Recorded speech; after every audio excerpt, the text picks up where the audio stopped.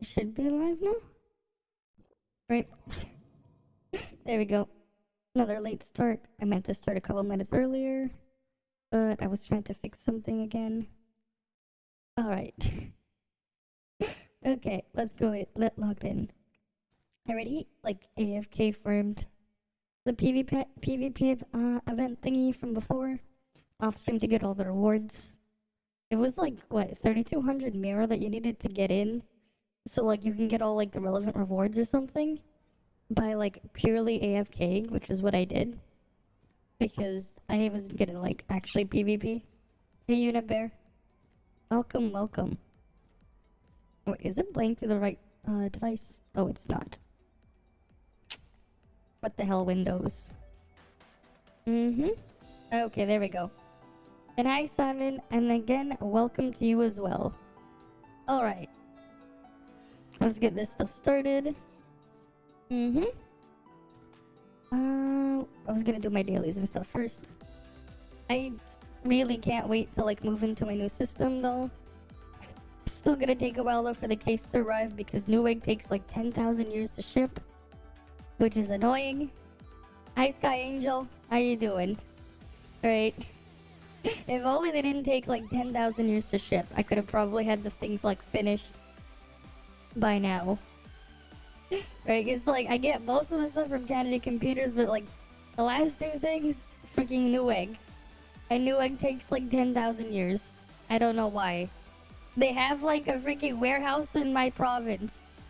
It's honestly, like, it's literally, like, the next town over, but, like, considering where I live in terms of proximity to it, it's literally, like an hour drive away from where I live. Where, like, the Newegg warehouse is. It's like, I know where it is. But it takes them, like, 10,000 years to freaking ship it. Even though, like, their warehouse is literally, like, the next town over, and it's, like, not even that far to drive away to get to their freaking warehouse. I don't know what the hell's up with Newegg. It is what it is, though. Right? Because, like, I do want to get the new case so I can put everything in there. And then, like, I'm, like, almost set to actually move to it. Right? I feel like, part of why I kept, like, having... Sometimes when I was, like, lagging on stream, some of it... From, like, the visual stuff, probably was just, like, a CPU issue. Because it's like, yeah, I do max out my freaking CPU usage on the current stuff that I'm using right now. But that new thing... It should be way more than enough. Right, especially because I make a lot of different layers and stuff in my OBS scenes. Because I like to be able to, like, split things apart just in case. Okay, let me get my alt logged in too, because we gotta do stuff in my alt. Because wait, there's like the fruit one, right? I haven't looked at it yet. I saw it the other day, I saw it was in there, I didn't look at it yet. You got the fireplace going? That's nice. Nice, you got your fireplace going. Right? But yeah, like Mega Master Arena, I was like AFK, like clicking matchmaking. And like losing like intentionally because it's like whatever. I just wanted to buy like the actual shit I needed. Right? Without actually doing the work of doing PvP. Because, you know, why play harder when you can play smarter? Right? Like in my situation, I was only there for the rewards. So it's like, why put in more effort for the rewards when I can put in less effort? And honestly, getting 3,200 Mira to get, like, to be able to do the event, not too big of a deal. It took 3 hours, it is what it is. But at least you got it working. Okay, why is my mouse, like, acting weird? But yeah, hopefully, though, once I can fully move over, some of the weirdness I would have will just go away. Right, especially because I'll have much better I/O as well. Compared to this old platform. God damn it. Why does it, like, it feels so sluggish now, my mouse? It's like not even working properly now. And I know it's, like, a CPU issue. Sometimes it just randomly decides to become unresponsive when I have, like, 2 instances running. I get it, like, this freaking computer is, like, screaming for its life because it's old. I want to move to the new one soon, though. But I need to have everything in place first. Because otherwise it's like I put it in the case, I put everything in there, and then I tear it back down like a week later.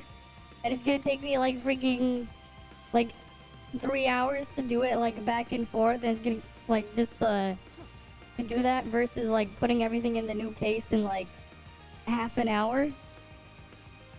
Because like I would have to like remove everything, then put everything in, and then remove everything again, and then put everything back into the new stuff.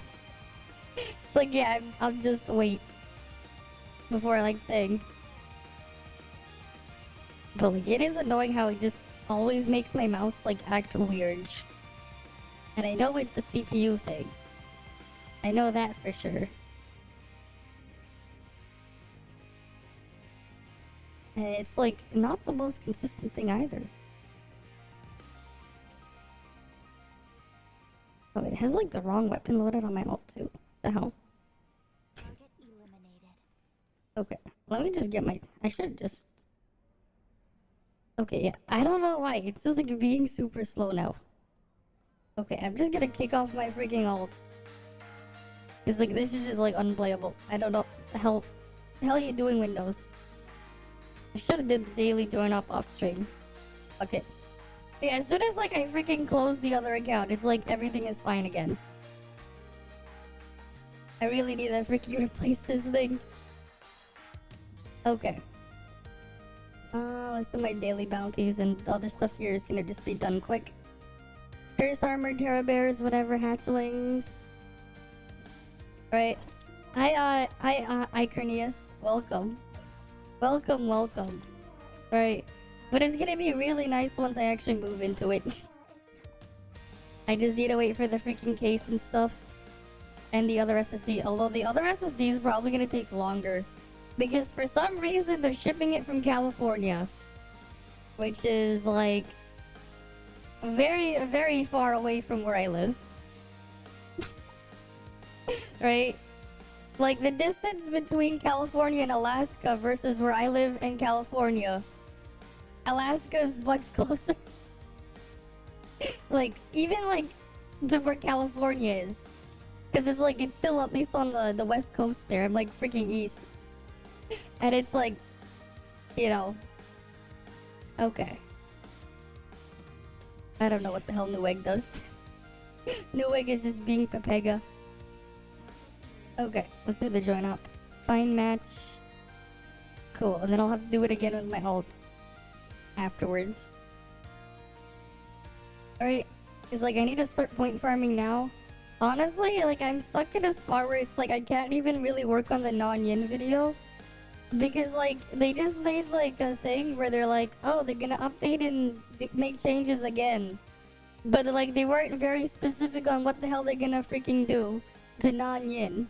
So it's like, well, fuck. If I go work on the thing now, I'm gonna have to like throw it all away. And it'll be like a waste of time. So it's like, great. I'm like stuck waiting to see if they'll let me look at the changes ahead of time. Because apparently they're gonna make another set of changes.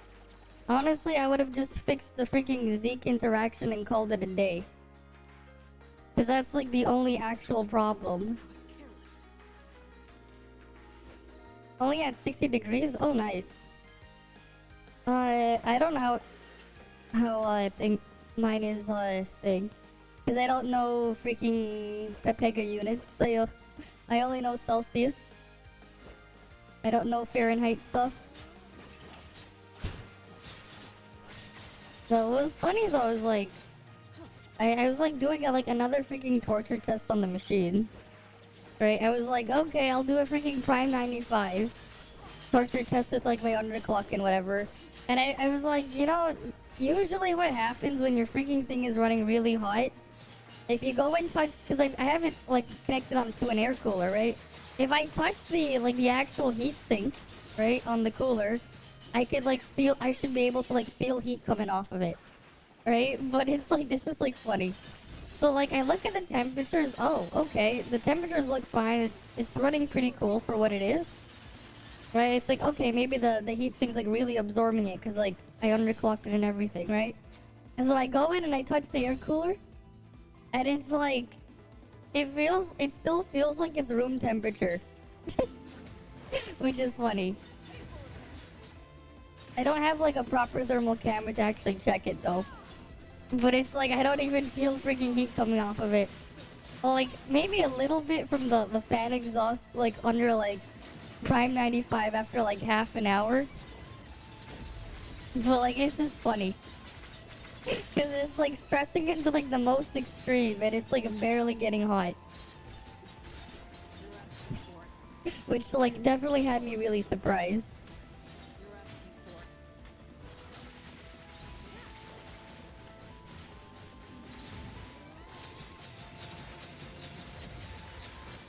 How the hell does this guy keep dying?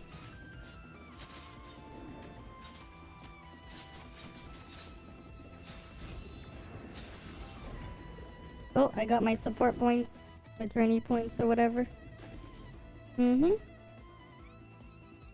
But that was weird. That guy just kept dying. Just randomly kept dying. Right in front of me too. Okay, let's keep moving on. Mm-hmm.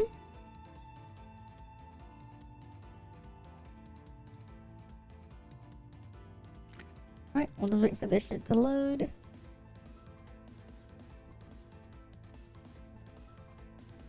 Mm-hmm. Okay. Ooh, okay. I'm like getting really close though to what? How many more Asperia drives do I need to awaken the thing on Pepper? Oh, I need 2 more Asperia drives. 15 Celsius. I see. I see, so 60 is 15 Celsius. Okay. Mm-hmm. Not bad. Alright, Kusanagi. I'm still like just waiting for freaking Newegg to send the rest of the thing. This is funny. So like I was like, okay, how long is it gonna freaking take for Newegg to ship the missing SSD and the case, right?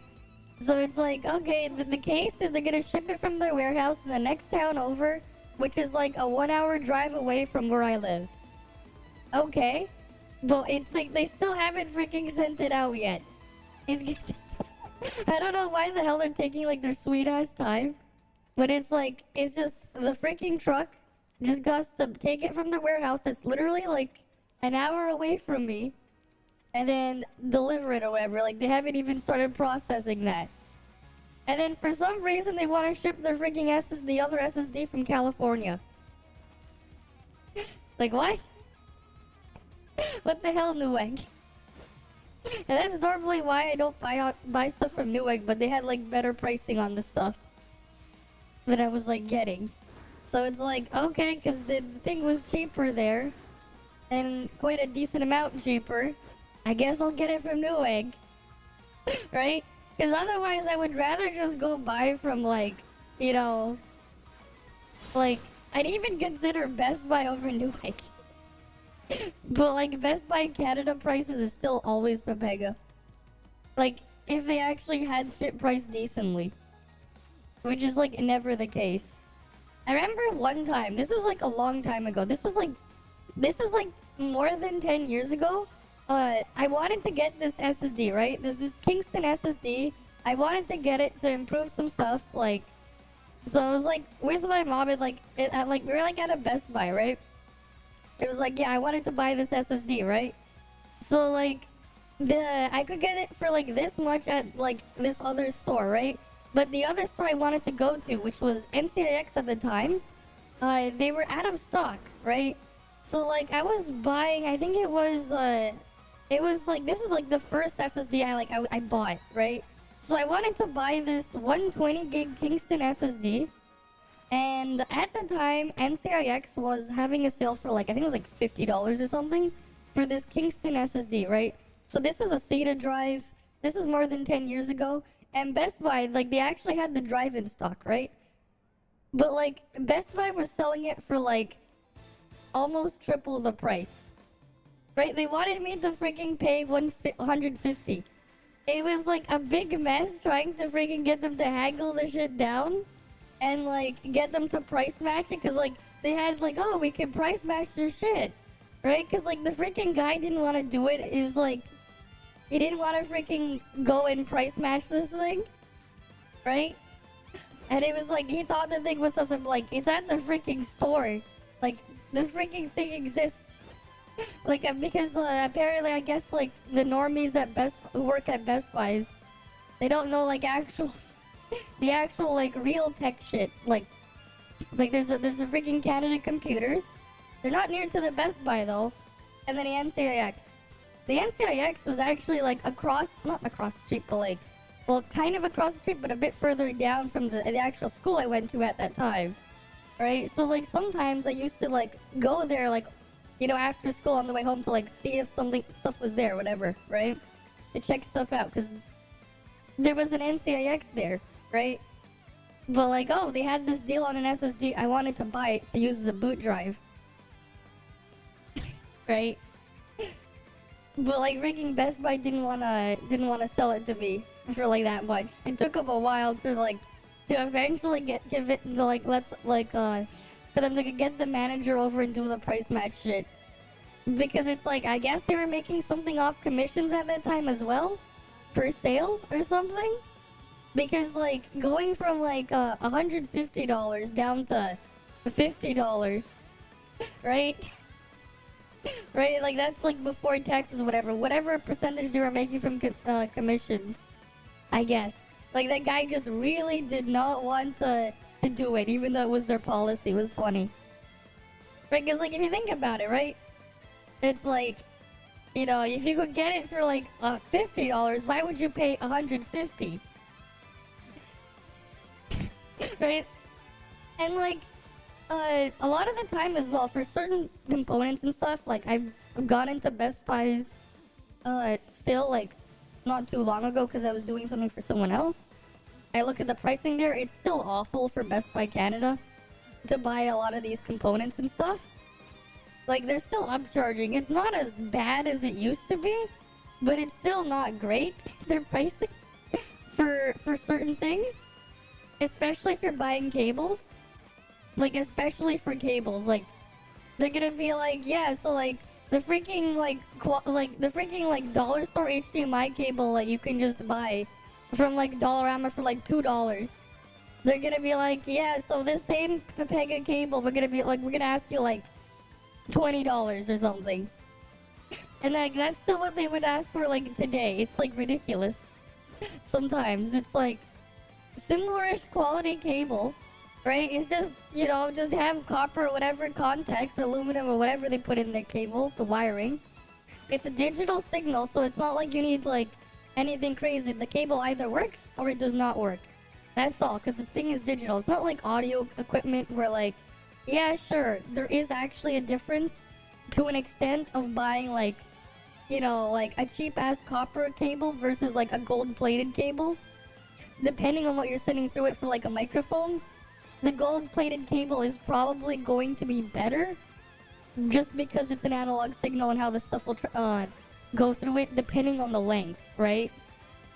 Maybe as well, like how it's wrapped, you'll have like less noise and again, a better signal coming on the other side. But that's only for analog. If it's a digital signal, it's either gonna work or it doesn't work. That's it, because like it's only sending ones and zeros. It's not sending freaking waveforms across to the other side. So it's either like, okay, you sent a 1 in or a 0. That's it. Right? And it's like, it's funny. Like the pricing there. They're like, for like something like so cheap, it's like, yeah, we'll just upcharge and upsell by that amount. And that's why like I don't even like really consider them either. For a lot of things. It's funny. Right, and then like Staples here in Canada is like the same. Sometimes they're even worse. But yeah, like I remember it being like funny when I wanted to buy like the first SSD I ever bought. Right, that's why I remember that, because it was the first time I ever bought an SSD. And it was great. Like when I first got that SSD, yeah. I mean, I saw it pretty quickly and I was able to do it on the side. Yeah. If you use Best Buy, it's because you want the item right away and don't want to wait. Yeah, it's like the same thing for me too, kind of, but like, for like, it's only good for like regular basic normie crap. If you're like buying something a lot more specific, Best Buy is usually pretty terrible here. Right? But like, they're freaking everywhere. Right? For like computer stuff, I guess like, cause NCIX is gone. Like the next main thing I will look at is Canada Computers. But like, their locations, they don't have nearly that many. And sometimes I have to go a bit further these days to get to one. Which is, I guess it's the nice thing with like being able to just order shit and just have it come to you. But certain things are like, nah, you have to like come and pick it up, right? So like the CPU, motherboard, and RAM that I got, right? That order I got the other day, I had to pick it up in the shop. Which was like, you know what, fine. Because like for some reason they wouldn't deliver it to me. Here's the funny part though, it's like I have to take like public transit either way to get to either place. And technically speaking, both of them, they're like on opposite ends of where I would have to travel. But at the same time, they're both equally as far away from me. Right? But yeah. Yeah, Micro Center doesn't exist here. We do not have Micro Center. They don't even exist all over the US from what I've heard. But yeah, like, we do not have a Micro Center. If we go on the west side of the west side of Canada, there's like also Memory Express. But like, yeah, like the main one used to be like NCIX was like the big one that people would go to first. And then like depending on which side of the country you were, you had yeah, Memory Express or you had Canada Computers. Right? So my side of the country, Canada Computers. The other side was Memory Express. Right? And like, yeah, so like Memory Express, if I was to go to them and order, it would like, because they don't physically have warehouses and shit nearby as well, I would have to pay like shipping on the things and it would be quite a bit higher. But yeah, that's its own thing. And there's one 15 minutes away from you driving. Oh, that's nice. It's nice because like, from what I've heard and what I've seen from people like going in like from vlogs and stuff, Micro Center is like pretty cool with like their prices and everything. Some cases it's like significantly cheaper for certain things too, which is quite nice. Too bad too bad they don't exist here. Right, it's just unfortunate they don't exist up here. No Micro Center. Otherwise I'd probably go to one, right? But yeah, like the closest thing I can go to is the freaking, it's just Canada Computers. Or a Best Buy. Right. And, like, that's pretty much it. Like, oh, there's also, oh yeah, that's right. The closest freaking Best Buy to where I live, there's like also a Staples like next door to them. And like, some cases the Staples is even worse. Some cases. Right. Though what was funny though was like at that time, I could have probably just gone like literally just next door to the Staples. And, you know, at that time I didn't even think about it because like we were already at the Best Buy. But like I could have probably just told the freaking employee, it's like, you know what? If like I really understood that stuff back then, it's like, you're gonna lose your sale and commission then. I'll just go to the store next door and then ask for the same thing. Right? Because like the employee doesn't really like benefit much whether or not the freaking store has a sale or not. They just get their freaking salary and they get paid or whatever and their commission and that's it. But it's like, hey, if they weren't gonna do it here, I could have probably just like easily just gone to like literally next door to the Staples and done the same thing. Right? Because they also had the price matching policy. Right, because it was like literally like the same 120 gigabyte SSD. They had it in stock. Right. But yeah, it was its own funny mess. Never forget it because it's like the first SSD I ever bought. It is what it is though. Right, it's like, it's just funny though. It's like, you know, like $50, like all the way back then, right? This was like a little bit over 10 years. This was actually, yeah, no, it was quite a bit more than 10 years ago, but like less than 15 years ago. But like $50 for like a 120 gigabyte SSD, right? Like I wanted it to put as like a boot drive back when I was running Windows 7, right? Windows 7 boot SSD, because I wanted to move from like my crappy slow ass, I think it was the Seagate hard drive for like the boot thing, right? Thanks as well, Zunzun. Thanks and welcome. Yeah, OLED Steam goes up for pre-order tomorrow. Not sure how hard it is to try and install emulators. Oh, it's actually not hard. If you go onto the Linux mode, there is a... I'm trying to remember what it is. You look for EmuDeck. And like, it'll like actually like install the emulators for you. You'll have to do some work to get your ROMs in there. And it'll even like add stuff to like the... You can have it like configured to add stuff to the Steam games menu, right? When you open the Steam launcher, and have your games like directly show up there. But yeah, EmuDeck, right? You can get EmuDeck running, right? And then you can just put all your stuff, right? You can emulate all the way up. I think the Wii U is supported in there. I know like the Switch is on there, PlayStation 1, 2, I think 3 is there too. I'm pretty sure the Xbox 360 and the OG Xbox are also there. I don't know about the performance of them, but like that's the thing, right? And like the old stuff like Game Boy, the Game Boys, the NES, you know, a MAME for like a bunch of those things, they're all there, right? But yeah, like it shouldn't be too difficult. I think it's more of this configuring the stuff after the fact. You might have to look into stuff a bit more, but there's also a thing you can also like sync it with if you wanted to for some reason get like a made up achievements, because like there's a retro community thingy around like getting achievements for some of these games on emulators, and it has like integration with EmuDeck, so like that could be something you could set up too if you wanted to, right?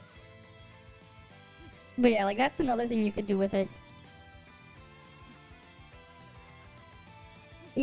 I heard that, but I'm also like not sure what the hell they're gonna do, because to be honest, like mathematically speaking, like short term she kind of looks strong, like stronger than what she should be, but like she also looks balanced to me.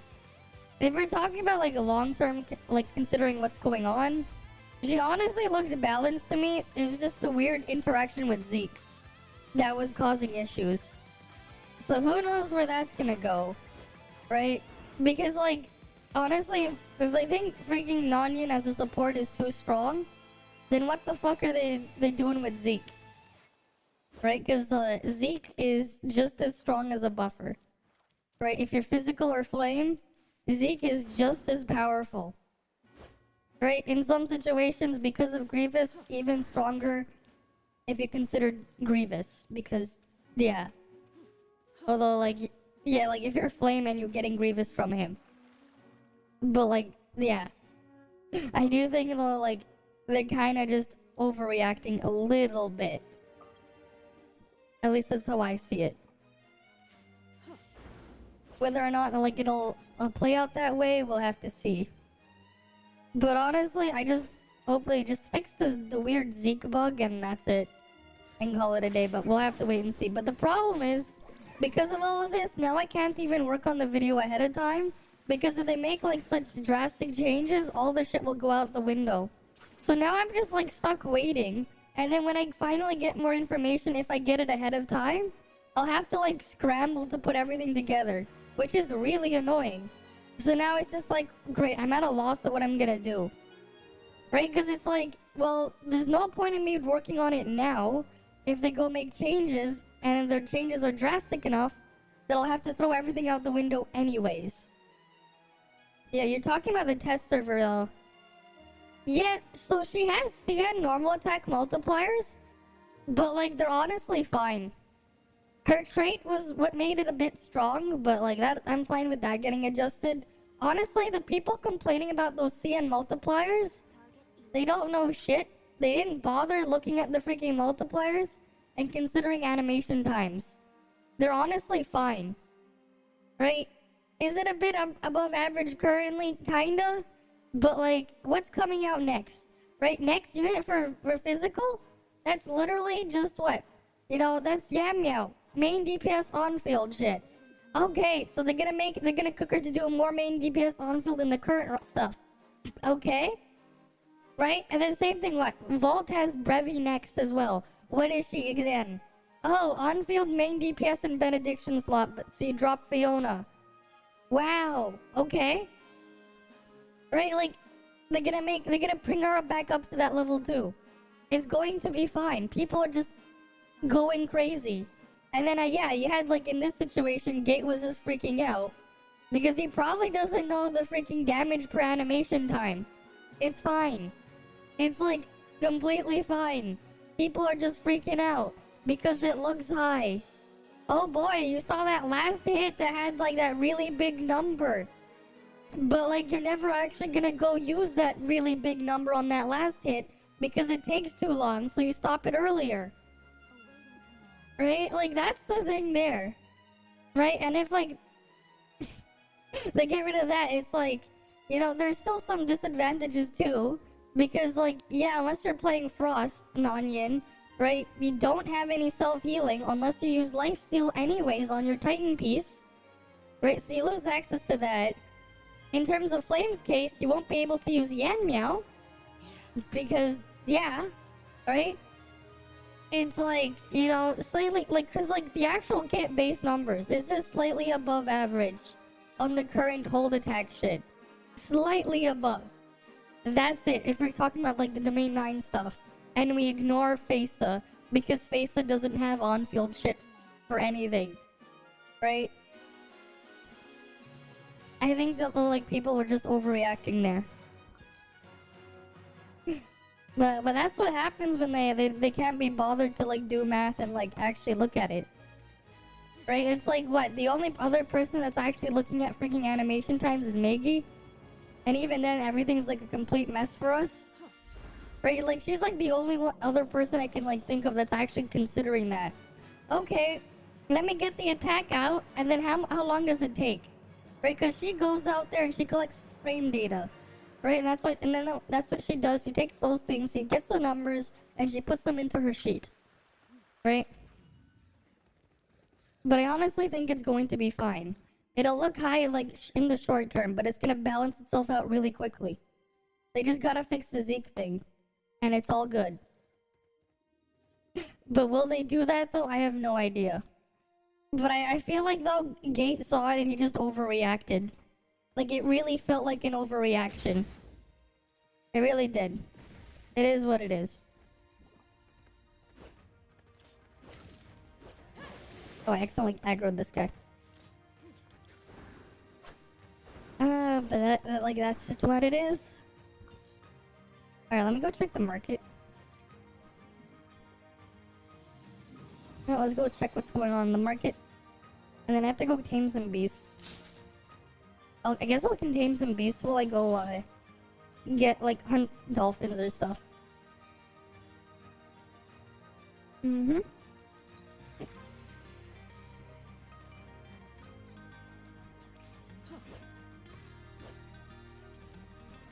What do you have here in the shop? Oh, the price went up again.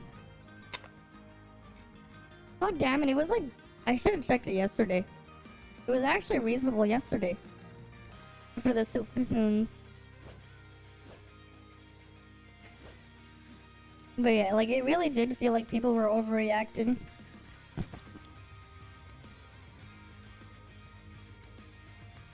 Anything of value worth selling?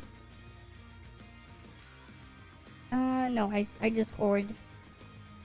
Alright. Wait, did I buy from him this week?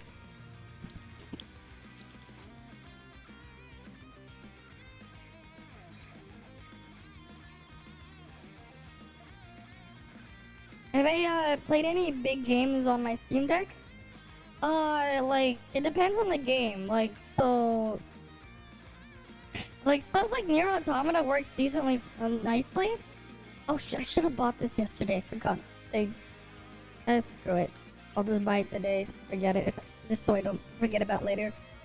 So like Elden Ring, I can get like 30 FPS, no problem. On like some of the low settings, I might be able to push a bit higher. One of the things I like to do though was like run things at 40. Like I could technically almost hit 60 stable in Elden Ring on it. On like on 800p on the lowest settings. But like for battery life, I would like set things down to around 45 to 50 instead. Just because it would save a little bit on power. But like, some of those games will run fine.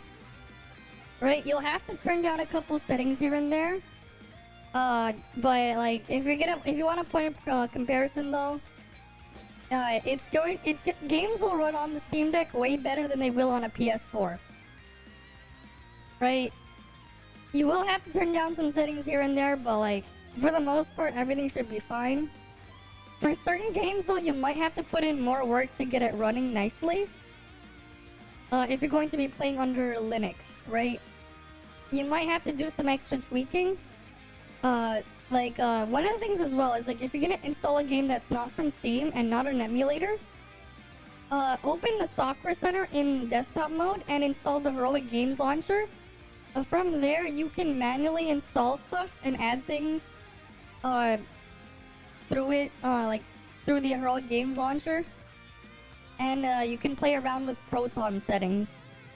Because, you know, to play Windows games on Linux, right, you're going to be using Proton as a translation layer, so you can get the code for Windows to work on there, right? Right, it's not emulation in this situation. It's more of you're just translating the code across. Certain things won't work fully properly. Like, some games will have issues with, if they have, like, pre-rendered cutscenes, you might just get a black screen until the pre-rendered cutscene is over. For some games, it all depends on the game. But there is a website you can look at. It's called ProtonDB, right? You go look up ProtonDB, and you just search up the game you want to play, and it should be listed under ProtonDB, and it will tell you like they'll give it a deck verification badge, right? If you had to make some tweaks, they probably have it listed what you'll have to do to make it work, right? If you need to, or if it's like if it gets a certain badge, it'll just be good out of the box. It all depends on the game, right? Oh yeah, actually no, this was recent. When I did my subathon thingy back in September, I did play Armored Core 6, and I was able to get around 50 FPS, 50 to like 50. Sometimes it would hit 60 FPS, stable on like 720p on the lower side of the settings. Though I think part of it, like, I think you'll get better performance on the OLED model slightly better, because I think part of it might have been a memory bandwidth thing, right?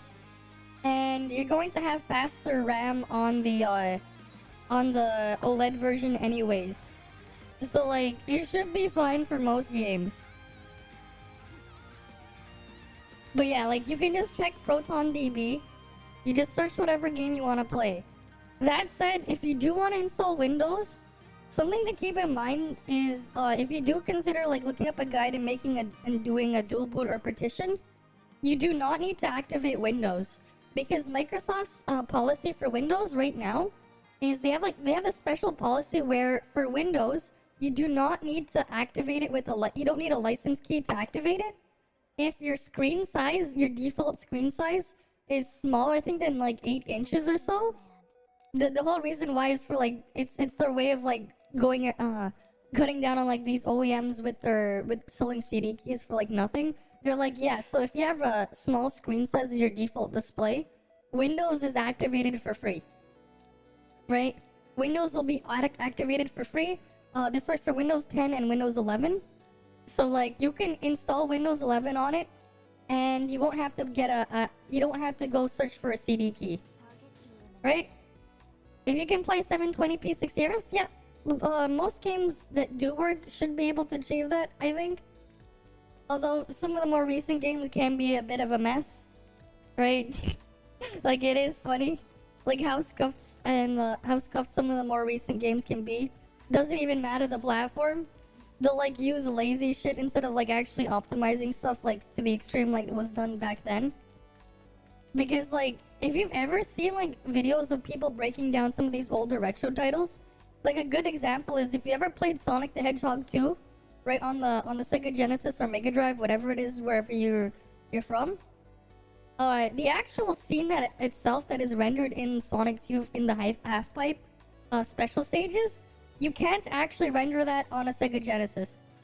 What they actually did is they used specific tricks to only render like a quarter of the scene, and then they're using tricks to like mirror pieces of it, and then putting like Sonic and Tails on a separate layer and playing around with that instead of rendering the whole scene. It's actually really crazy like how they were able to get by with that, to like actually get it to run on the Genesis. It's actually pretty funny. But like yeah. That was something that was a cool thing they used to do a lot in like a lot of older games back then. Right? Or like if you've ever seen how stuff is handled for like Mario Kart 64. Like every single like kart that's like racing in Mario Kart 64, everything there is 2D sprites. Right? They're all 2D sprites except for the actual thing you're racing on. To get the game to work as the way it does. And it's really cool like what they did to try and trick you into thinking it might not be, right? Those were the cool stuff they used to do back then. They don't really do that anymore. But like that's just how it is. Okay, I wanted to go do the other thing, right? Oh wait, I forgot to check the selling on the pets. But yeah. That was the stuff they would do back then. Versus today. It's funny. Right? But it is what it is. Alright. For sale. Nightmare Scourge. Still not high enough. And I already sold out the rats, so... Ooh, wait, I can do swordfish.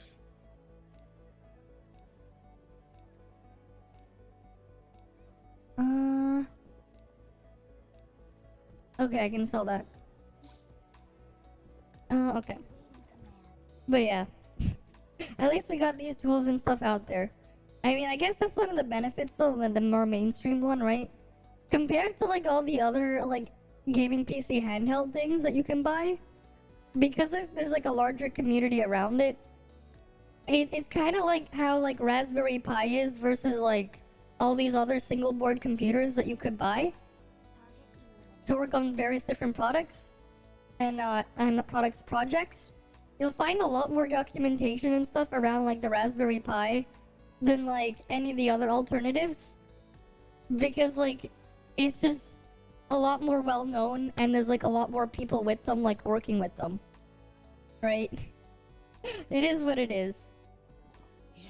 But like it's funny in that sense when you think about it.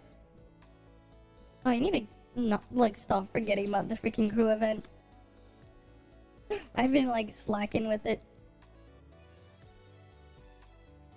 I probably capped on the entry things as well. Yeah, because I haven't checked in like 2 days, I think. Oh yeah.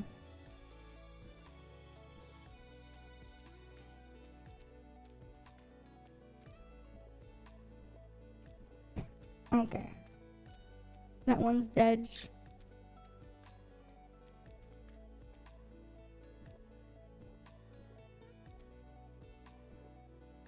Oh, what's this?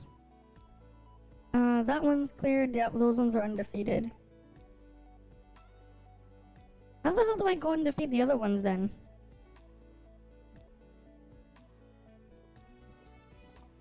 Wait, can we just not progress further?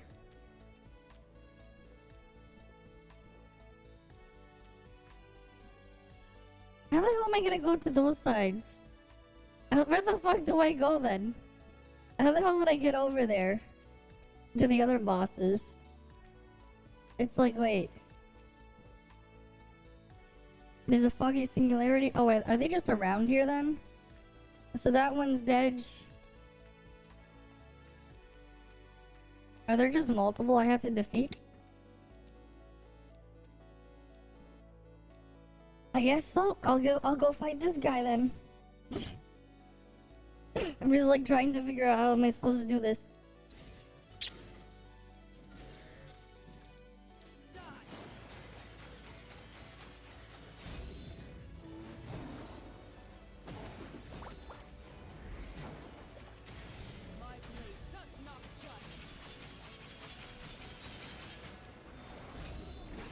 Yeah, like this thing just dies. But like I have to repeat that multiple times. He just dies. Because of course he does. But it's like you gotta enter them multiple times.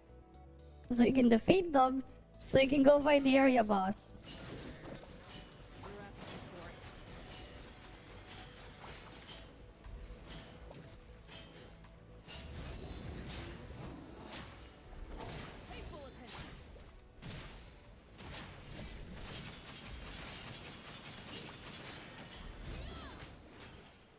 And edge. Alright, on to the next one.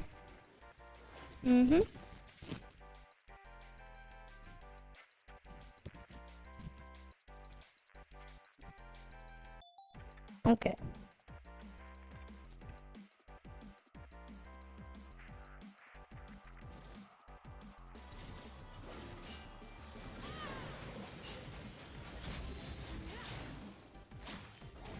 Right, then we do this, and then I could send this charge over here. And then we can kill him. Nice and easy. Alright, then we have to do it again. The freaking crew event is just so mega. Why did they design it like this?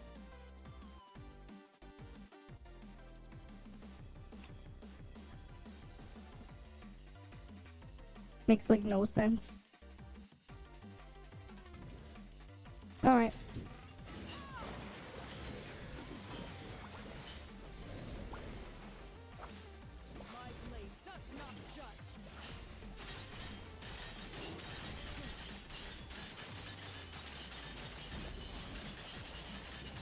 Right, I'll just kill it quickly, because, can't be bothered to, like, trigger the freaking discharge on Yulan. Alright, next one.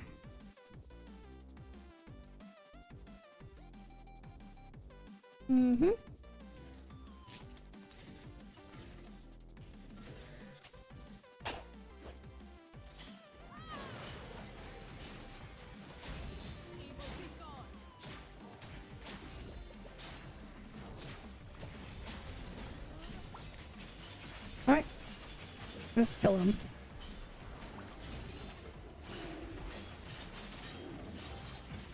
God, I love how he dies at the same moment, like the freaking thing lands on him.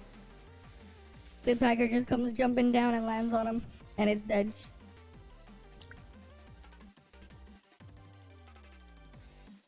Alright.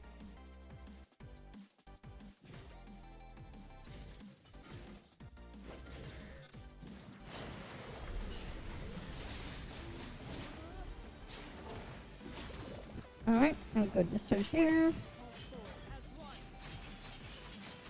And then over there. Then go cast a skill. And then we hold attack. And is dead. Nice and quick. Wait, is the stream working properly again? Okay, okay, I have to like figure out why the hell is Twitch not letting me do freaking 1080p 60. It's so weird. Right, because it's like I'm definitely sending more than enough to it. But it doesn't want to give me 1080p 60 for some reason. I do not know why. I just go and look at it like, what the hell? Why can't they get my 1080p 60? It used to be able to do that.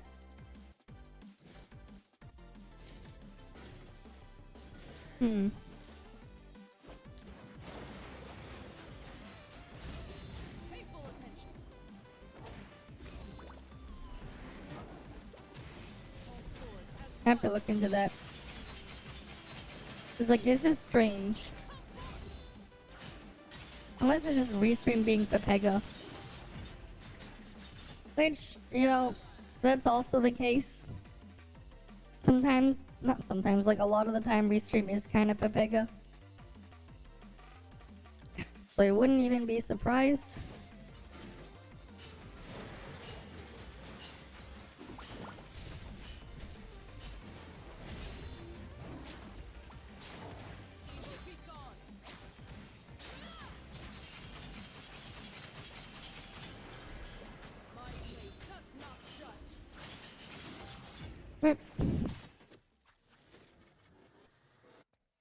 And I get one more entry on this.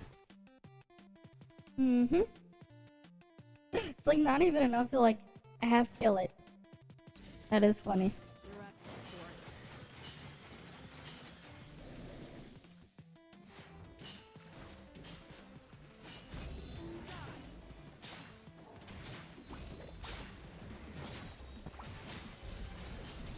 Alright, we'll just kill it now.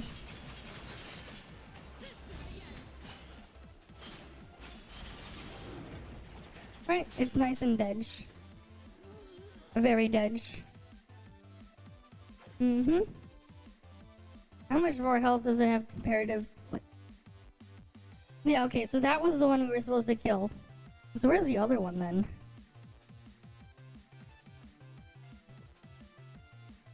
Right, my ult is over there. Oh, maybe Gumi went over there, but he didn't kill it. So I was attacking that one. Where's the other one then?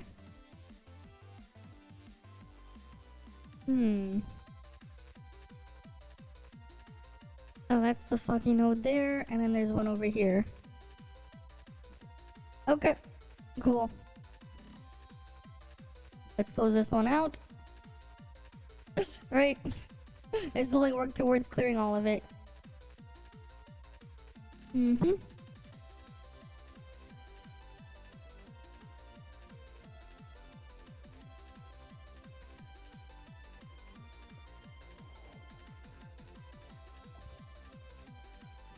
Anything else I can do here? Alright, I need to go check on my pets. And then we can go my ult. Right.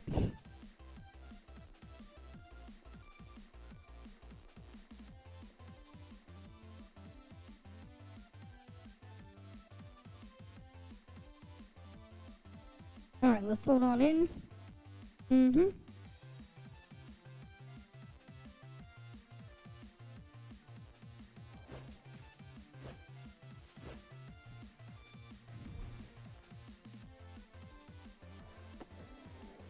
Okay.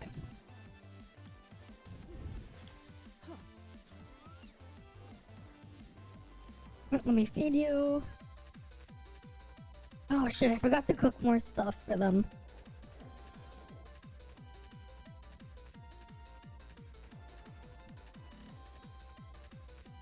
You can have that fish though.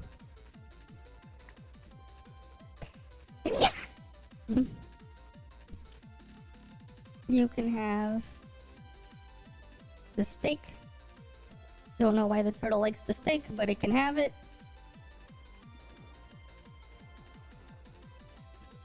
You can have... where was the other thing I fed it? You can have the steam egg with sea urchin then. Wait, did the dolphins leave anything behind? Oh, it's just a single horn thing. Wait, so like if you wanted to farm swordfish shit for like the weekly thing, you should just fill this entire thing with like swordfish.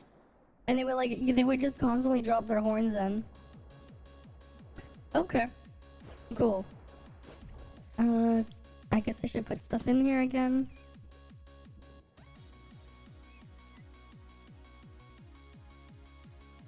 Oh, great. I'd have to capture them then.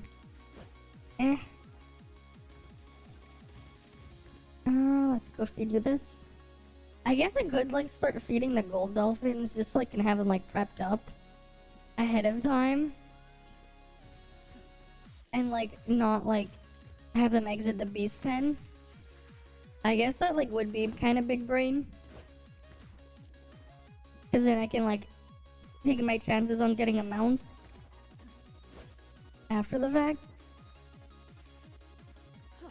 Okay, how about you guys? Let's go give you your fruitcakes. Mm-hmm.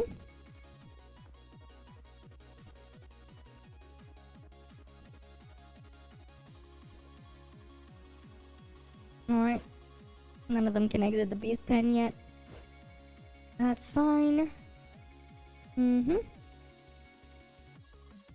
Alright, as for the exchange shop. Right, I gotta make sure I buy the rest of the gold. Mm-hmm. It's just funny how, like, I'm just slowly running out of, like, accessory materials constantly. I need more and more of them. Okay. Let's go exit this thing then. Okay. Oh, I guess that was all of it. Alrighty then. Mm-hmm. Load. Alright. Anything else I need here? Oh, I didn't do the raid yet this week. God damn it, it's Tao Tai as well. Alright, anyone doing challenge raid?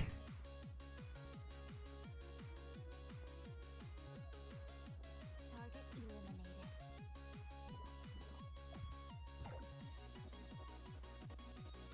Oh, I can at least augment this stuff. Oh, I need more of these. Never mind. I don't have any more of that stuff. Great. I guess I can try and improve other stuff I have though. Right. This slot can be what? What was in this slot again? This one's the pants.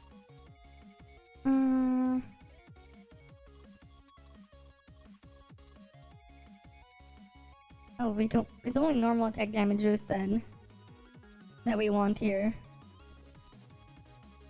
Remove this. Remove that. Activate. We need to get +3 on that.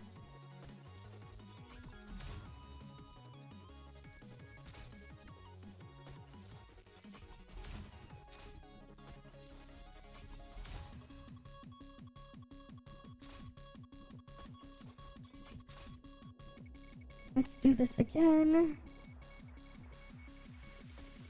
Can we get a +3?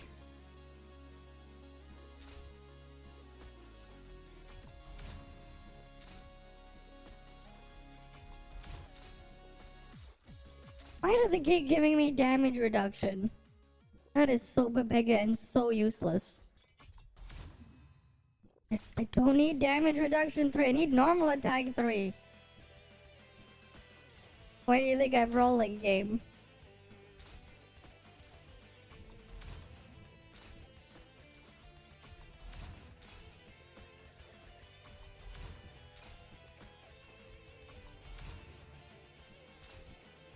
And I'm out of reds again. I really wish it would give us more of those reds because I always run out of those. Yeah, the Titan RNG is like always Pepega. It is. You should see what happens when I like try to prep stuff up on the test server ahead of time. To try to get things nice and consistent. It's still like a mess. A Pepega mess. Very annoying. Trying to like get this shit to roll. Right, and if you don't have everything like fully in like in the Titan state yet, it's like even worse. Honestly though, like I need a lot more of these freaking red things. It's like I have extras of the other stuff and I even have the boxes I can use. But it's like I don't have the freaking other things, so it's like I can't. I do wonder though if they're gonna actually implement level 55 on gear. Cause like it wasn't there on the test server. It wasn't there on the market server either. I know. Well, to get it to red, you wanna like, yeah, you want it, like, if you wanna get a +3 in a stat, you have to click on the thing like 120 times, right? It's like for the red titan, so like you need to do so much unnecessary rolling. Like even after it tightens, you have to do like so much shit unnecessarily. Alright, let's go get the cat ears now. Mm-hmm. Yep, I know what time it is. It's this time. Uh-huh. Alright. Mm-hmm. Did I need to do anything else on my main? You know, let's go check my Veron coin thing in the machines there. Might as well. You know, it'd be funny. It's like if one day I have to actually go back to like getting actual mirror again. But yeah, like for the PvP event, you only needed like what? Was it 3,200 to get like all the rewards? 3,200 mirror to like lose to get all the rewards if you lose every single match. That's like important. I think it was 3,200 mirror, which I did on my ult like earlier, like off stream today. So like I already finished the PvP crap. I have like a terrible win rate because like I just didn't care. I just wanted to get the rewards. Right? Who cares? Technically, if you wanted to get all the extra gear pieces too, you need to go a little bit further, but yeah. Just enter and lose, exactly. Why bother? I can get rewards for participation. Right? Why bother trying? Participation rewards. Easy. Get the red nucleus, get the titan mats. And then the shards for your relics. Right? It's like it might as well. Might as well. It's there anyways. So I'm gonna do it. I might do it the lazy way, but or whatever. But like I'm doing it nonetheless. It's at least nice that you can just AFK farm the shit. A lot better than manually farming for sure. Okay, let's go back over here.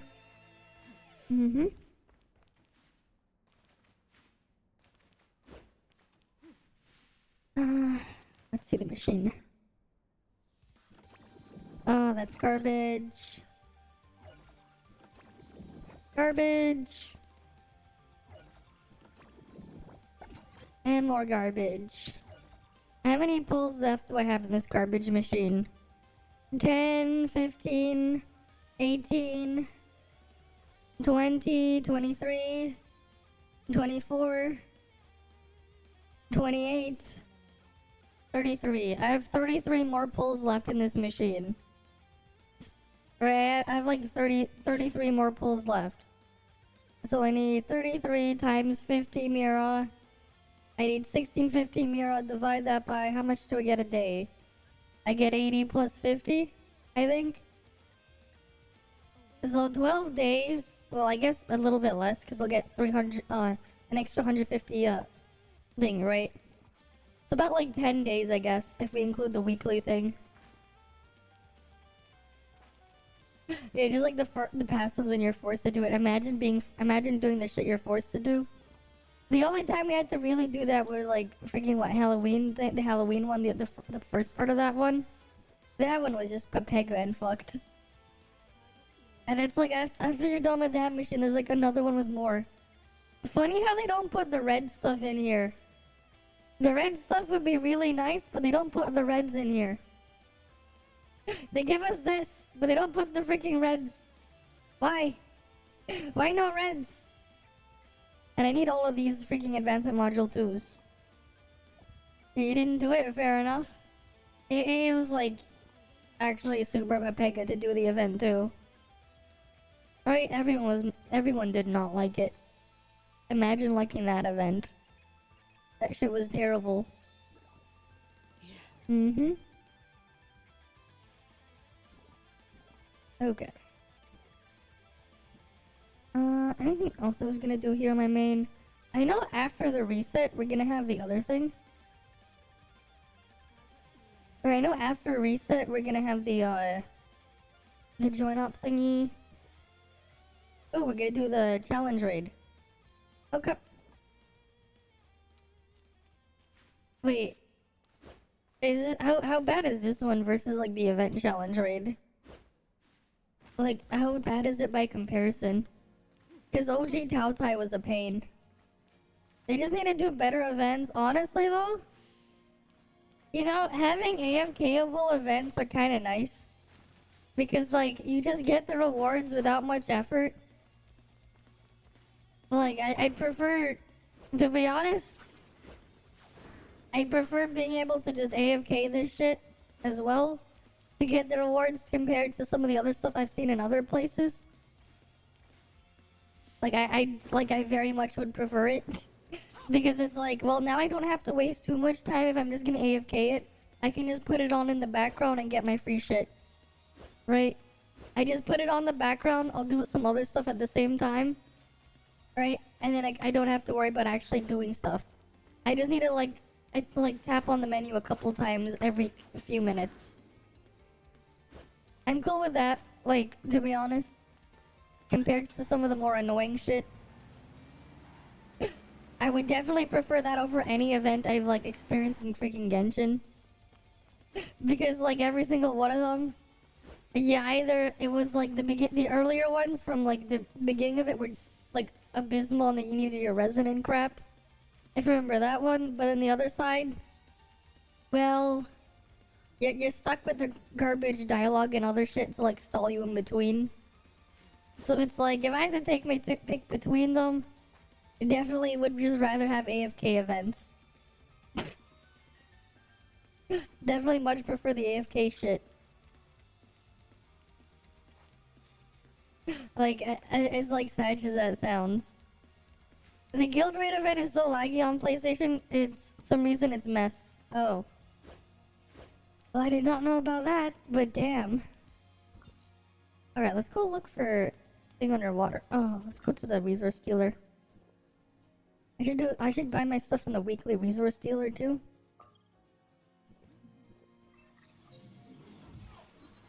But yep. We'll go do that. Mm-hmm. Okay. Yeah, it's like, no thank you. A lot of the stuff in there, no thank you. What's funny is like people like praise the shit they throw at them. I'm just like, yeah, no thank you. Can I just not? Right? It's like, can I just not? But yeah. Mm-hmm.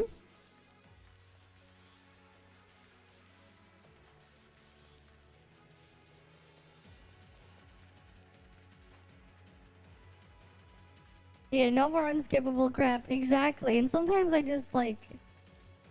I also just don't want to freaking deal with the crap there too.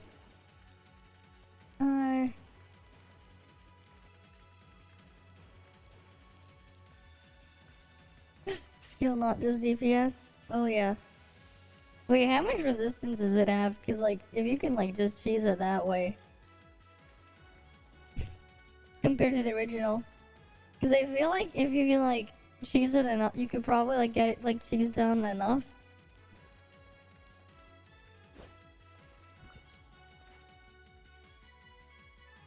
Uh-huh. Okay, when Tao Tai, you just run away from him. Do we have to do anything else for this version? Or like...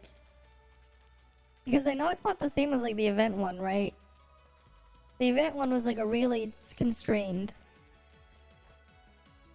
You gotta destroy the red explosive mushrooms with... Yeah. Electric shield.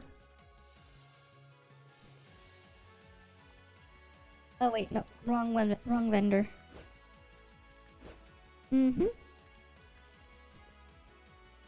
Purchase. Okay. Alright, let's go get 5 of those. I need to buy these.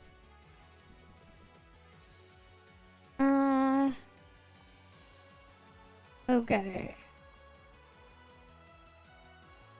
Let me just get 5 swordfish horns right now. Awaiting command.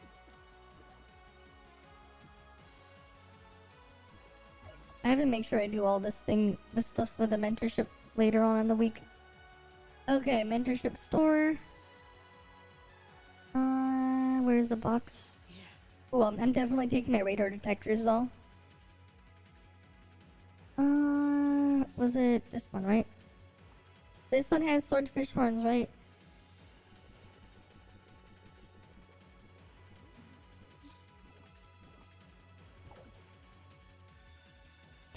Alright, let's go get our swordfish horns. Now, this is how you farm swordfish, or not horns, fins. The easy way. Imagine doing it the other way.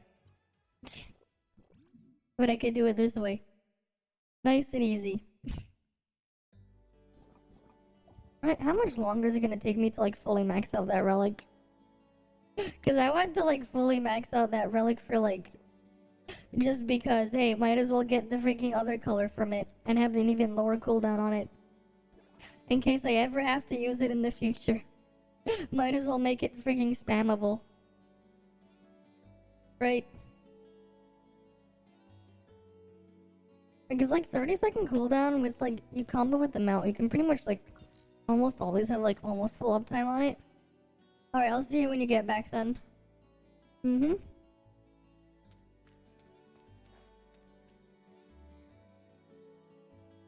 First need to be a tank with Shiro, not DPS. Ah, yes, this garbage. Uh-huh. Alright, we gotta go back to doing all that crap. I didn't want to go back to doing that stuff. Oh god, I hated doing that back then. This shit was annoying.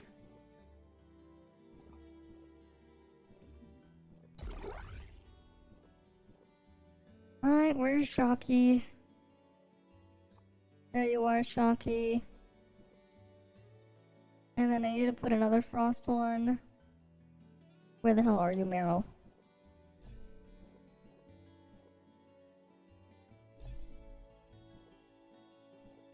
Mm-hmm.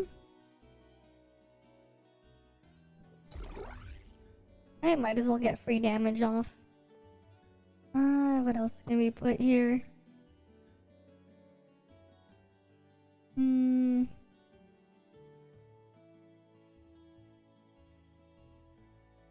Whatever, I'll just put whatever I can put as a stat stick. Oh, I'll just stat stick some Samir in here. Fuck it. Those matrices there don't matter.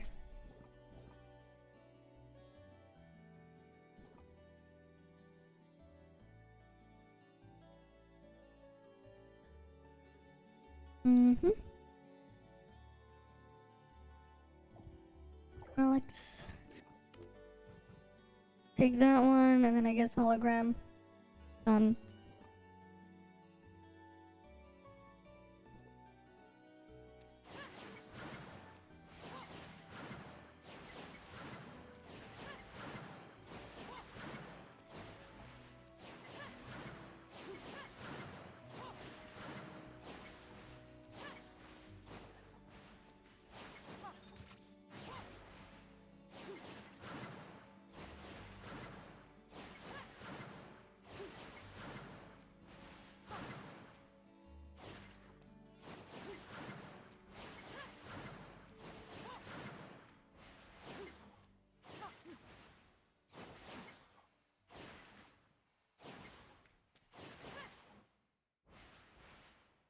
Someone freaking will just like freaking race the wind, have to gotcha on that one.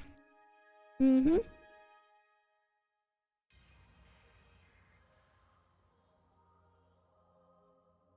I wonder though if when like they'll rerun the car. I wonder when. Cause it's like I kinda wanted to get the car mount. If they do rerun it, I'll probably grab it on the rerun. Even though I just use a monster truck. Cause it'd be cool to have the car in the collection. Right. This freaking thing is like taking forever to get though. I wonder though when we're gonna get like the freaking Elephoria. Where the hell do we get this shit from? Cause it's like, there's like nothing on it. It's just in there. But like I have not like seen anywhere like to get this shit. The Elephoria mount.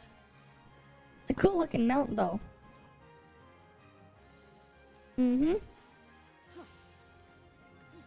Alright, are they not ready yet? So we can do this shit? We can cow tie?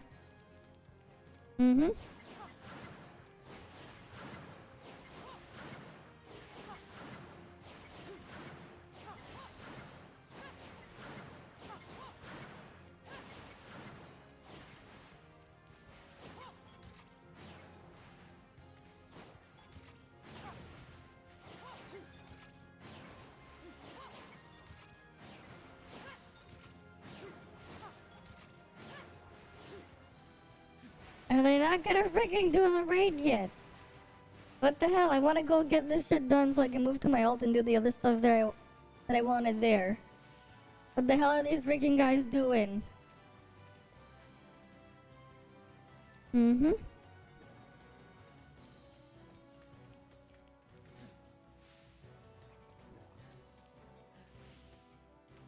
on. Oh, thanks for the follow as well, Ibuki Doji. And welcome. I'm just waiting for these guys to freaking start the raid. And then we're gonna go on my alt after. I guess I might as well go get the materials from the whale that I needed. Might as well while we're just stuck waiting. Right, might as well.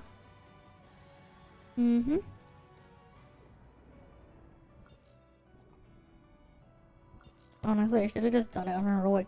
Probably a lot easier and less annoying. If it's just done on heroic. This stupid Tautai raid. Where's the whale? Cause like the extra tiny bit of reward you get for doing it on challenge is like, who cares? I don't even pay attention to the freaking title. Especially when you have to like re-get the title like every single week.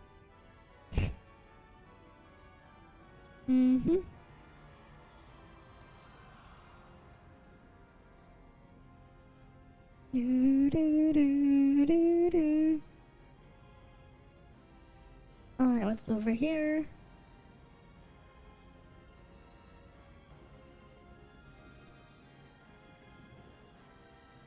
Where's the whale poop? Oh, now I get some whale poop. But I need more whale poop. I need all the whale poop. I need all the whale poop this whale can poop.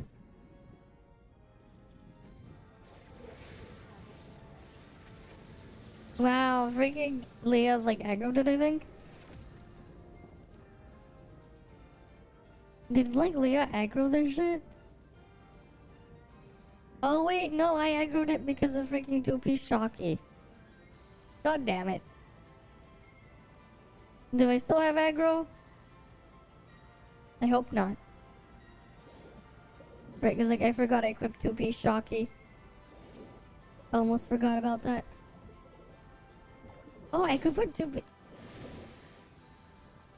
I could put 2-piece Yulon. Great, is the whale gonna drop combat now?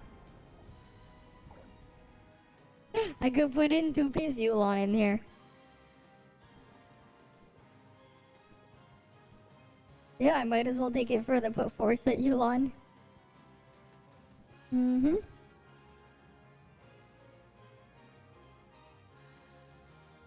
Great, trying to find the matrix though is annoying.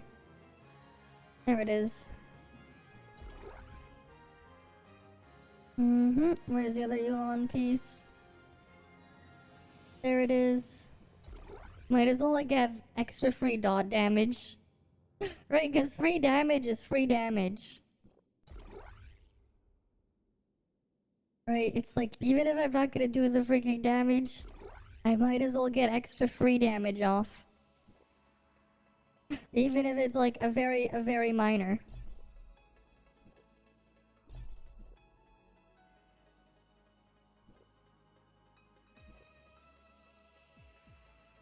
Yeah, collect a mushroom, that one, go in the zone of red.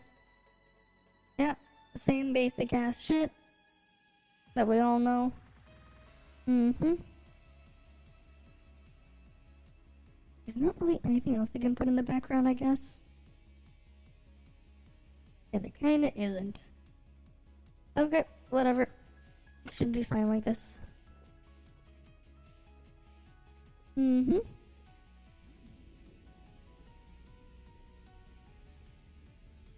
Alright, we just gotta wait for this shit to load now. Mm-hmm. Do-do, do-do-do, do-do-do. Mm-mm-mm-mm-mm-mm.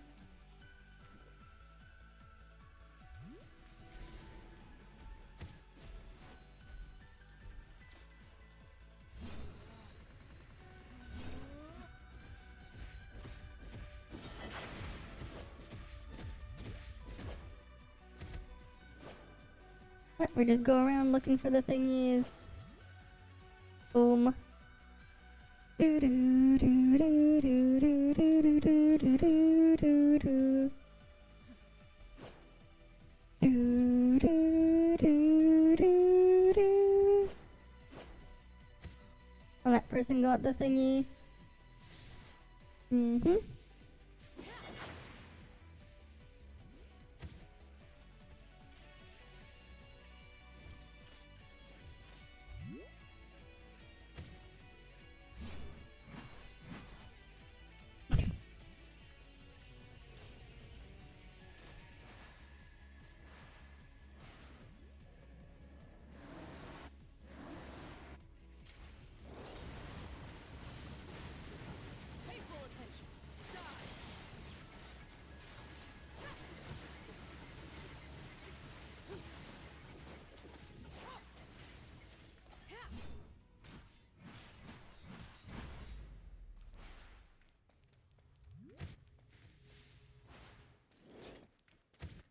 Wait, what the hell? Was the freaking boss just lagging around?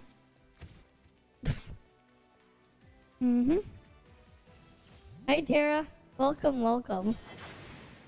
Okay. Oh, there's a thing over here. Gotta go grab that one. Mm-hmm. Wait, it gave me the freaking charge? Okay, then. Weird. Doing fine. Mm-hmm. Oh, it's gonna do the thing in the marked area. Doesn't matter for us. We're just waiting for freaking this boss to die. I have to do it on my alt after as well.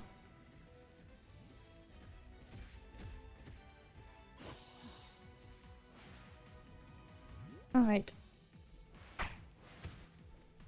Well, at least when the freaking boss goes and does its thing again, I'll have a shocky skill reset prepped up for me. Mm-hmm.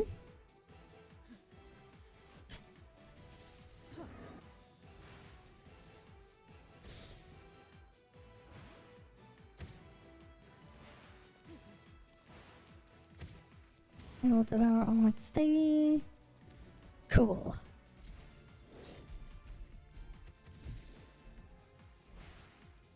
These guys is freaking. He just walked past two of the mushrooms. The hell, man. It's like, did you not see them? They were like right there. You managed to stream tonight? You finished a Generation of Fantasy Star 3? Oh, nice. Nice, nice, nice.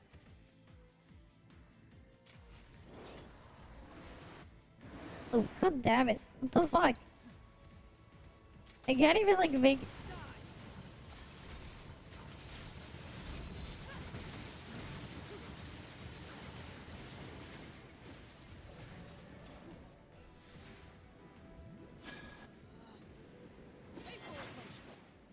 I have blue, so I don't go in there. I should try it. There's so many other things I gotta do. So like... Mm-hmm. Right, gotta build up the charge. How did that guy die? How did he die? What the fuck did he do? How the fuck did that freaking guy die? Yeah, blue is not supposed to go in. Alright. Yeah, cause like he heals if the freaking blue guys walk in there too. Which is just Pepega. You don't want to heal the boss. Mm-hmm. Do, do, do, do, do, do, do.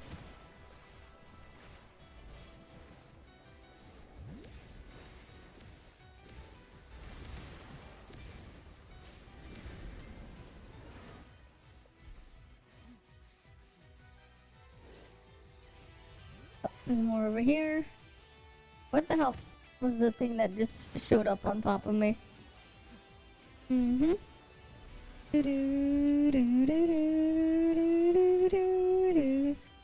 Wait, no one here has enhancement shot?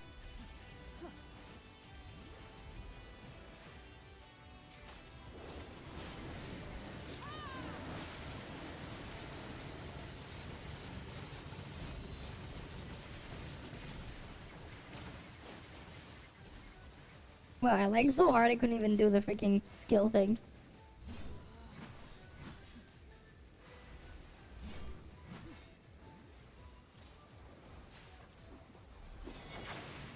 The freaking thing lags so is like freaking lagging hard here for some reason. Didn't even do the thing properly.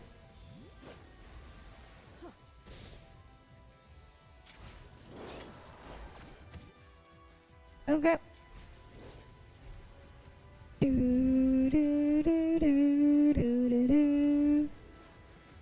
Still funny how that guy just died there. Mm-hmm.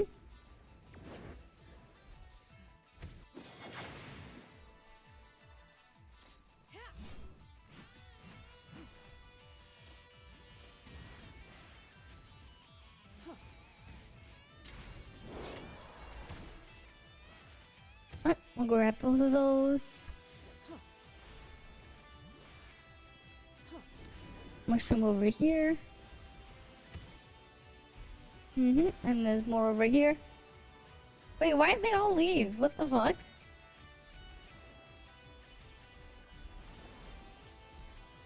Wait, timeout? Oh.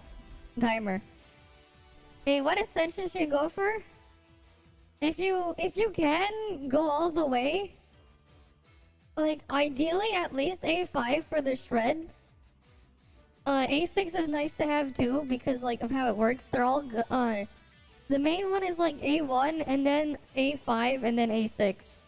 Those are like the big ones for her. A1, A5, and A6. Right? Those are the big ones. Because like but wait, I don't know exactly what changes they might make for the final version. Because apparently I heard they're gonna do another thing.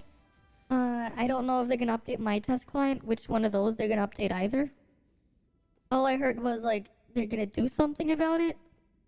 But like, I don't know. Mm-hmm. But yeah, like at least they didn't tell us to exit the Pioneer server, so it could be up here too. Mm-hmm. So who knows? We might get another set of changes before release. That's gonna be really scuffed if we like, yeah. Cause like she's coming out soon. In like 5 days soon. Which is crazy. We'll have to see then.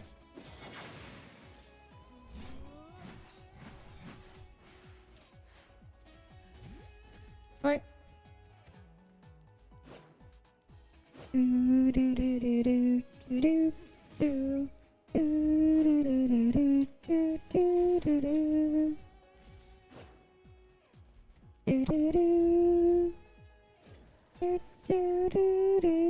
Yeah, A1, A5, A6. A1 is like a permanent boost. Even if you bench her, you can always use her as a buffer. Even as like as a fourth buffer weapon. A5 means whenever you use her, When you use it, you get extra shred.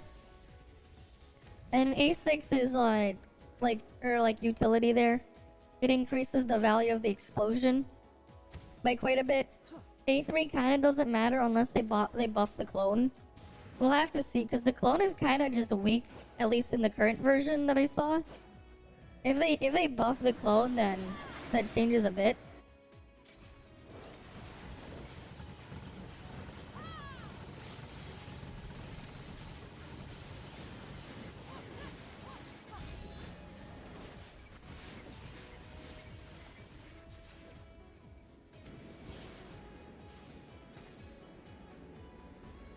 Alright.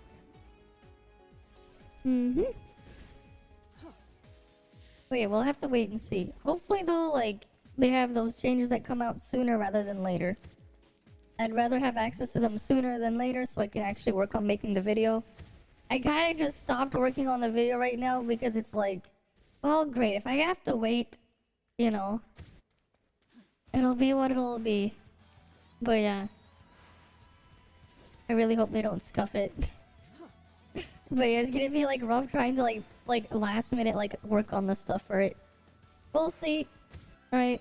Because it's like I wanted to have a lot more time for it, but like that doesn't feel like it's gonna be the case. Mm-hmm.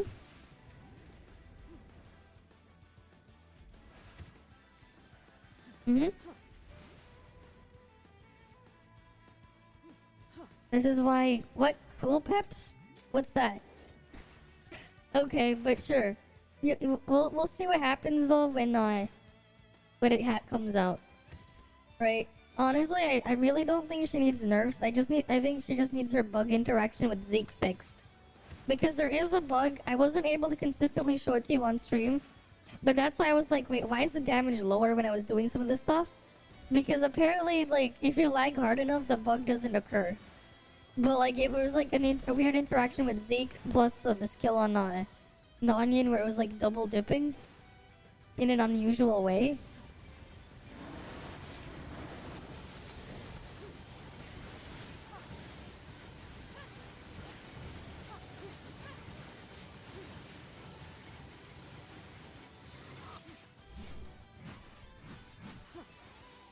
But yeah, we'll have to wait and see when that comes to pass. Oh shit, I died. I didn't get out fast enough. Whatever. They all left.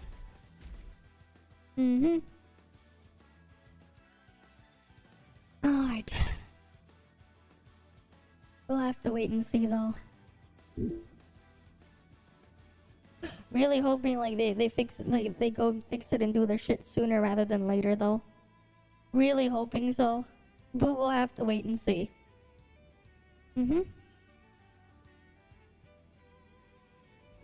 Right, we'll have to wait and see what happens. Because yeah, it was really fucked what was going on there.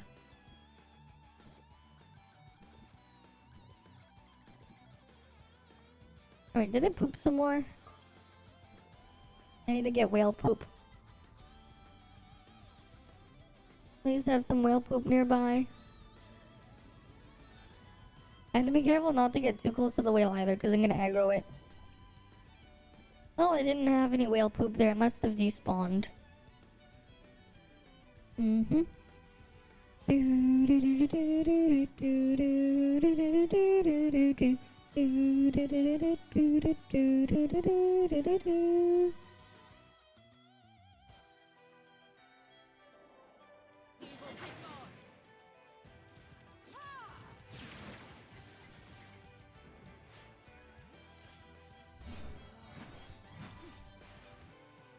Wait, what? It reset my freaking buffs walking in here?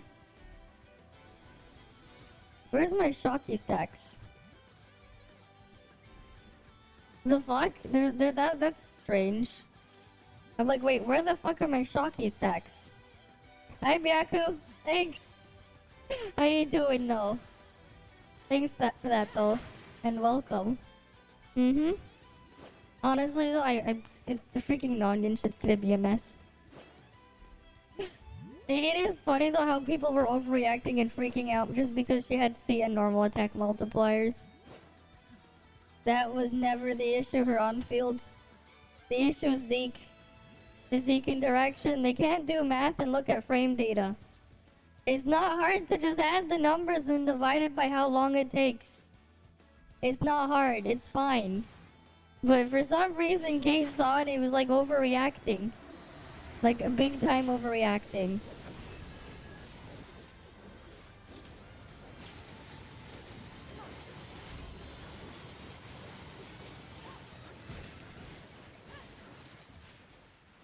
Okay, we screwed up the shadow there.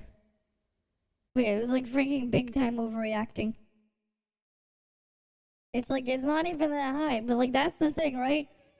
The average person doesn't think of the freaking animation time. On-field DPS is less longevity and buffing in most cases too. Though in her case, she had Zeke level of buffing. But here's the thing, right? In terms of like her skill value, if we're talking about A6 value, the actual effective output of it is similar to like Zeke. But like if Zeke is okay, then I don't see why she can't be okay. The only reason why you had certain numbers being like overly inflated to an absurd amount in like those things was because Zeke was kind of bugged and would like double trigger on the freaking skill for non-yin. And that's what like the issues were. So like the people are pointing the thing at the wrong thing. There was a bug interaction between Zeke's Serpent Chain. Right? It's like when I was playing around with it on stream the other day, I wasn't even able to get it to consistently happen. Because I was lagging too hard. Yeah, they pushed for A5, A6 too much. Yeah. It is what it is. But I also think people were just overreacting too. But auto change CN values. Because clearly doing as much as it does there is the problem. It's not the problem. People are just stupid. The auto chain is completely fine. Right? It's like, if you want to put that into perspective, right? We can go freaking look at White. You look at Ling Han. You know the total damage of her skill is more than 1800% attack. If you have A6 Ling Han, the total damage of her skill for one press, button press, is 18,000% attack over 30 seconds. Is that fine? Oh, that's fine. Right? Okay, how about this one? You look at Face's skill, A6, right? 450% of attack, normal attack damage every second. Right? You know, how much is that worth over, like, you know, the same time period? And then you attach the burn portion too. And, like, that's fine. They want more clone damage. This is stupid. Why the fuck would you want more clone damage? The clone sucks. Why the fuck do they want more? Right? Especially because you can't use buffs and shit on the clone either. So, like, it's going to get outscaled super, super hard. And it's, like, not actually useful. Outside of, like, really stupid meme, like, Pepega crap. These guys, they're like too dumb to think about that. And even less longevity too. There's non-scaling, and it also has... Here's the other thing. It also has anti-synergy with her kit. Right? Especially when they actually want to give her value with her skill on global. You can't use her freaking clone with their skill. Her skill doesn't actually work with the clone. Rather, the clone damage has no impact on the skill. Right? So, like, there's anti-synergy there, too. Which is like, you know... Why the fuck do you want to push for the clone? Actually, stupid people. It's like, if anything, you should be happy that the clone sucks.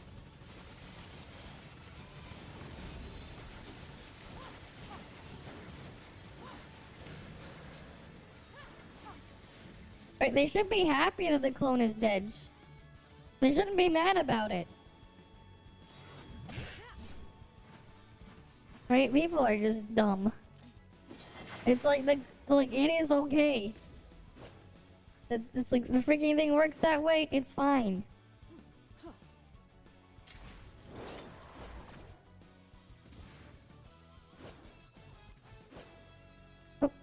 Let's go grab the thing here. But yeah. Still though, I have to wait for my freaking case to arrive before I can move to the new machine. Right, it's like you really care about the clone. The freaking clone does less damage than the smart servant. Do you actually want the freaking clone to be worth more? Just keep it that way.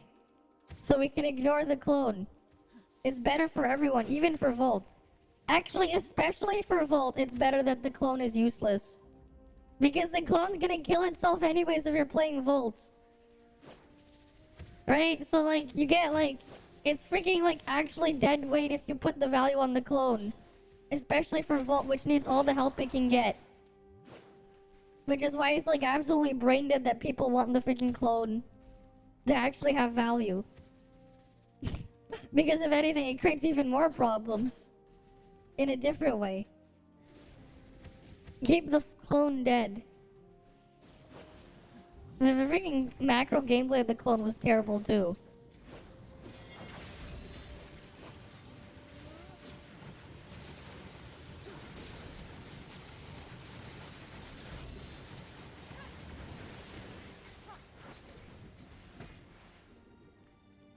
And that's not just how it is.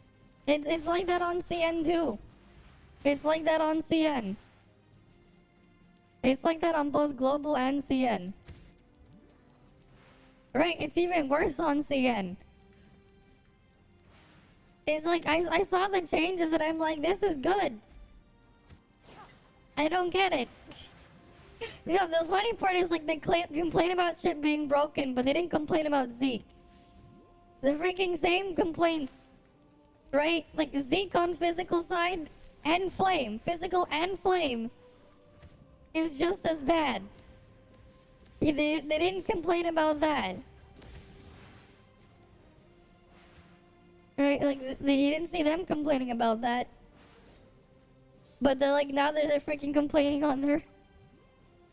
Right? Especially when, like, it's even, like, the rerun times between her is gonna be even further and far between.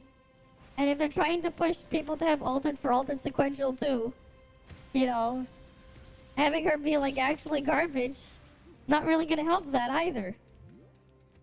So I don't know what the hell people like, want. But yeah, like, it doesn't help though, like, in this situation, since Gate has the largest audience, right, it's like, more people are gonna hear what he says, even though he didn't even bother to check it. Right, from what I saw there for, like, the bit I lurked on it, it was like, he just refused to look into it, and then he just went in and did the clone thing, which was Pepega. Right? You're gonna wait for the BP outfit? Which BP outfit? Oh, the one that's coming out on CN, I see. They haven't seen a BP outfit that caught your appeal. I see. I mean, I just get the BP for, like, mostly for the relics and the other stuff. The outfit shit is just a bonus for me.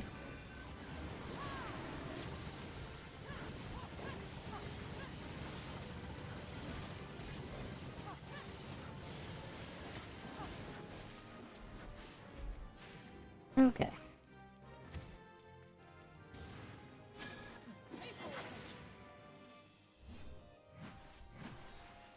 Right now, my skill reset. Alright. Now we can go around and keep doing more of this shit. I hate that we have this piece of shit boss though this week, because it's, like, annoying.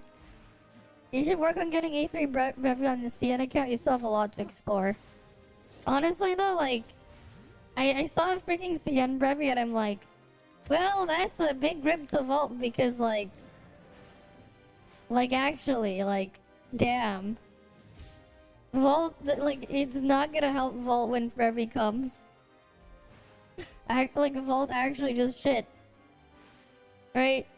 Time for, I guess you can use it to go Frost. Hey, if freaking Vault mains can go switch to Frost instead. The Brevi will give them a head start. Right, they could use Brevi for the head start.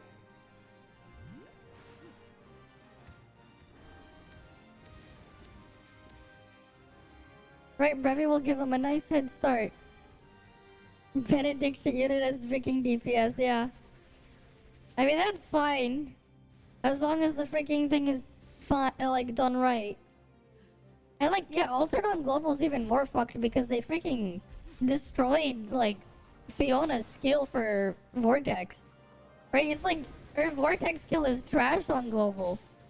Because, like, they freaking... The adjustments they did there, too. Right? So it's like, freaking Altered DPS, how? And then they want to... Like, people are dumb enough to think that they want to have, the shit nerfed. They want to have, whatever it's called, like, nerf.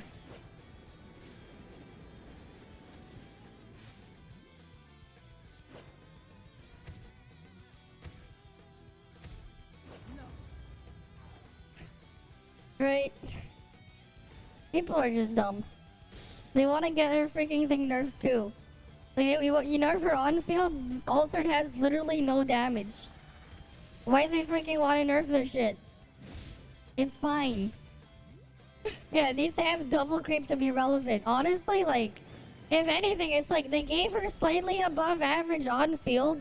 That's like going to become average as soon as they release the next 2 units anyways. So like, and then they gave her buffing capability basically, if you counter how her A6 works, similar to a similar value of A6 Zeke for physical and flame. Not just A6 Zeke in general. I'm speaking of like the specific elemental locked version, right? And like, okay, you're okay with the other things separately, but like, you know, as soon as the next DPS comes out anyways, she's just relegated to support duty. Wow. You know, it makes no sense to actually just nerf that. There's no point. Yeah, like people are just stupid. Actually brain dead. Like actually just brain dead. If like they think it's like too much. That wasn't the problem. And they will push Altered Sequential to make it at least seem like she has more value, but like you're not gonna clear Altered Sequential with her if they remove that. If they freaking remove that shit, you're not gonna clear Altered Sequential, so it doesn't matter. It's like, have they seen the difficulty of freaking Altered Sequential? Right, like, you can go into Flame and Physical Sequential, clear up to stage 5 with A0 units plus Fiona. You can't do that in Altered Sequential.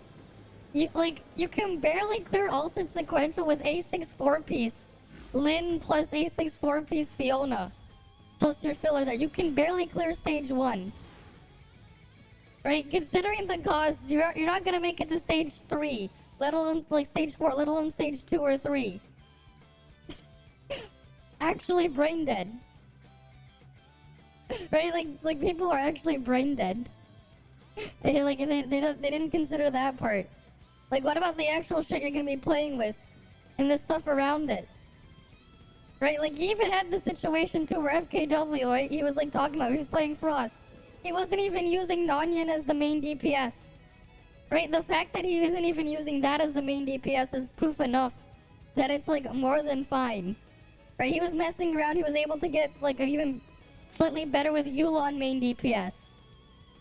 Right? Like that means her number is fine. Right? Can you imagine that he's freaking using Yulon DPS? Yulon martial artist. Right? How old is Yulon now? Right? How many months old is Yulon now? She came back all the way, what? Back in the beginning of July? Right? Beginning of July, right? The very beginning of July she came out. And she's fine. Like, they're still using her. Oh boy, it's slightly better on... It's better on field than, like... Than using Leho on field. Than using Meme on field and all these other ones. But, like... Hey, Yulon martial artist is still, like... Like, what? You know? Like, they're actually just stupid. If they think that's the problem. Cause, like, it clearly isn't. About what, Notorious Sosa? What is it? Right? Cause, like... Yeah. Although, like, the test server's too laggy for me to do Yulon martial artist properly. Like, I can't, like, really do it properly on the test server because of the extra lag. Like, I just can't play it properly like I can on the live server. Yeah, about Yulon coming out, what about it? Right, she came back in like beginning of June. Not June, beginning of July, right? Very beginning of July, she came out in the beginning of July. And like, still using her as on-field main DPS for some people. Even with Nonyin. Right, he was able to get a bit more than the other thing on his Frost one with Nonyin with martial artist Yulon. And then like, here's the funny part. Even he was complaining for some stupid reason about her on-field. I don't get it. If like, you're not even using her on-field. And you're complaining about it. Even though you had something that's even better for on-field. Why are you complaining? Like, Yulon martial artist with her specific trait in that specific situation. It's better than using Nonyin as a Frost on-field. In terms of raw damage output. And then he's complaining, like, what the fuck? That's actually kind of brain dead. Yeah, that should be the end of most free-to-play, like it would end up leaving. Exactly. You just gonna piss them off even more. Right? Not really. Have you looked at freaking Lynn's matrices compared to the more recent ones? Lynn's matrices, even at 4-piece 3-star, are kind of bleh now. Right? They're kind of really meh now. Right? They've been slowly power creeping up the matrices too. Like, very slowly. It is just really stupid what the people are complaining about. Right? So you gotta look at it from like a freaking mathematical perspective and you'll see it's fine. In this situation. It's like, and then you have people complaining, oh, it's not strong enough, and then they're complaining, oh, it's like too much. It's like, even if it's like not really. Right, that's the other problem as well with like a bunch of like the random people in there too. Right, like they're not doing like the most accurate comparisons to everything else. But like, again, like the main purpose of those Pioneer test servers, it's not to test the actual thing ahead of time. No, it's actually just to test to make sure there's like not like there's no game-breaking bugs. But like they don't like freaking understand that either. Right? It's like it's not actually what they're testing for there. If they actually read the full thing properly, it's like you're really there for freaking bug testing. That's what you're there for. They want you there to check bugs. That's why they give like a bunch more dark crystals if you fill in the survey and report a bunch of bugs. They put a bigger emphasis on the freaking bugs. Because they want you to find the bugs and that's it. Right? Imagine they do the last minute ninja nerf like Linghan. Yeah. And this is why like now at this point it's like, well great, I might just stop working on the video and come back to it later. Because like if this is what's gonna happen, it's like I might as well just wait instead of putting all the work for shit to change later. Right? So now I'm just stuck waiting. It's like why would I spend like hours upon hours of doing this shit now? When like tomorrow they could literally change the numbers and the stuff I put is now wrong. Right? It's like, well, I just gotta wait then. Like I could put the freaking disclaimer there, but like nobody pays attention to that.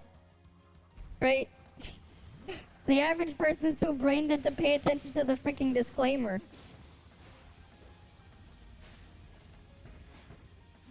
So it's like, those things don't even work either. Right? It's like, it's not even like good enough to just put that out there either. It's like, yeah, I put the disclaimer out just to cover my ass from a legal perspective. But like, will the actual people pay attention to it? No. Average person being you. I mean, I wasn't pointing fingers to the average person, but like, I know for sure most people don't pay attention to those disclaimers. I know for sure. Cause like, you see it everywhere. Right? It's like, even with like people when they're like, oh, Maggie put her stuff in there, they don't like fully pay attention to like the whole thing of what she puts out there. Right? Especially like early on, I remember as well. Because like how she would factor in certain stats in there. She put a disclaimer in there, but people ignore it. Right? Like you see it all the time, but like people ignore it.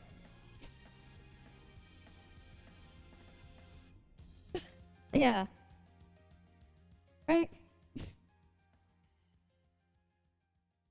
And like, yeah, that's exactly why, like, at this point, it's like, well, I just gotta wait then.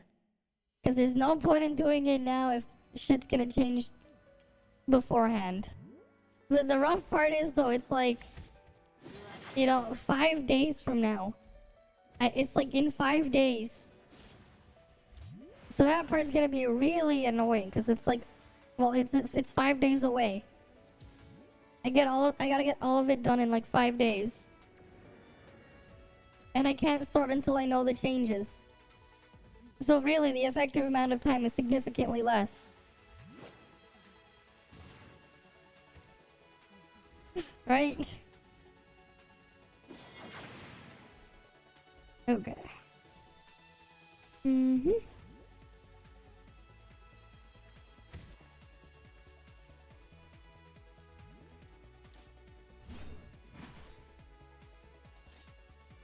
Alright, now I'm ready for when it does this thing. Honestly, I should have just found a group to do this thing on heroic. The outside is just annoying, just waiting in stall fest.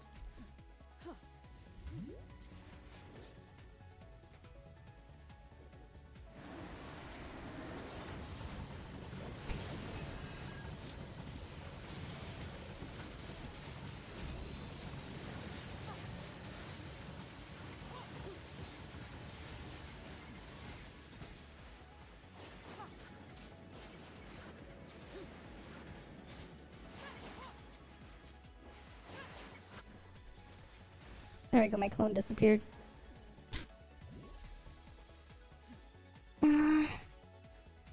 What the hell? Someone said lucky. Why did he say lucky? What the hell? Why did someone say lucky to me? I mean, not say lucky. Let's just say lucky out loud. Mm-hmm.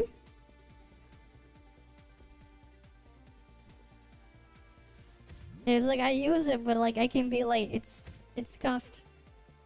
When you're like when you get your shit slowed, it just works itself. So I don't like this raid. It's really annoying because the shit will slow you, and sometimes it lags, and it is what it is. Mm-hmm. Ah, great. Mm-hmm.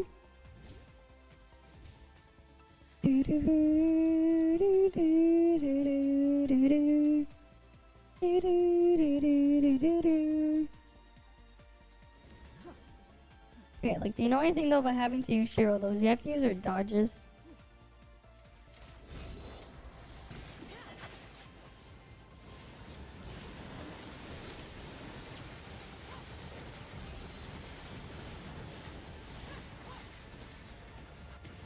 Oh, these guys fucked up shattering. Not my fault. I doubled Shiro skilled. I had 2 Shiro skills off during that.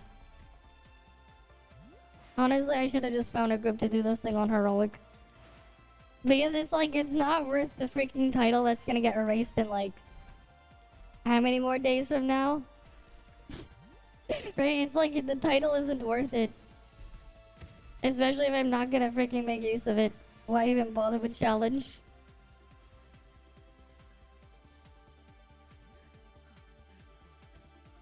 Mm-hmm.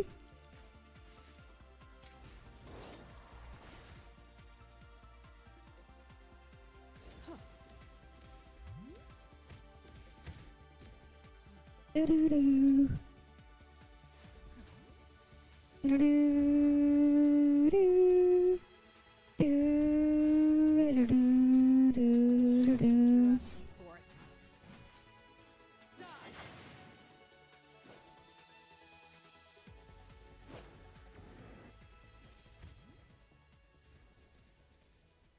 When are you gonna do the freaking skill thing then again?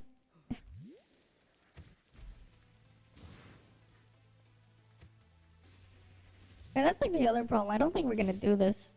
It still has that much health left. It's just annoying. It takes so goddamn long.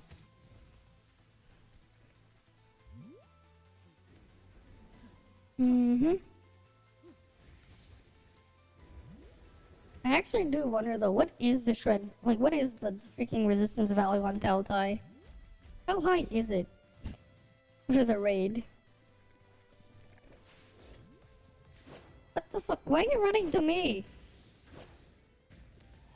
The hell is that guy doing? Why was he running towards me?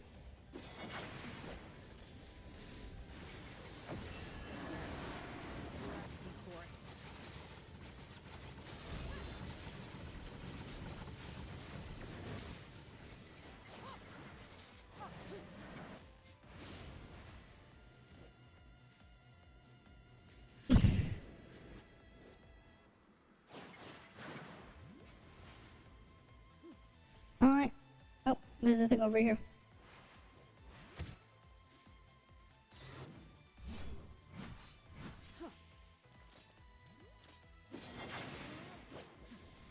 Wait, did my shotgun reset thing glitch out?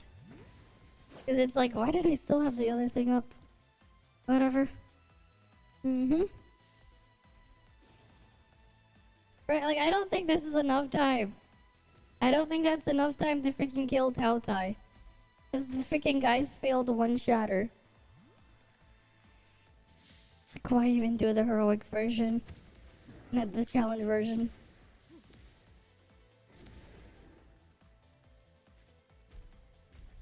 Mm-hmm.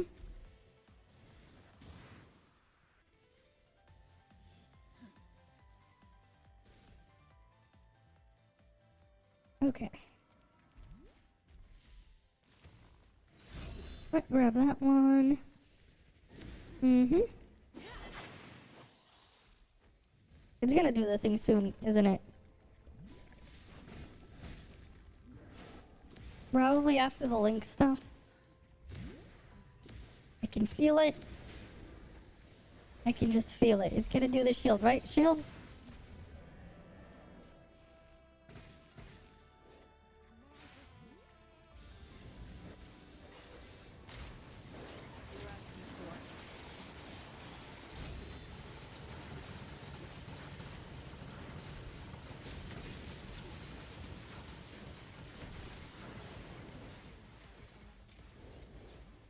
Wait, did we shatter it?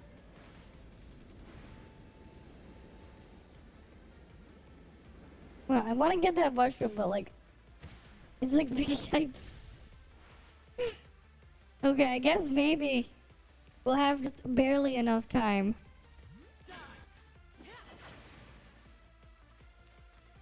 Just maybe barely. Mm-hmm. Yeah, we just need to do like one more phase, and then we can execute it, I guess. Mm-hmm. I guess it does help that at least I have like the smart servants kind of poking at it, but like still scuffed. Imagine if we could just send all of our smart servants at it to just keep poking it. Mm-hmm. Do do do.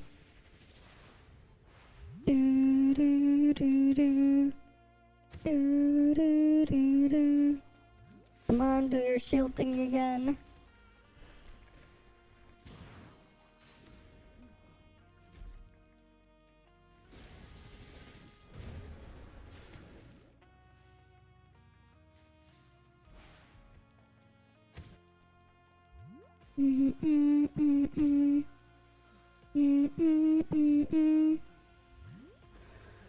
Is it gonna do it again?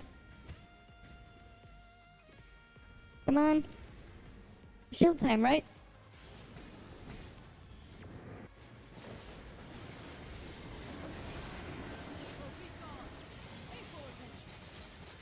Oh shit, the freaking thing lagged. It just lagged. With all the crap running.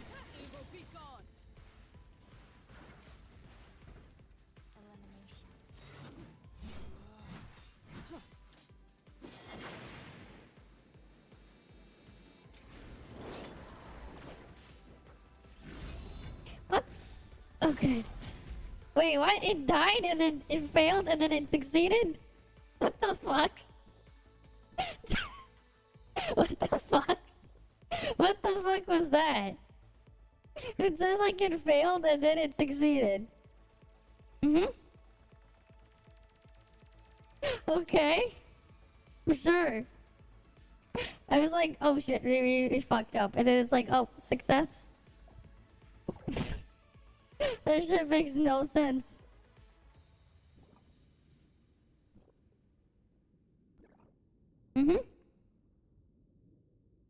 Oh, it looks like I got the rewards. Endless expedition as well. I'm pretty sure I did. That was so weird. It even says cleared. Right.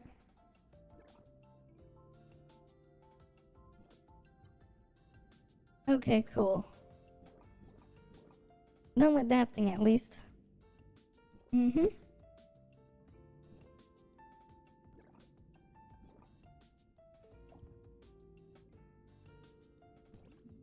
Alright, we can leave that party and go do a different thing. Okay, my weapon's set up. Oh wait, I want to fix this first. Put Fiona back in here. This is my fizz set. Where's Zeke? And where's Ganano? Where the hell are you, Ganano? There you are. Alright, here we go. Back to my frost setup.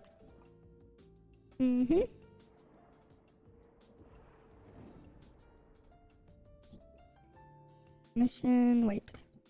Did I get enough whale poop? Do I have enough ambergris? Oh, I do. Okay, good.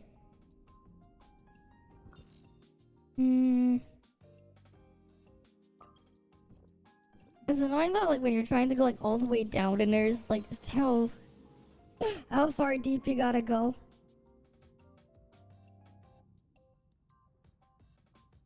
$27 Celsius? That's a bit warm. 27 Celsius sounds a bit warm, don't you think?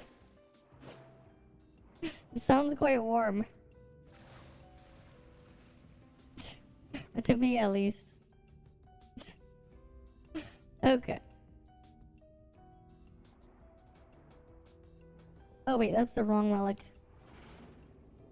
There we go.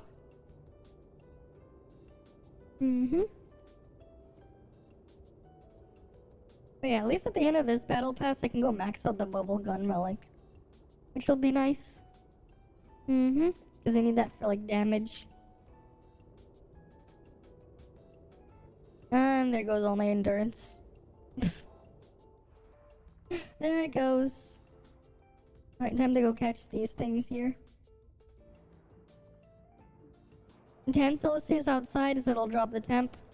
It's 5 outside for me. For me, like, it's 5 degrees outside.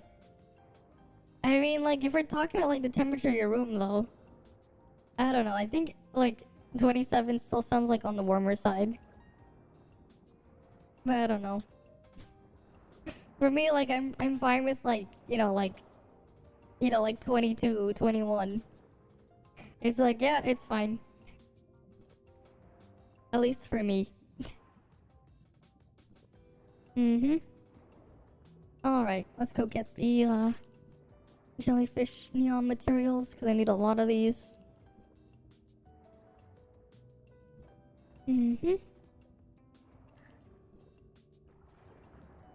Right, just going after every single last one of them here. At least this is a good place to farm a lot of them. It's 12 in your room? Damn. Wait, what do you mean your room is 12 Celsius? That's crazy. That is crazy. Alright. I need more of those to grab. Oh, more down here. The AC in the house? Oh, so your heating is not working either. That's a rip. You should get that fixed though. It's probably not great if it's like that. You should probably get that fixed. Right, you should go get that fixed if you can. As soon as possible. Cause that just sounds like a really unsafe. Mm-hmm. I got 40 Fahrenheit. Mm-hmm. Alright, you should probably go get that fixed. Okay. Is there where's the... I never got the expiration point here. Or whatever it is, the viewpoint. I don't even know where that is for this area. I never got it. It's one of the few things I'm missing. Yeah, it's the play hopefully by Saturday, but next week you should be able to get it fixed. Okay, at least you're gonna get it fixed, right? The sooner the better. Right, because staying safe and you know, not getting sick, far more important. Especially these days. Mm-hmm. Last thing you want is to get sick after all. Okay. Where the hell is that frigging point, anyways? I have, like, no idea where that viewpoint down here is. I haven't been able to find it, like, at all. Okay, leave your door open so you can get in the heat in there. Mm-hmm. Okay. I'm not gonna go catch anything here. I might as well go look at the new event here first on my main and then go to my alt real quick. We have Fruit Escape. How many days do we need to get like all the rewards in here? Okay, that's actually not too much then. We only need to get these parts. Okay, at least this event is fine. You don't need to get too much in here. How much like points do you get for playing through this? The Fruit Escape one.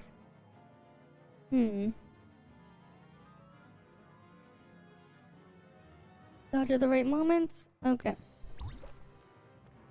Ah, yeah, I think I saw Gate playing this a while back. When I was lurking.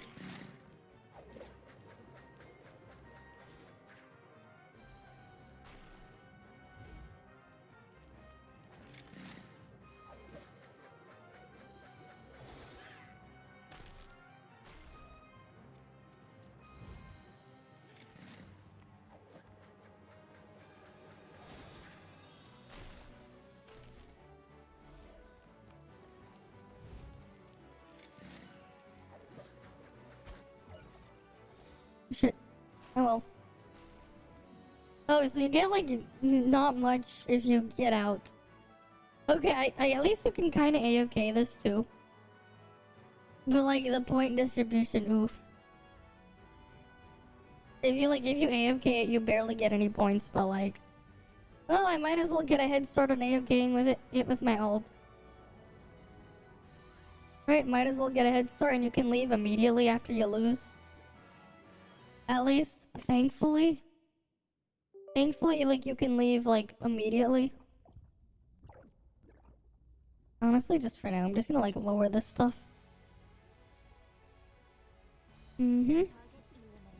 Just so I can have my ult like running at the same time.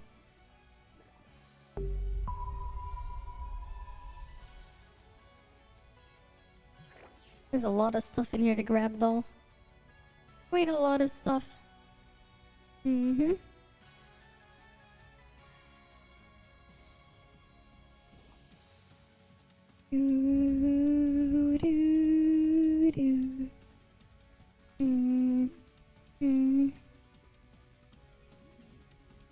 Alright, we'll just wait for that one to load.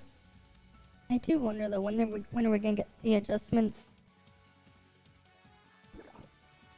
Because the Pioneer server still hasn't updated yet.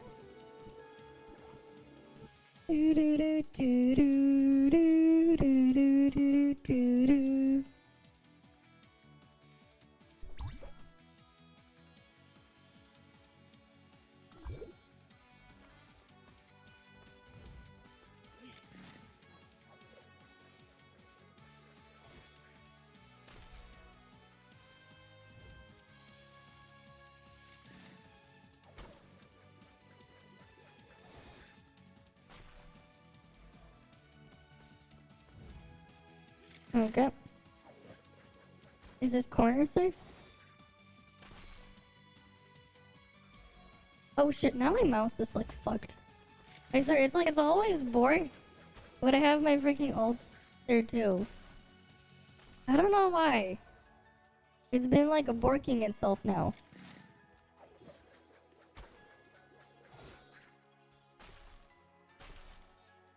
At least I'm surviving.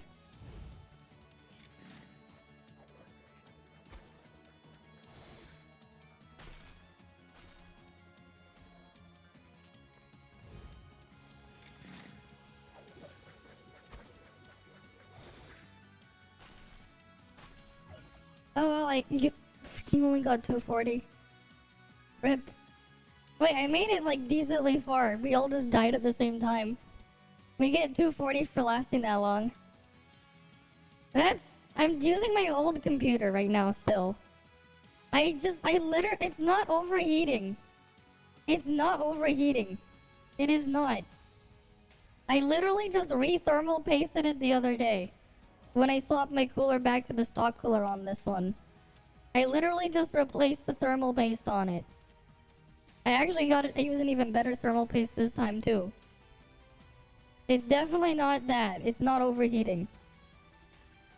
It's just the freaking CPU isn't like that powerful on this one. I haven't like swapped to the new one yet. I only had it like set up and like tested on the side first. Just to make sure like everything is like working. Right, because then if there was an issue, I could just like exchange it at the store or return it. And I wanted to make sure everything was fine first.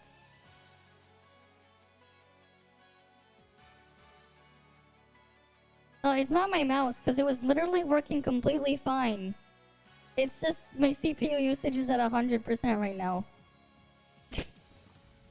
Because I'm running the two clients at once now.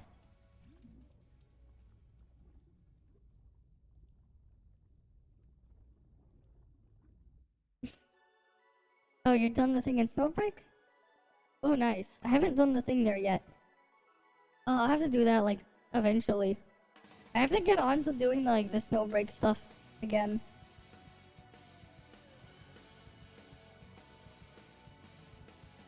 Oh, my ult just got 400. Interesting. But you gotta do, like, this event so many goddamn times. You gotta do it, like, so many times. Honestly, it's not, like, that bad of an idea to lose on purpose. Like, if you lose immediately, it's 30, but, like, you can just keep doing it. But yeah, like, it keeps, like, borking my camera. Which is really annoying.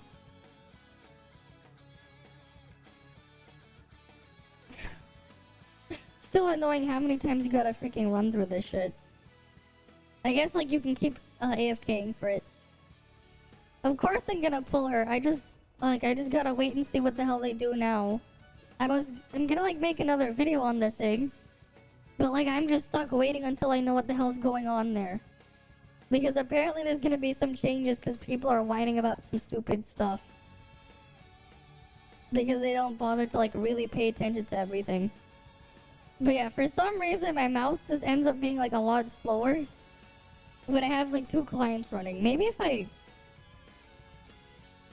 Yeah, no, putting it in wireless mode does not help. It actually made it worse. Somehow. Oh well.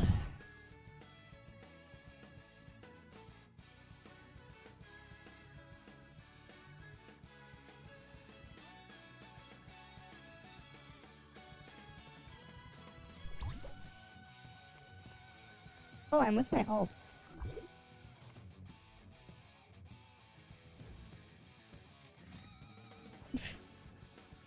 What? How can I see how many fingers holding up? I just see a pointing thing, one finger. With that one.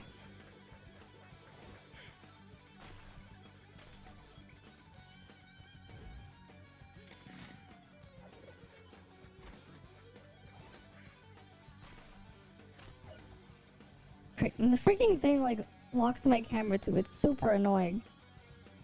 The freaking thing locked my camera too. And I couldn't move properly because that's the annoying part when doing multiple of these at once.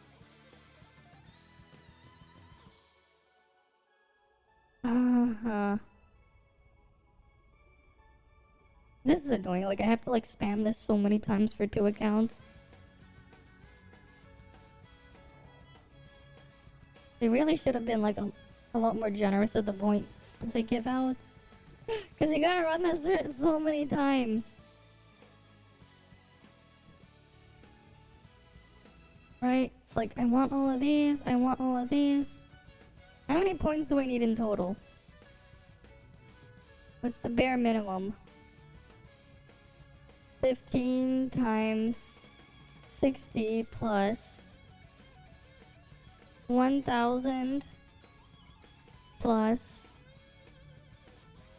350, right? Plus another 100. Okay, and then plus... Okay, we have these ones in there. We have 500 from the gold. Plus...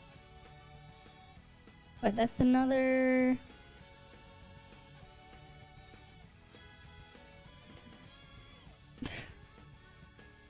Okay, wait. Alright, I have to like now hide the calculator. I was like just trying to see how many of those freaking things I need to do. How many times do I have to freaking like do this shit to get all the rewards I want? You got 2 fingers there, I guess.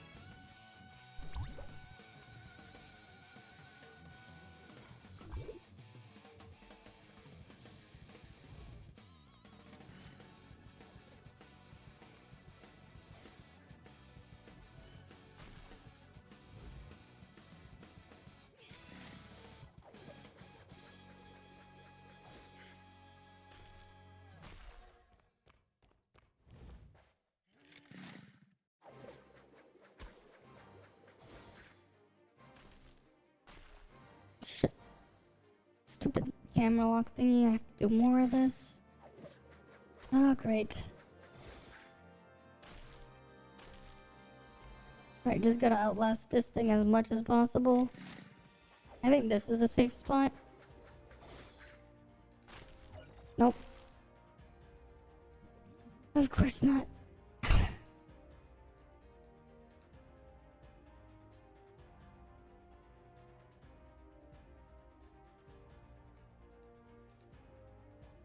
Mm-hmm.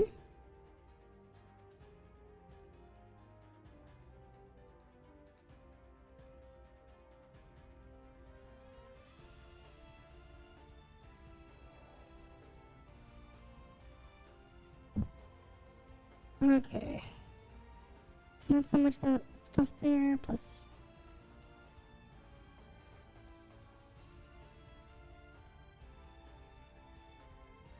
So I want to get like at least 4,000 points.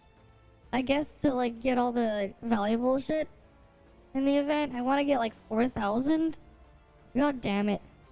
Wait, if you get like 30 minimum, so you need to do like 100 if you do like the bare minimum. That's like a lot you'd have to do to get the shit of value in here. Like the rewards that have actual value. The main smaller ones. And that's like excluding the gear crap. That's really annoying. Mm-hmm. What do you mean I'm almost at 2K? What? Oh, my subscribers on YouTube? Yeah, I know. Getting really close. We're like, what, 1.9K right now?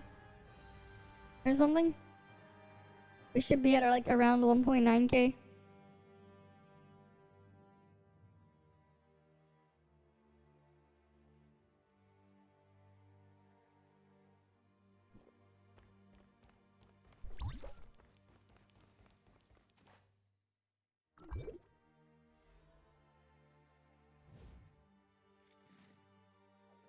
Alright.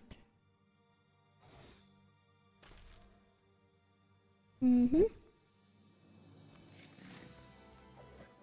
Alright, Alright, I'll be safe there.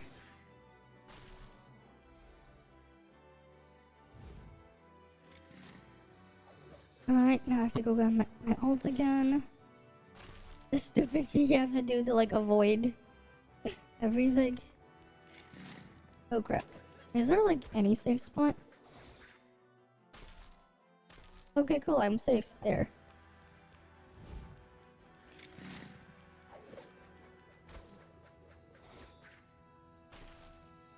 That's a safe spot.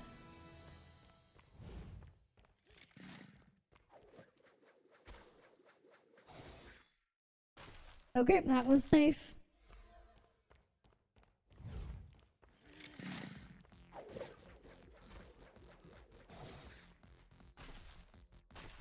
Alright, it's just me and that guy left.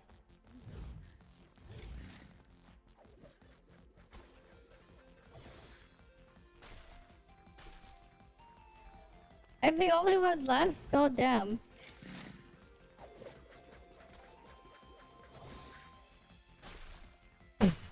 Okay, wait. Oh shit.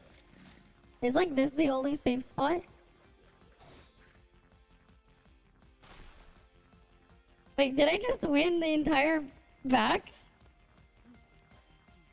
You only get 600 for going that far. That's kind of lame. Okay. Well, I just got the max score for that one. Well, that was something. I just got the max score. Right, hi Matt, no silver. Welcome, welcome. Well, there you go. I just won the fruit escape. I'm gonna like get it like AFK the things on my ult as well. I need to get like what 4,000 something points in total to get all the shit I want. So I'm gonna just manually do as many as I can on my main, and then do them properly on my ult after. Try to like do it more efficiently to get like all the stuff of value. Because augment stuff is nice too. Okay. Right, we just gotta wait for another match. Just playing two of the things at once. Right, just do two at once. Of the fruit crap. But like, yeah, it's like, it doesn't really feel like that worth it to try to like go for max score. Tried what on the test server? Honestly, at this point, I'm just gonna wait and see what happens if they do another mini update. Cause like what people were saying or something. Honestly though, it's like, I don't understand why they need to nerf, a reason to nerf her, because like, she's honestly kind of balanced. The issue itself with her isn't even, big. People like are pointing at the wrong thing. Yeah, probably. Right, cause like her on-field shit is fine. Right, and then like you had people like Gate just overreacting to the number there because they saw CN number. But like, just because the number is there doesn't mean anything if you don't know the full story. If you don't like fully understand what it entails. Right? It's like, he doesn't even, because like, he doesn't bother to look and consider things like animation time and stuff. So like, yeah, just because it looks like a big number doesn't mean it actually is that big. Yeah, I don't know why. Then freaking Gate was like, I'm just refusing to like show this shit. And he was like only doing the stupid Pega clone garbage. Honestly, like, I'm fine with like, they just leave it as is. Just fix the stupid Zeke bug. And it's fine. Like, they don't realizing what's gonna happen. Like, they don't realize what will happen long term anyways. It's like, what's the next unit that's gonna come out after her, right? You got Yamia. What is she? On-field physical or flame? On-field physical DPS and flame background damage or physical background damage. Right, when you do the dodge thing. Right? And then what's after that? You get Brevi. Brevi on-field. And that's all she is. Right? It's like, okay. So like, for those elements, she's already gonna get replaced anyways. Right, her on-field multipliers isn't anything crazy. What the funny part was, you had FKW saying like, Okay, he's doing his best Frost with considering all this stuff, using Yulon martial artist on field. Right? So like, why the hell was he also complaining about her on field? It's like you're doing even more with Yulon martial artist on field. Right? Like, how old is Yulon? Right? Just because her on field is better than Liho or memes or like with the current stuff for Fizz, just because that's currently just higher? What? Right? Honestly, no. Like, just leave the clone shit. I'd rather the clone be dead. And, like, her power being, like, just on her own merits. Like, stand alone. I'd rather it be that way. Especially because, like, the freaking clone... If you have to rely on the clone stuff, there's, like, no room for scaling on the clone. Like, the clone... If you have to use the clone as the main DPS for thing, that's just terrible. It's actually just bad. It's just bad design there. Right? Because, like, especially because, like, it's like, it's actually just dead. Like, it's just immediately dead. Right? Like, it's actually stupid if you want the freaking clone to be the thing. The way to go. People who want it like that, like, they're actually just stupid. Because, like, it is not a good idea. Like, at all. To have the value be on the clone. Right? And like the other thing, it's like, oh, her support capabilities with her in regards to after you A6 her, it's like with how the skill works. It's like, you guys are okay with Zeke? She should be fine too. If you're okay with Zeke existing for physical and flame. Right? Like, if that's allowed to exist. Not quite. We have to freaking dodge to avoid it. It's more like a Mario Party minigame where you have to just dodge to avoid this shit. To get points. But yeah, then you have just people like overreacting to that freaking number just because it looked big. Oh wow. But it's like they don't understand the context of the number. So like there's no reason to complain about it. It's just silly. It really is.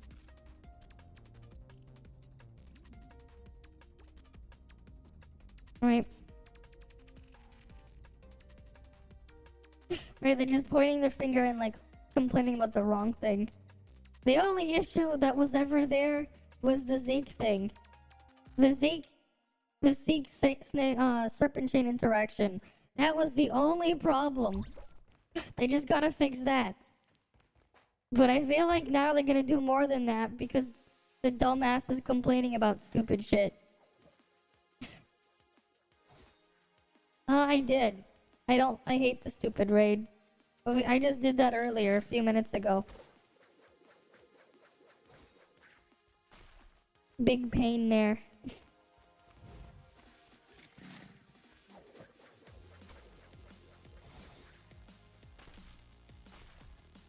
Right, big pain there.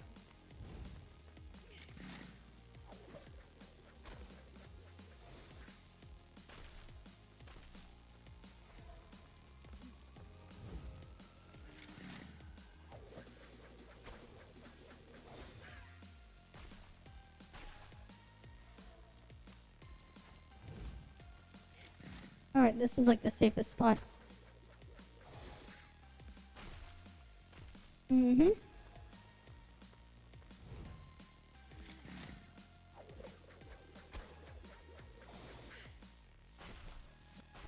Oh, couldn't freaking camera lock.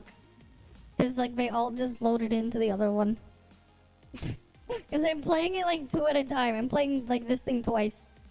Cause I'm trying to be as efficient as I can. I'm trying to dodge the stupid thing. The point scaling that they give you though is like so little per round. It's quite annoying. You get so little points. And you need a decent amount too to get all the stuff. Right, because like I want to get these, I want to get these. And I want to get a couple of the other things.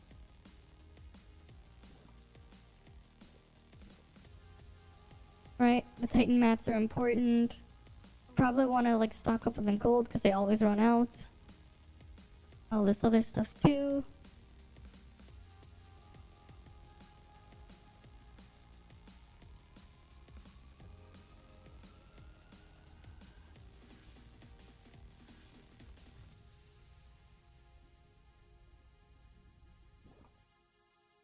And it takes a bit to get into a match.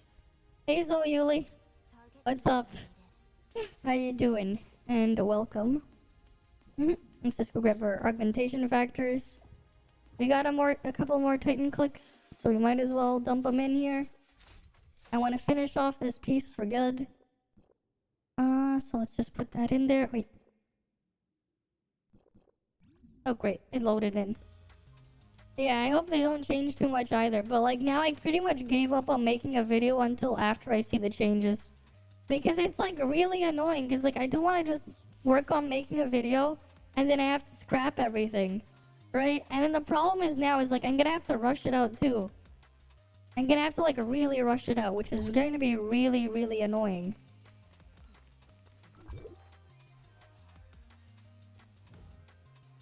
Yeah, they said stuff, but like I wonder how dumb the fix is going to be.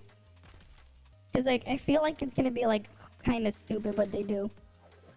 Especially cause like the dumb shit people were complaining about.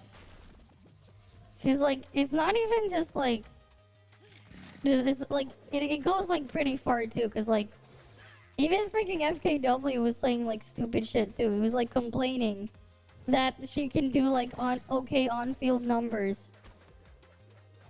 I don't get why that's a problem. Like I really don't get why. But like he goes and complains about it.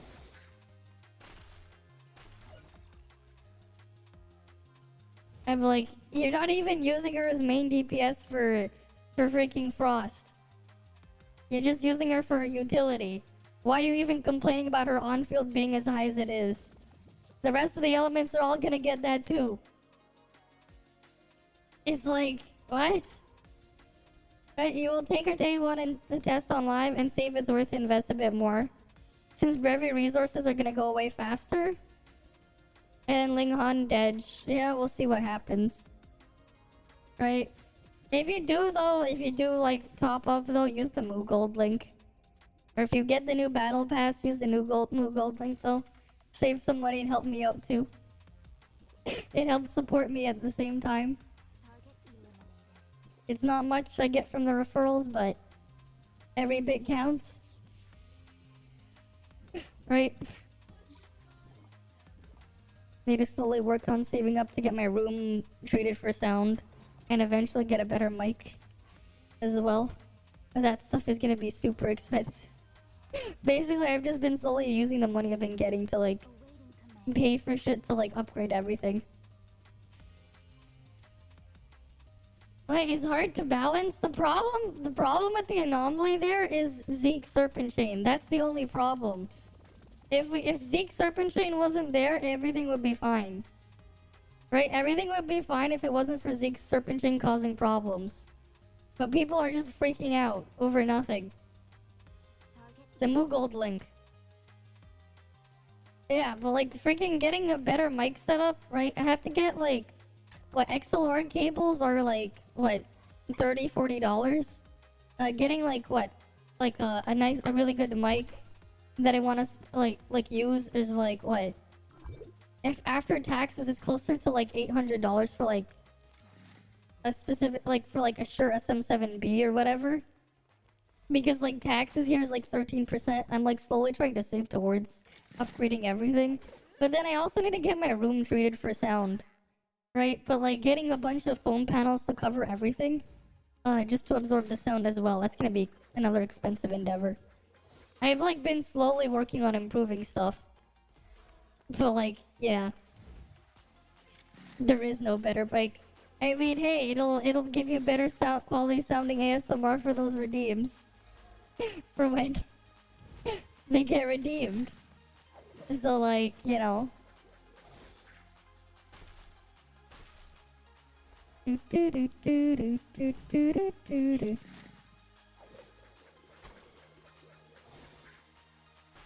camera just being Pepega there.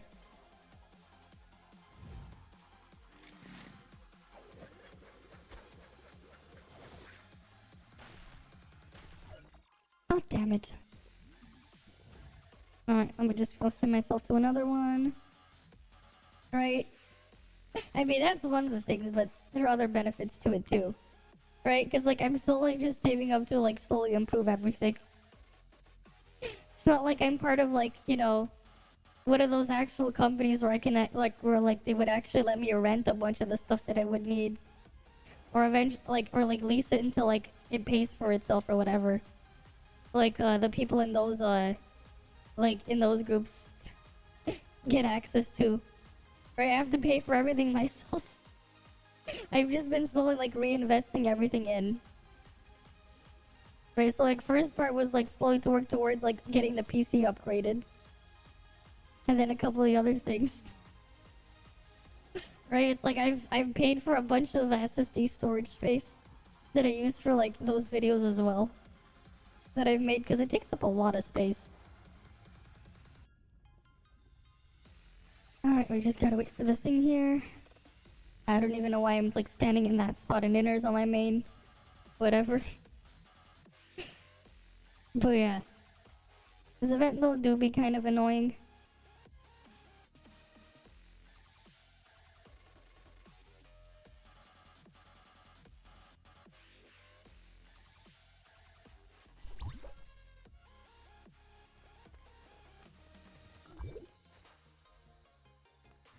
Alright.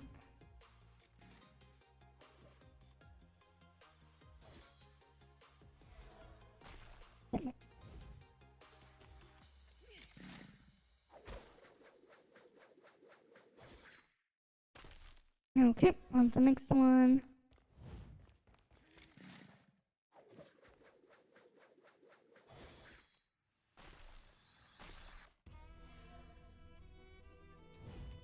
Alright, I should be fine there.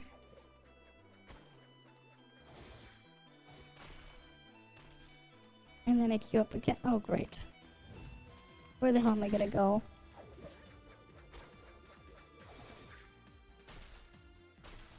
Right over there. So it is annoying trying to, like, click the match thing and, like, get into another match between every single time I, like, go in here. I guess this is a safer spot.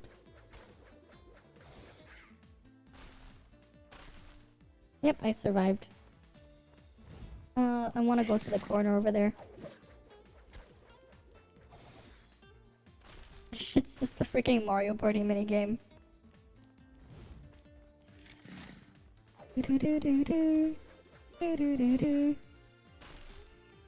We all died.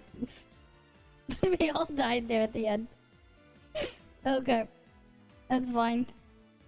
But I need to, like, slowly work my way towards getting, like, a freaking, what, 4,000 points or so? So I can buy everything. Hi, gaming only. Welcome, welcome. Alright. Let's go get the thing again. Queue up for Fruit Escape. You need, like, so many points to be able to, like, afford all, like, the important shit in here. You need so many. They give you, like, so little, too. They give so few of the points as well. Which is really annoying.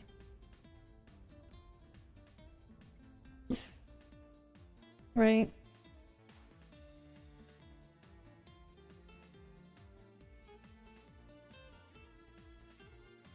Yeah, it doesn't pay up enough. It should be doable. It is doable, but, like, it's just really annoying how many I have to run. Right, you gotta run, like, freaking a couple hundred of these in some cases.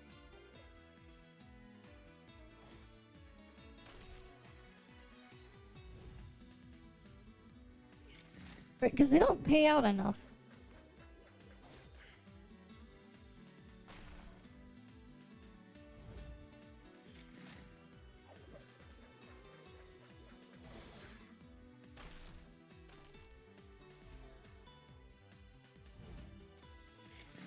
Great.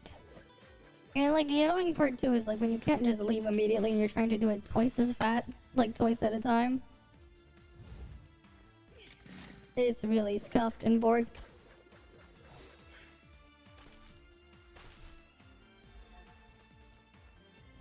Okay. Next one's over here.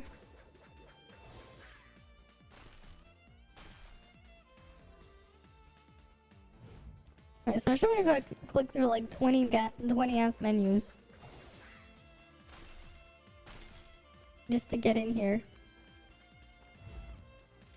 Alright, let's see. This one looks safe. Alright, that spot looks safe. Okay. Where the fuck am I gonna go? There's like nowhere to go there. There we go, I got my 400. And then I do it again. I swear, they should like give double the amount. Right, because it's like you want the Titan stuff, you want the other stuff. Probably the gold is good. You want the domain energy too. You want so many different things. You know how they made an event even more annoying to farm than the PvP one? Yeah, because the PvP one, at least it gave you 500 points every time you lost. So you only needed 3,200 Miro to get all the like the worthwhile rewards. Right?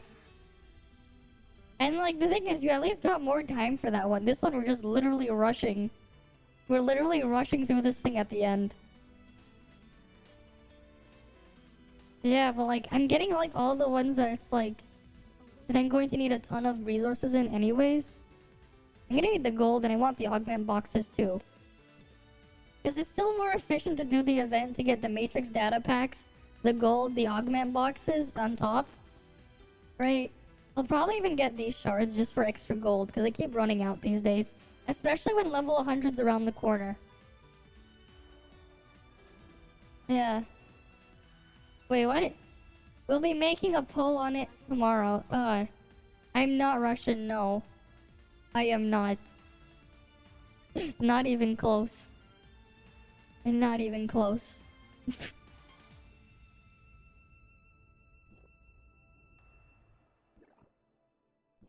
Thanks for the follow as well, Trix. And welcome. Oh, yeah, cause like, yeah, the freaking polls on these events. It's like, yeah, you need to do it like so many times. Doing fine, right? I'm just slowly farming the event stuff, and then I'm gonna go switch to doing stuff on my alt. Not on my main account right now. Still a bit annoyed though what the hell's going on with Nonyan. I just want them to bug fix the issue with Zeke and then call it a day when they release her. But like the way some people are making it sound is like they're gonna like reduce or change some numbers. And honestly, when I tested, the numbers were fine in her kit. It's just the stupid Zeke issue that needs to get adjusted and fixed.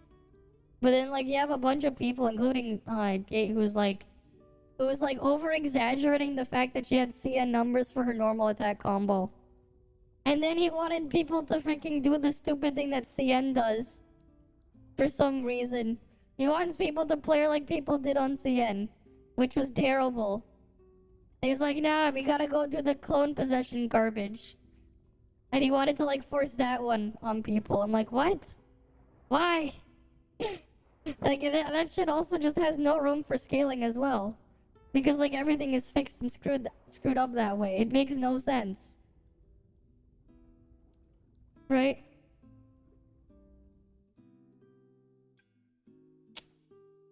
Right? Like, no, please. Exactly. If they do that, I would just tell people to just not pull anything. To just pull A1 and then forget she exists. Or something. I would just end up telling people that. It'd be hilarious to put in the video. If they did that. But, like, I don't want that to happen. Right? It's so terrible if they do it that way. But people are just so stupid. Right? It's like he's talking about shit just because like what he knows there. But he doesn't understand like the full context and the implications of that. It's like he doesn't pay attention to the full implications. It's like, nah, it's completely fine. If anything, it's really nice that it is that way.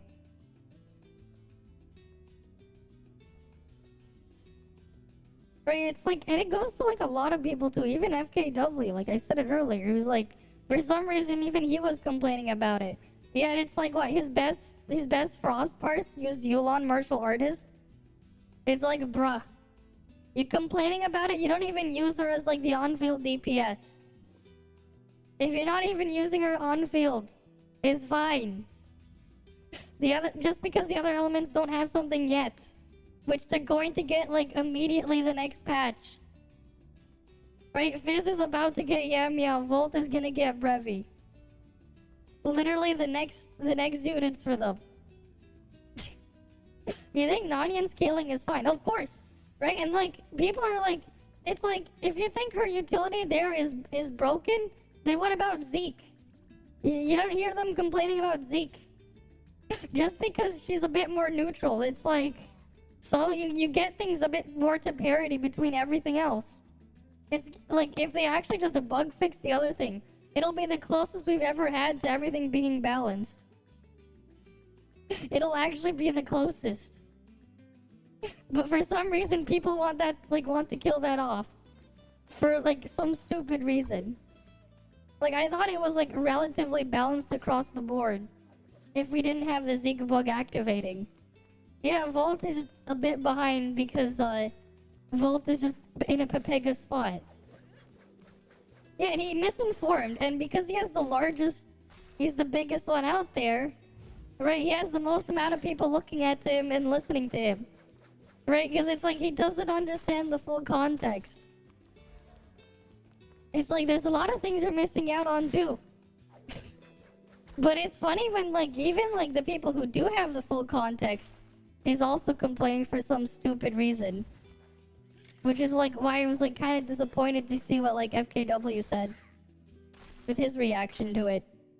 Cause like she basically wanted them to kill off her thing too, for some reason.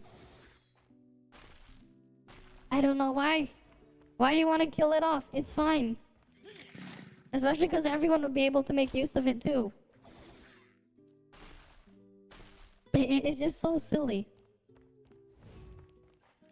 Right? It's like, it's such a silly thing to be worried about.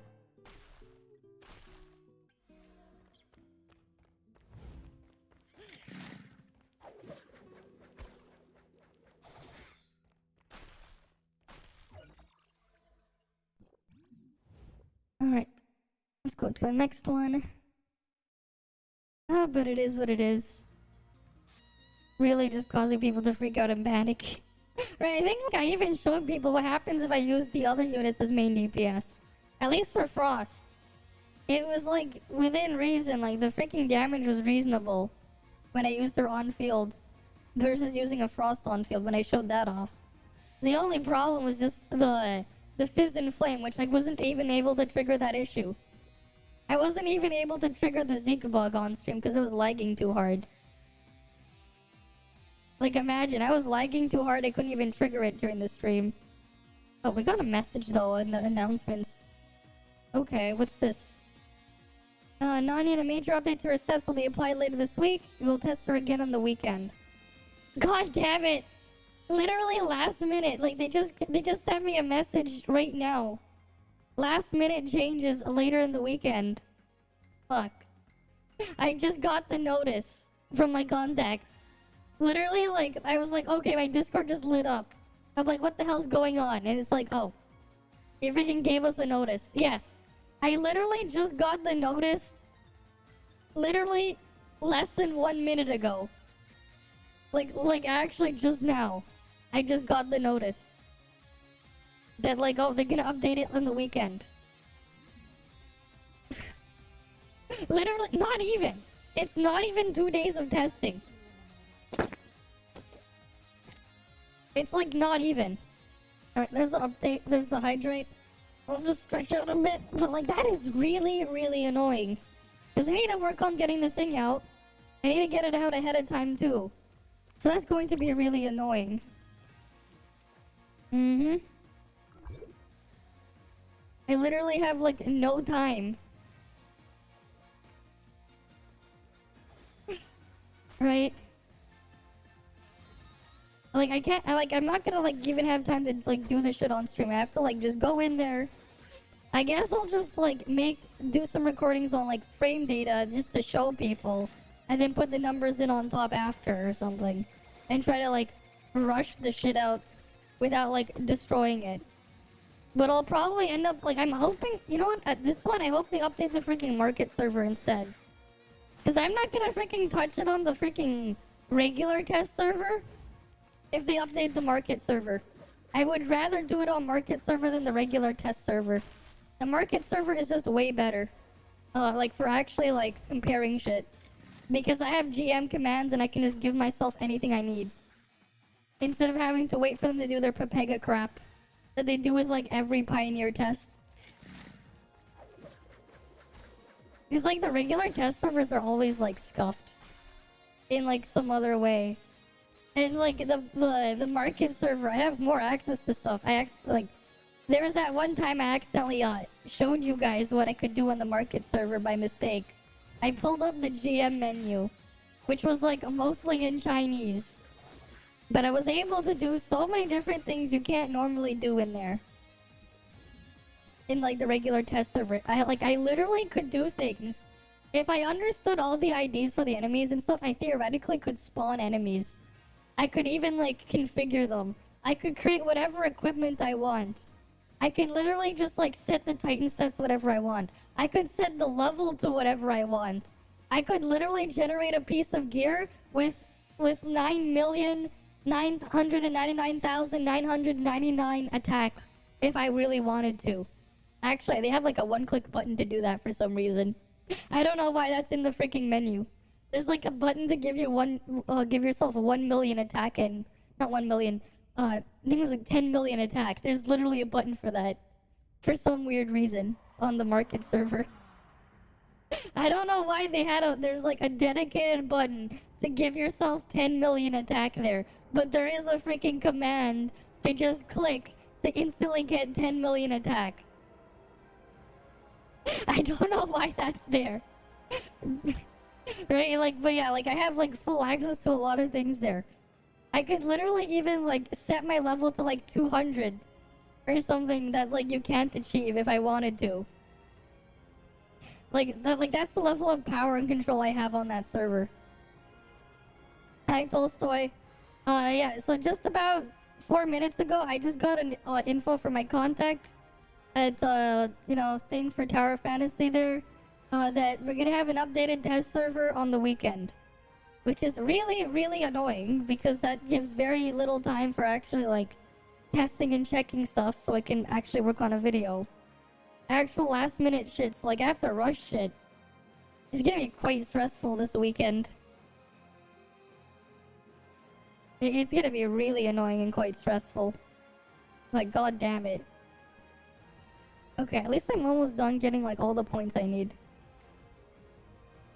Hopefully quick buff, I have no idea. And that's why it's like, the problem is as well, when you know this, right? And you know you have like a time frame where you need to get something out as soon as possible. It's like, and when you know how little time you actually have, it's just really rough and like painful. Because it's like, well, fuck, how am I gonna find time to get all this done? Right? Because like I have to rush this shit out. And like I have to get it out ahead of time so people can watch it before she releases. Ideally, so they can be informed before they go. Right?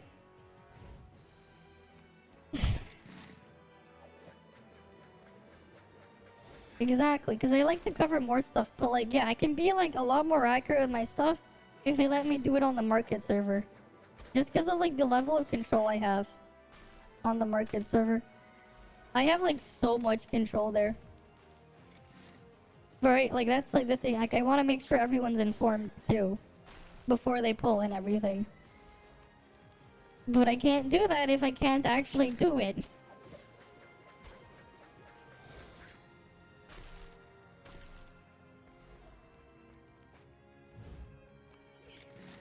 So it's like, well, I'm stuck playing the waiting game.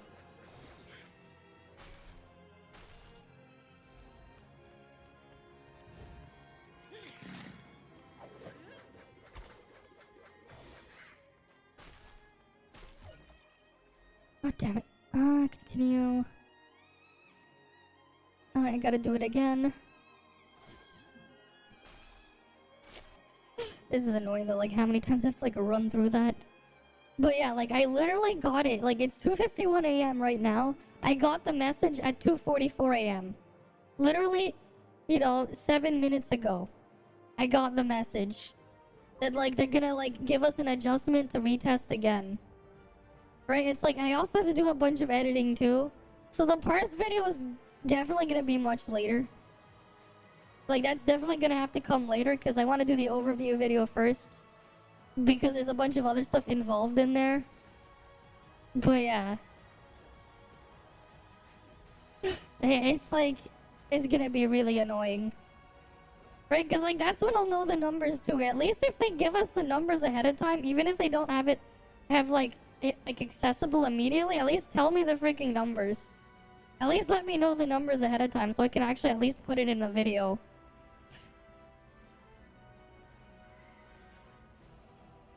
But yeah, like people like are freaking panicking for no reason. Right, like bruh.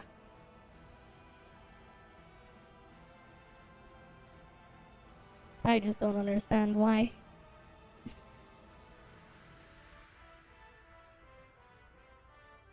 Okay. Now I have just wait for the next thing there.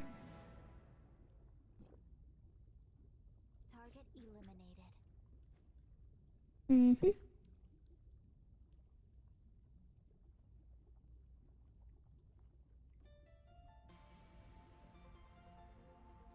Do do do do do do do do do do do.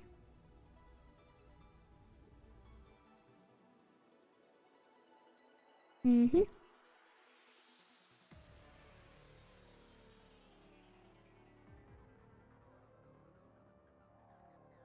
Okay, my ult just got 500 points. Didn't last the last wave. But yeah, numbers say so much. Like, would you know if like the change is like exactly? Like, if it's gonna change how she's gonna get played, I gotta like see all that stuff. And the problem is when it's like so last minute too. Right? Because like if the change is significant enough, I won't be able to cover everything either. This is the downside of them like waiting till last minute to do all this testing and stuff, the way they have the test servers and stuff set up. Because it's like, some stuff will slip through the cracks. Because like, there's only so much time to check everything. Right? It's good to like at least have frequent testing and all this stuff, but like, the way they have it done, it's like, it's just, we really have to rush through it.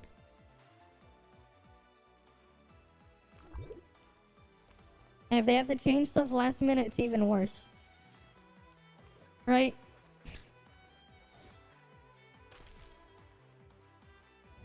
Mm-hmm.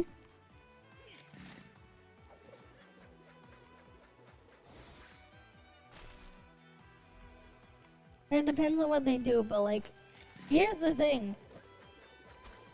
Here's the thing, no matter what, changing anything so late into it, like after like stuff that like is trying to be like get prepared and everything, it's just a really bad move.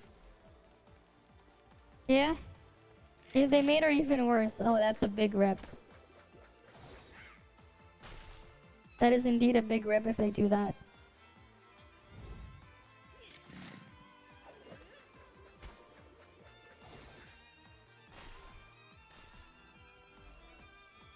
Okay.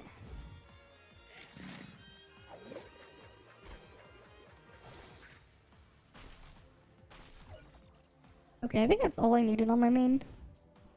That last bit over there. Mm-hmm. Alright, just slowly farming through all of this shit. Okay.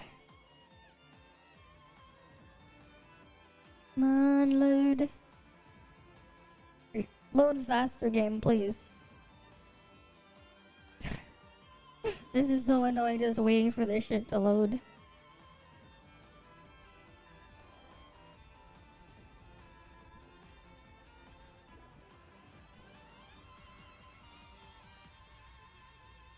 Right, just gonna grab this.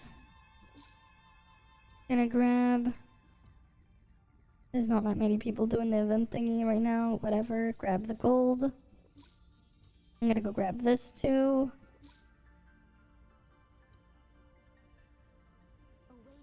I need a little bit more points. Cause like I'm like constantly like slowly running out of gold. I kind of want to get that stuff here too. I want to get the shard boxes just for the gold. Fuck the exoskeleton. That's too much work. Like the event is so buggy. You didn't have deaths. You know, I think yeah. Re-downloading your Chinese games. Oh yeah, for sure. I can definitely see that being kind of annoying. It is what it is. But yeah.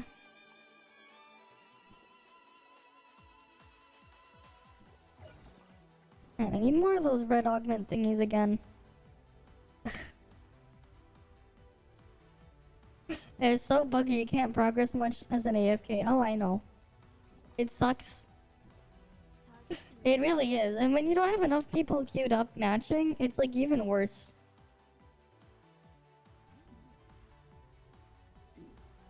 It's even worse because it's like if it takes you out of the queue and then like you had like a script on an emulator to re-queue you, but like every couple minutes because you wanted to like AFK overnight to get your points, but not enough people queuing up. So like it kicks you out of the queue because it's like, oh, not enough wanderers or whatever. That's also annoying.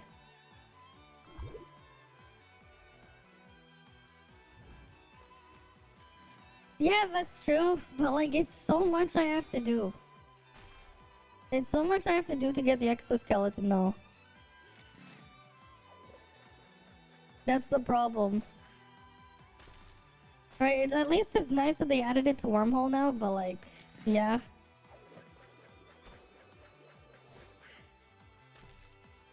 Yeah, it's like 100 event runs. That's the problem. It's so many.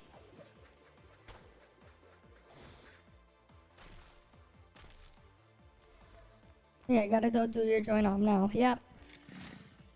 Don't sleep on the join op stuff.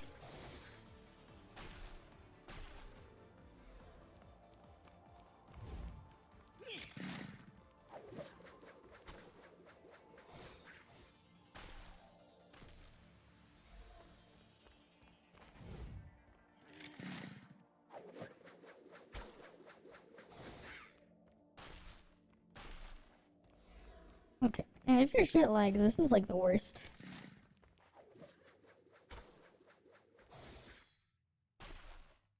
I keep getting like, oh, not many wanderers are doing the thing right now, and it's like really annoying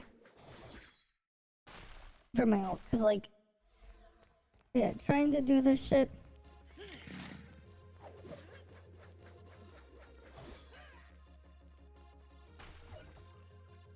Oh, yeah, we all lost at the end.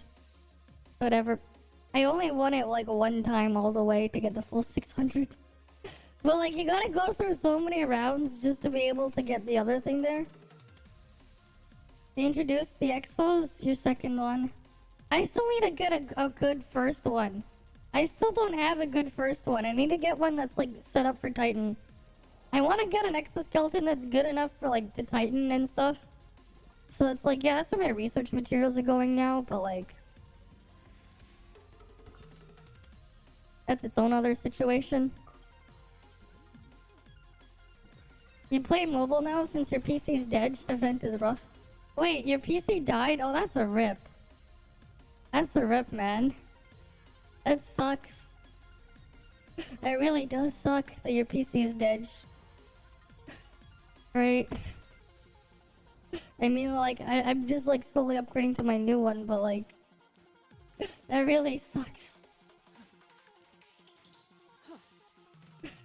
Man, I have to, like, still wait for the freaking case to arrive, and, like, Newegg really wants to take their sweet-ass time.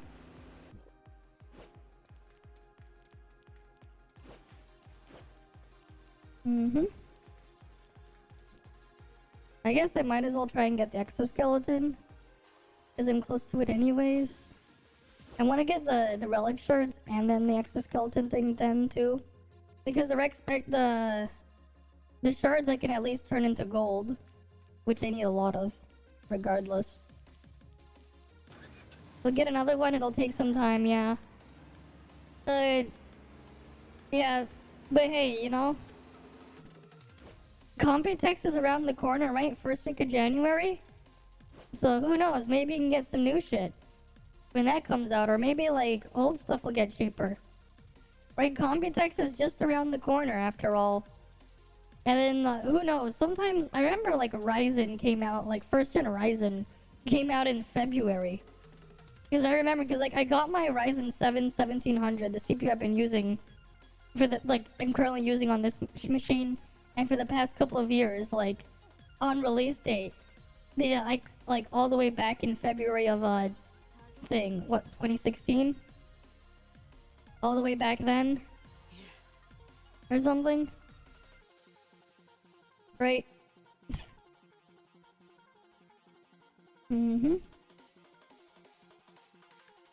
So you're a mobile player, but whenever you try to ToF on your PC, you get finger cramps? Really? For me, I can't really play with the shit with a controller. Finger cramps. Maybe that's just the keyboard and stuff you're using, the way you have it laid out. You could always just change your keybinds. For me, like, I get hand cramps when playing certain games on a controller. Like, for me, it's like a different situation where, like, if I'm with a keyboard and mouse, for some games on a controller, I actually do get hand cramps. Because of, like, how scuffed it is, the size of my hands, and trying to reach certain buttons to do certain things. And I have other issues as well with controllers, but that's the other thing. Too much buttons? I don't know about that. I don't know about that. Yeah, I get it. You know, a full-size keyboard has like 104 keys. But you don't ever use all 104 keys on a full-size keyboard. Like, at all. You never. And, like, especially at once. And, like, the WSID layout and stuff with the spacebar and stuff, like, it's fairly comfortable for me. Right? I hope you don't mean using a freaking laptop trackpad, too. So, like, you have, like, a separate mouse. One of the other things you can do as well that can help as an accessibility thing, you know, we have there's this really neat invention. It's called an MMO mouse. We have like a mini keypad where our thumb would rest, because when you're holding a mouse, usually your thumb does like jack and shit, right? You barely use your thumb. So like, you know, having a mini keypad where your thumb is resting, that like you can get muscle memory onto, like when you're using it, and you can just bind a bunch of stuff there too. I use that like all the time. I have a mouse with like 20 buttons on it. I don't use all of them all the time, but like it definitely makes a lot of things like a lot easier for me to do. To have all those buttons on my mouse. You like small minimal keyboards. For me, I don't like them because I tried to use one. So like the keyboard I'm using right now, I got earlier this year because the keyboard I've been using for the past, the wireless mechanical keyboard I was using for the past, I think it was like, again, 7 years, recently died back in like the spring of this year, right? So I got a new keyboard, and it was one of those 60% keyboards. I tried to make use of it, and then like I couldn't play games on it at all, especially because of what happened is I had to use the function keys to switch between the referral and the number keys, which I use a lot. And it was just freaking unusable for me. So it was like, I returned it like immediately to Amazon. Literally the next day, I'm like, fuck it, I'm gonna get like this return shipping label. Returned it, then a week later, I got a completely different keyboard. Right? That was hard. I don't know, I just find it like really weird. Though then again, I grew up with freaking keyboards, using keyboards to play shit. No, but like here's the funny part. I remember I saw this short about some game dev or whatever talking about things, and this is like when he was talking about putting demos out at a convention or something, right? So we would have like two things set up, right? Where like the first day he put a keyboard on one demo station and a controller on the next. More of the kids went after the controller than the keyboard because they didn't know what the hell they were doing there. And then the next day after, so it's like, okay. So then he removes the keyboard, right? And then the next day after at the convention, right? Instead, you know the kids come and do instead? He puts the second controller out. But the kids don't go after the second controller. They freaking try to touch the screen for some reason. And he was like something about like that will make you feel like you aged like 50 years. Because it's like they don't even recognize the other one. I mean, like for me, I only play PC games with a controller if I have to. Like honestly, the only comfortable controller, like controller that actually really felt comfortable to use, is the freaking Steam Deck, and even then, there are issues with it still. That's like it's not perfect. That I would make some slight changes, like the D-pad. But it's like the closest thing to perfect. Well, technically no. The VR controllers are better than that. But like that's its own other situation. Like for me, like I hate using the right analog stick in games. I would literally rather go back to the freaking Wii motion controls than use the freaking right analog stick in games. So that's why, like, that's one of the best parts of the Steam Deck. I just do not use the right analog stick at all, and I use the trackpad. Because the trackpad is way better than any analog stick. If you're, like, talking about, like, camera control and movement. I would just use the freaking thing there. People evolving now, using keyboards for high-end, yeah, for fighting games. Yeah, because keyboards are even better. Here's the thing with so keyboards and fight sticks, they're almost the same. If you ever actually taken apart a fight stick or an arcade from an arcade cabinet or something, it's the same mechanism. They're superior to game controllers in terms of getting your input across. That's why they will use them. Arcade sticks, whatever, right?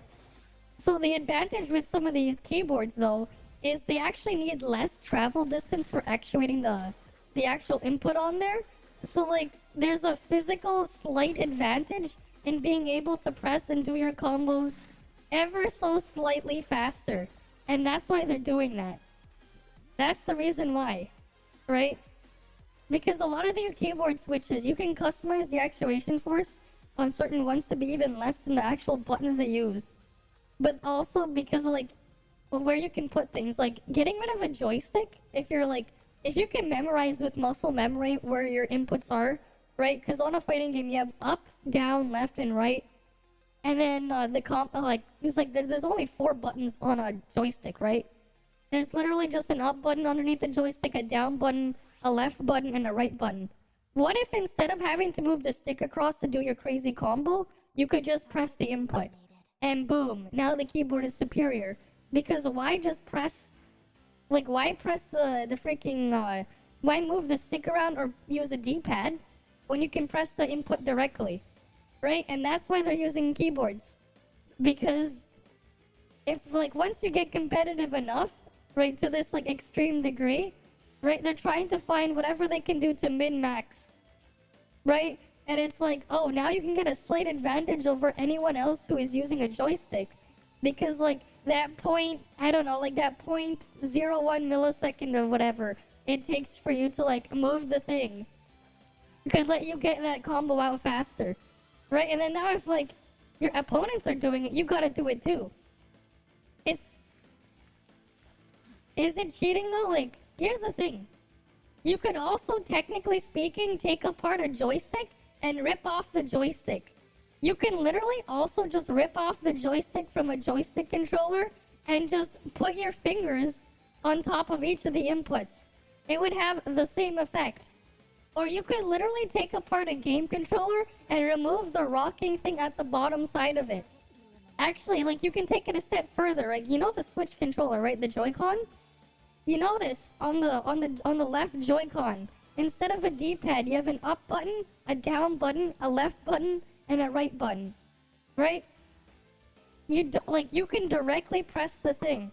Okay, if you're gonna move from, let's say, the left to the right side of your do a left input, then immediately do a right input, right, on a D-pad, you technically, in that quick moment, like if you're doing rapidly, you have to release your held down press on let's say on the right button, right? Because you're going from right to left.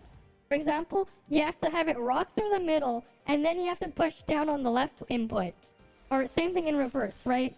And if you're doing a crazy combo that has to have you doing various different diagonals and a couple other things for some of those fighting games, You're saving time by having access to all 4 buttons directly, rather than having to like move it around a D-pad or a joystick. Right? And that's why they're moving towards that. But like technically speaking, like anyone could make that modification to a controller if they really wanted to. Right? And then the other thing as well, the other benefit is some of the custom keyboard controllers they're making for those things, right? They're actually more ergonomic.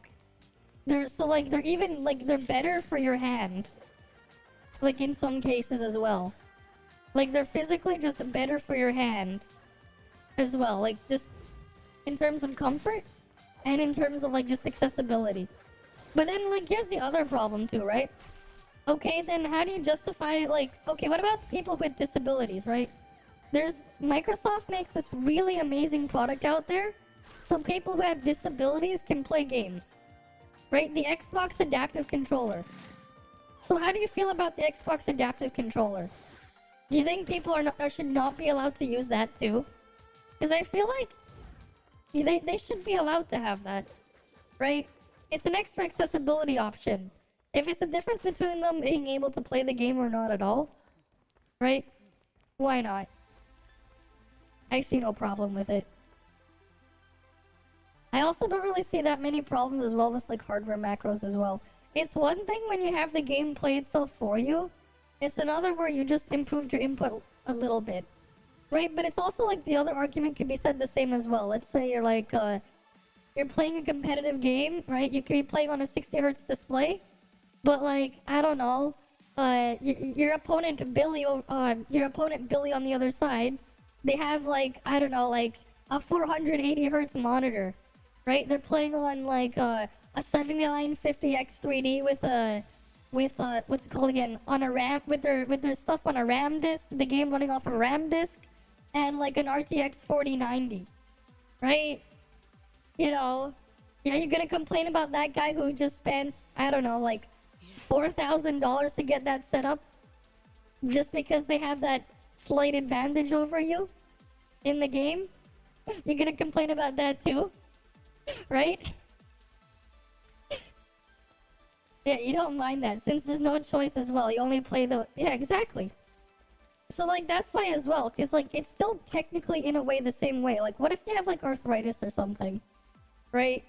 It could be an accessibility option as well. Right? So if you just give everyone the option to be able to do it, then no one technically has an unfair advantage and is cheating if they actually just go and make use of it. If everyone's allowed to do it. Right? It's funny though, like how only Microsoft made that product. Where's the PlayStation version of it? Right? Why doesn't Sony have one for the PlayStation? They really should make one. Because it really is such a good product for those guys. Right? But yeah, that's just how I look at it. Right? Like, I don't see it as a problem. Other people might, but I don't.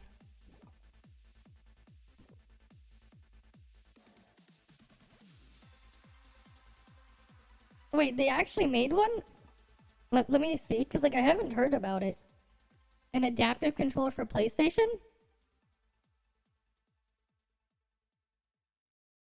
So that means you can make your own PlayStation controller with an actually good D-pad.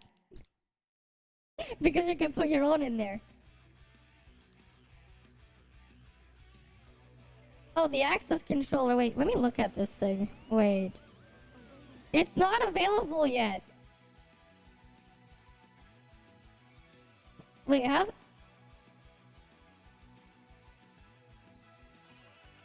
No. I don't think they actually they actually did the right thing on this. Okay, wait, never mind. It has those little inputs there, but like it looks so, it's so jank. It looks a lot worse and more jank. What the fuck is that design?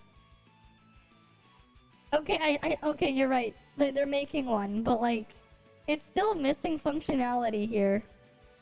I'm looking at it, I'm like, where's the trackpad input as well? Cause like, there's a trackpad on the PlayStation controller, right? it's missing some of their inputs. So, like, it's not even a perfect solution.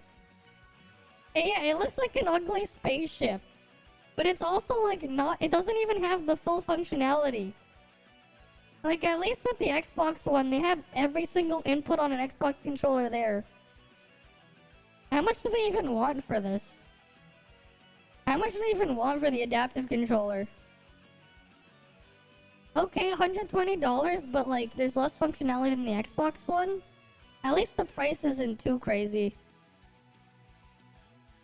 But, like, it is missing inputs. What about gyro stuff as well? Do they have this stuff for, like, people to do the gyro thing as well? You're disabled, but you refuse to use a lot of things that help you? Oh, that's unfortunate. It's really nice, though, like, to have access to those things. It really is. Can definitely enhance your experience with things. Okay, wait, where the hell is my alt account now? Wait, did my alt account freeze? It did, didn't it?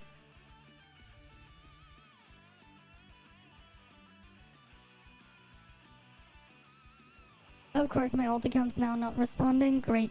Gotta open it again. The problem with you these days is to make things easy for people. You're not including disabled people. I mean, I don't mind things being easy. It's like, I don't know, like, it depends on what they're making easier. It depends. Right? Like, to be honest as well, these days, I don't like it when games have, like, these overly grindy crap in them. For, like, no reason but to stall you for time. Right? Like, I do think it gets, like, really ridiculous. Right? But let's say they make the new Street Fighter game, they introduce a new model of controls for people, which makes it inputs easier and you can do a combo just by spamming the same button. I mean, you can already do that. They literally make controllers that can do that.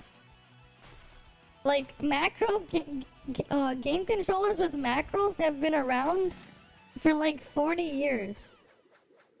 40 plus years. Like, that's already been a thing. It's not anything new. It's not groundbreaking or anything new. We've had that for like 40 plus years. Right? Like, like all the way back to the NES days, those things already existed. That product already exists. Like, it already exists. It is just funny how people, like, forget about them. Right? And, like, if we go into, like, keyboard and mice, right? Like, you know, I literally daily drive, like, a 20-button mouse. Where there's, like, 12 buttons literally where my thumb just rests. Right? Like, I literally have, like, a 20-button mouse. Right? And then there's, like, there's various different other mice as well. Right, with some mice as well, like they've had some mice designs to make them as light as possible, but still functional as well. Those things exist too. Right? How about keyboards? We have keyboards that you can get with like so many different macro pads. Or like another thing that I use in my regular everyday when I'm streaming, right? I bought the Elgato Stream Deck. I've been using it for a bit over a year now. Right? And I can push different buttons on there to switch things really quickly without having to alt tab all the time as well. It's like, and I could reprogram that to be literally any different function macro that I would want. Heck, what's popular in people who are into racing games with racing simulators is like, I've seen stuff on like Etsy's and stuff where people are buying like different like little 3D printed meshes that they can like put on top of their Stream Deck. They have like a bunch of like different macro buttons, and then so they can have it in their flight sim setup or their racing sim setup. For the people who are really into that stuff, right? Like that's also a thing too, right? And like yeah, if you were gonna play a racing thing about against those players, yeah, do they have a slight advantage? Sure. But like a lot of people don't have a problem with that either. Right, so like I don't really see too much of a problem with it being in fighting games. I mean like we've seen this as well with what Smash Brothers Melee community, right? and Project M or whatever, you have people with carving notches for the analog stick on their GameCube controllers. That's also been a thing, right? There are literally like services out there where you can get like notches carved into the analog stick for your Xbox, not your Xbox, your GameCube controller, because it makes it slightly more optimal for playing certain characters to get the input as precise as possible. Those are a thing, right? So like someone can physically just like cut the piece of plastic on the controller and like to get a slight advantage too, right? And that's just a thing too, right? Like they could just go to the store and just buy like a brand new like official Nintendo branded GameCube controller, right? And they can carve out the notches in there and have a slight competitive advantage by using that controller in a Smash tournament, because they have little notches carved into it, right? Because like that's a thing too, right?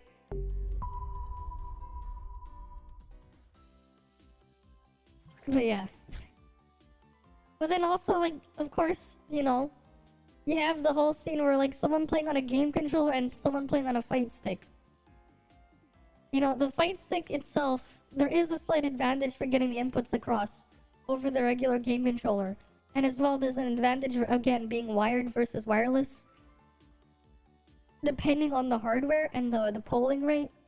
Because like, that's its own mixed bag. We have the case already for like, PC gaming where like, some gaming mice are actually so fast with the wireless polling rate that they're actually faster than the USB protocol's polling rate.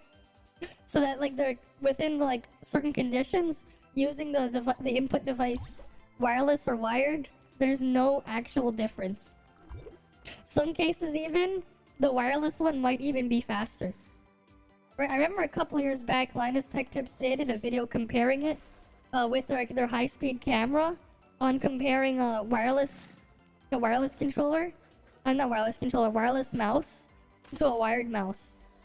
And there were certain situations where certain wireless mice were better off wireless than they were wired. There were some edge cases for that, right? Because like the polling rate was so good. Especially because now with a mouse, if it's wireless, you're no longer tethered. So you don't have extra drag when you're moving the thing around because of a cable on the edge of the mouse, right? On the end of the mouse.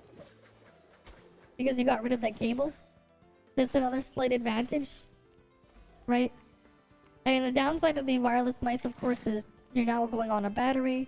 And to achieve those polling rates, the actual speed those mice need to operate at it drastically hurts battery life. So it's like, you know, a version of the mouse that didn't have like as aggressive of a polling rate, you could probably have it charge and last a month. But like the gaming mouse will only last like 5-6 hours on a single charge. But yeah, like that's also a thing, right? Cause like yeah, the battery on my mouse, cause like my MMO mouse is wireless. It's about 5 hours, the battery life, if I use it wirelessly. Right? But then, like, the wireless mouse I have in the living room. Literally, like, you know, you charge it, like, freaking what? Like, once... you just need to charge it, like, once a month, maybe? And, like, it'll just last. Right? Right? Is it a lot worse than the mouse I currently use, though? Yes. But like I also don't use it for gaming, so that's his own other situation. Though I could if I wanted to. But yeah, that's like the other thing as well with the game controllers. Bluetooth. The Bluetooth protocol is drastically inferior to your wired mouse. It's you're not your wired mouse, your wired controller. Right, the Bluetooth protocol has a ton of latency in like in between it. Like compared to like a wireless dongle, Bluetooth is significantly worse. But that's because also Bluetooth was kind of designed on a middle ground as well for some power efficiency. So like, you know, it's not like blasting things like crazy. Yeah, but like, yeah, like no matter where you go, you're gonna find these slight advantages. Right? You're gonna find them. Right? Like, you know, wireless versus wired. right? And even then, wireless versus wired versus Bluetooth. Bluetooth has the significant disadvantage, right? Because Bluetooth is just Pepega with latency. Doesn't matter what controller it is, it's always going to be worse, right? Versus a dedicated wireless receiver. At least with the wireless receiver, you can overtune the polling rate to be so fast you won't even notice it's wireless. Yeah, even wired and Wi-Fi. Actually, that's the other thing. You have some situations actually. So like this is actually kind of funny, right? So you actually have some wireless adapters like interfaces out there. If your Wi-Fi is strong enough and depending on proximity, some of these like you can even like buy motherboards out there, right? That'll have built-in Wi-Fi, right? And they'll have like this really nice, wireless adapter built in that under certain conditions, it's actually faster than the wired connection because they only put a gigabit LAN on the board. So you would have to like spend more and get like a better network adapter to just put in your PCI Express slot. Like that is also a thing. Actually, here's something. Right, so on my Steam Deck, and with how I have it set up with its dock, I just use like a cheap $10 Ethernet adapter, right? If all I cared about was direct file transfer speed over my network, the Wi-Fi is actually faster than using the wired Ethernet connection through my dongle because it only does 100 megabits per second. Right? Versus like I can get almost gigabit through connecting it through a wireless LAN. If I was to send a file across, right? So if I was gonna use FTP to like send to send like a picture across from my computer to my Steam Deck, right? If I was using my Steam Deck wirelessly, it would actually transfer faster than if I was to do it wired. Right? You have situations like that too. Right? But yeah, playing a fighting game against someone on Wi-Fi is the most frustrating thing. Oh yeah, for sure. Right? And that's like the other thing. You play online, you're gonna have all this extra issues placed on top too. Right? You're gonna have all these other things on top. So it's like when you go through all that already, it's like, does it even matter anymore? Right? It's like, you already went through all this other stuff. Does it even matter? And that's just my perspective on it. It's like, you know what? Just let people have the stuff there. Just let them have it. I see nothing wrong with it. Okay. Well, now I have all the stuff there, I guess. So yeah, imagine playing against someone on Wi-Fi on a keyboard with modern controls. It's not. It actually isn't. So here's the thing. If you're playing on someone on Wi-Fi anyways, the thing is you're still gonna have the huge penalty from latency. So like the advantage from the keyboard really isn't there anymore. The advantage is only there if you're playing against the same person and they're using on a local network or like right next to you on the same device. Because now you've added a bunch of other layers of obscurity, right? So you have the client side of your opponent, right? So they have their keyboard, whatever, that's modernized, plugged in. You still have a slight bit of latency because of the USB controller, right? That everyone faces. And then, of course, we then have them from their thing, right? They need to send the packets out. They have to send it across, right? So they're gonna have to send the data across to from their console or from their computer to their router, right? The router will then send it to their what's it called again? To their modem, right? And then the modem will then send it towards your ISP, which will then get sent over through how many ever nodes it feels like taking to direct your traffic. This is why gaming VPNs are also a thing and how they work, because usually the gaming VPNs are on a commercial grade network instead, right? So like you can sometimes save in on latency by using a gaming VPN, sometimes depending on your situation, right? Anyways, they take all of that stuff, right? And then from there, it goes all the way to the server, right? If they want to do it make it as fair as possible, right? And then you have you on the other side as well. With all these layers and all this stuff in the chain, that slight advantage pretty much stops existing, right? Right? Like, if you really think about it, you break down how your stuff is getting sent across, right?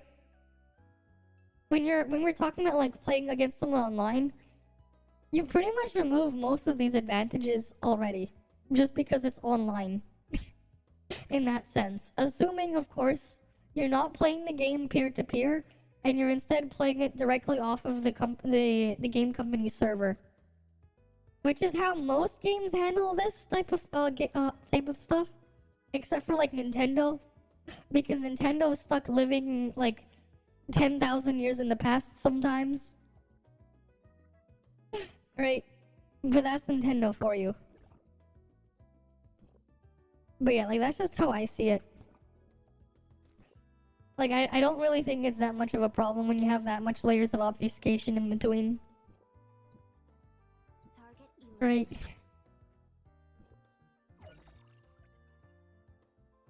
Oh, I only have 2 of the thing there? Okay. Alright, let's go do this stuff on my alt. Cool. Here we are, 1920 by 1200.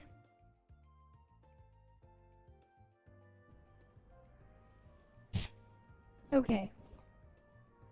What do we have here?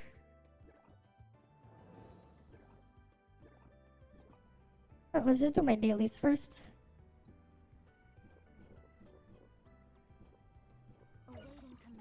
But it's like, eventually it gets to a point where you just added so many layers in between. And that's why it's like not a problem for me. Well, I don't have any more of these things to keep rolling exoskeletons. Oh, that's unfortunate. What's Origin of War looking like?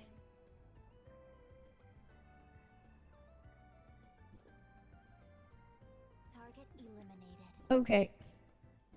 It's looking like that. Makes sense, the first few stages are low difficulty.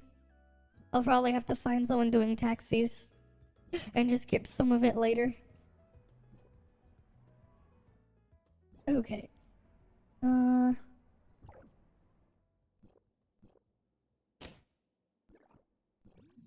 do the no donation there. What else was I gonna look at? Alright, I want to do the crew thing. I wanted to look at the crew thing. I feel like I'm just not gonna get to the exploration part. I spent so long grinding event points. That is Pepega and funny. I spent like so long and I'm still not done. I finished it on my main, but not on my alt. Because they trickle down so few points in the event.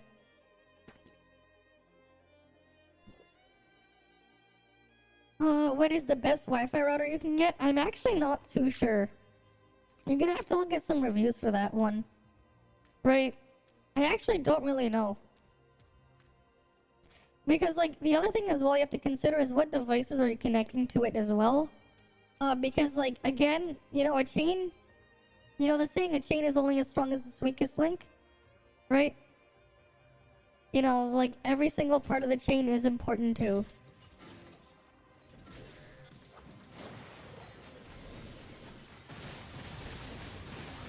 Right, so it's not always that simple.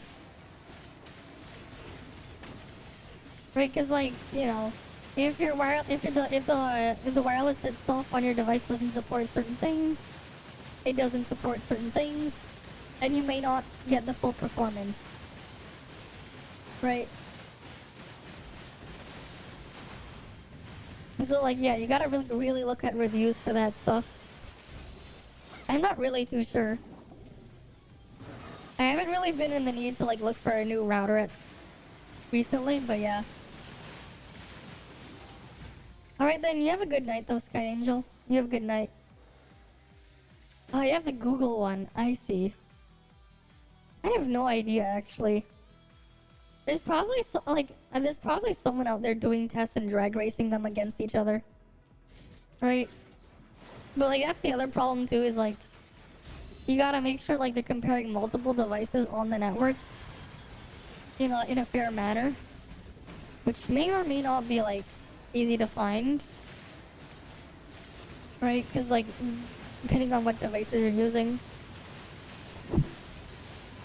But like let's say you're using you have your Steam Deck, right? From what I remember though, the actual wireless interface on the Steam Deck is actually quite good. Like it can theoretically hit almost 1 gigabit in terms of transfer speeds, theoretically. Almost. But obviously a chain is only as strong as its weakest link. Right?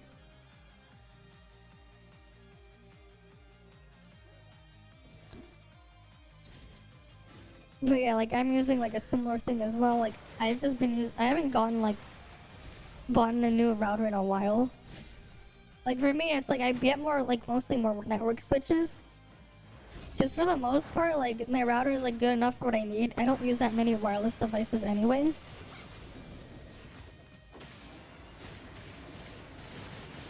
But yeah. Supposedly the new one download games faster, but you'll see, yeah. Well, again, that depends, right? Is your internet fast enough to support it? But yeah, they improved it even more. I guess it's for stability. It does make sense though, because they did put a newer wireless chip. The thing is though, again, it depends on your network if you'll actually be able to notice the difference. But hey, it is nice that they improved that, right? They improved many aspects of it. Right, small improvements, but every improvement is always welcome. Right, they're always welcome.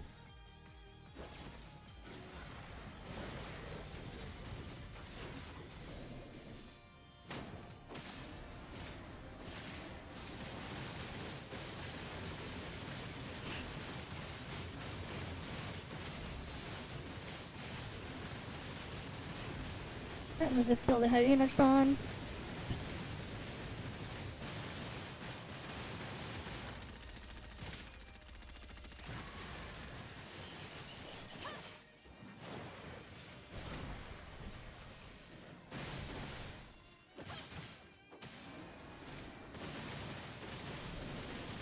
Hyunatron's almost dead.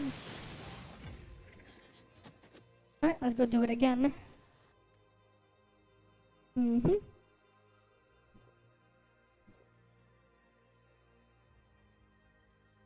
Would be nice if we can make it dedge.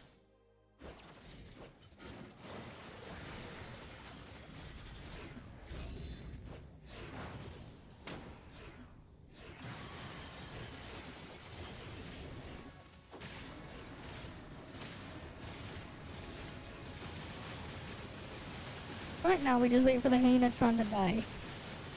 Almost dead. Almost. Man. You can die, Hyunatron. I know you can do it.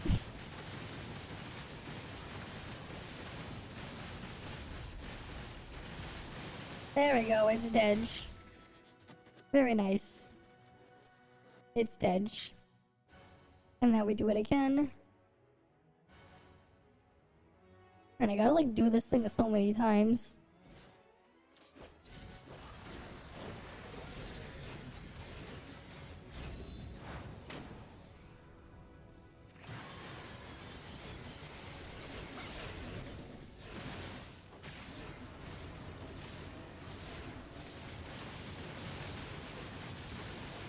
Right, and now we just go attack him this way.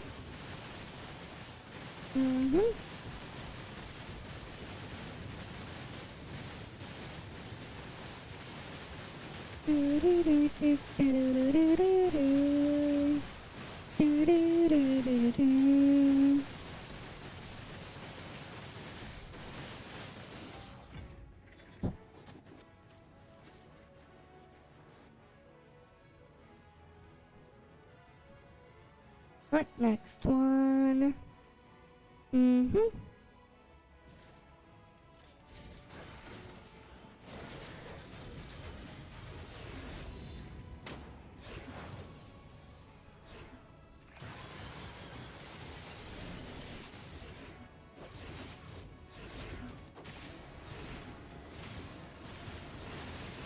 Alright, let's just go kill the Hyenatron now.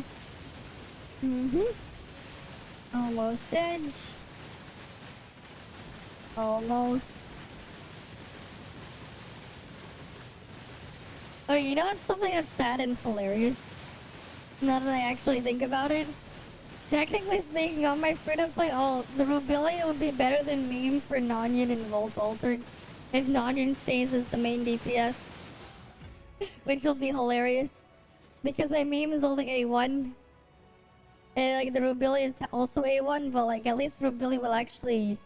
I won't get the penalty for using a fortitude weapon. Right, of like only getting of only getting like, what is it? In the DPS resonance. I won't get the penalty, and I will also like have just slightly better stats because of the DPS weapon stats. And technically Rubilia's discharge has like, what? Was it like 7% damage or something on it? Which is like a little bit more buffing than the other way around. You did something really dumb over at PGR. What was it? Are you sure it was dumb? Because it may not have been. Who knows? You got Jet Jaeger, the pet for Nonomy mech, and here's the thing, what is it? You don't have Nonomy? Or she's still, the Jet Jaeger is still, yeah. Yeah, who'd you put it on? I mean, like, you still put it on any, like, fire. Any flame character would still want the pet, right? You still want it for any flame character. You put it on S Kamui. Wait, why'd you put that one on S Kamui? Wouldn't Kamui prefer a different one? Right, what element was S Kamui again? Wait, because what? He needs a pet kitty. I guess? Whatever. Right? You do you.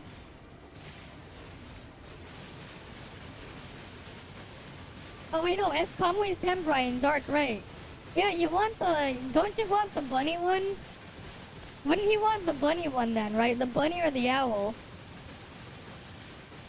You thought it was the funniest shit to do? Right, I forgot about it. It's like I even have him, I just never used him. Because like, I started off using 21 there, and then I eventually replaced 21 by Karen. Nina. Right, the Dark Karen Nina with her vertical spinning helicopter. Ah, you got it by chance. Okay, fair enough. Fair enough.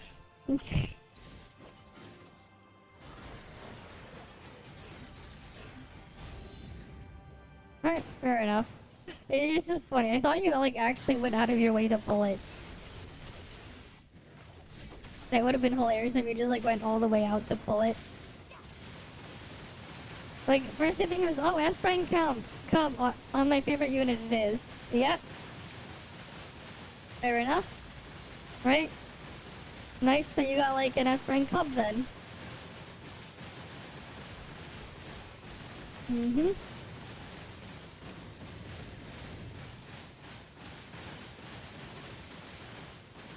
You don't know what to name it. I haven't even bothered to name mine. I never named any of my cubs. You're thinking of a name for it.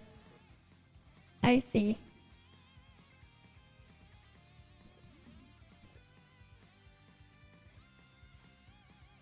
Alright. Bazoinkers. What the hell? You ain't good with that. Yeah, that just sounds dumb. Dumb. Yeah, you just name your cat Bazoinkers. Nah, I got a name for your cat. Schrodinger. Best name. Your name is Schrodinger. Name your cat Schrodinger. It'd be funny. That's a funny name for a cat, Schrodinger.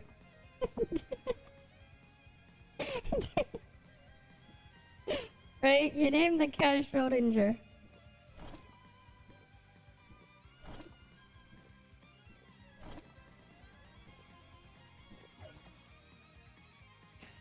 It's like the most posh and elegant cat on the street. Yeah. Target eliminated. But also, it has another meaning too.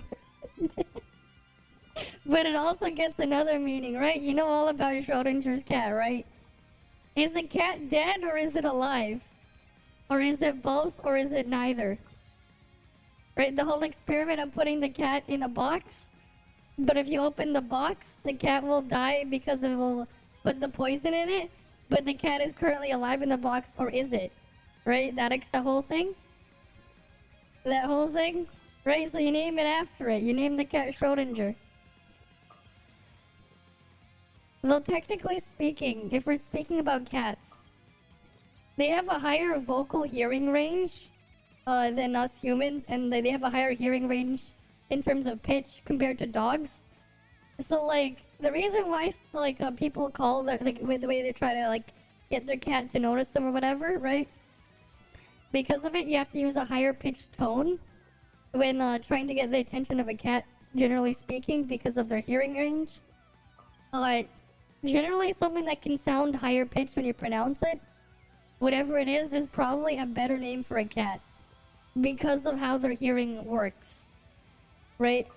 Like if you have like too deep or like too low of a sound there that like we can hear, some cats will not be able to hear it, or rather, they won't be able to notice it. Maybe they'll hear like it'll be like white noise to them or something, right? An emo pet cat.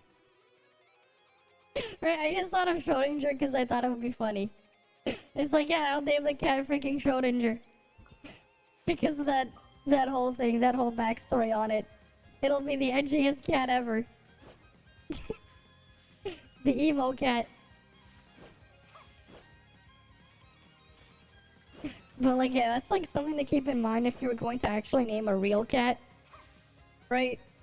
Especially if you want to get its attention. You want to have something that can sound like in a higher pitch when you're gonna go call for your cat. That would be like the ideal way to name your cat. Something that will sound higher pitch, right? Because it'll be like the actual sound wave itself will be at a higher frequency. Yeah, what's the cat doing? Nothing, bro. It's just listening to old school Paramore. Uh-huh. But yeah, like that's something that's something interesting right there. I don't remember where I saw the research on that, but like I saw something like on that topic like a couple years ago, and I thought it was like interesting. Right, but yeah, this is like a fun fact there about cats. Right, on how you would try to find a name for them. That would be like what would that be like the ideal target there? A name that would be like high pitch enough for them.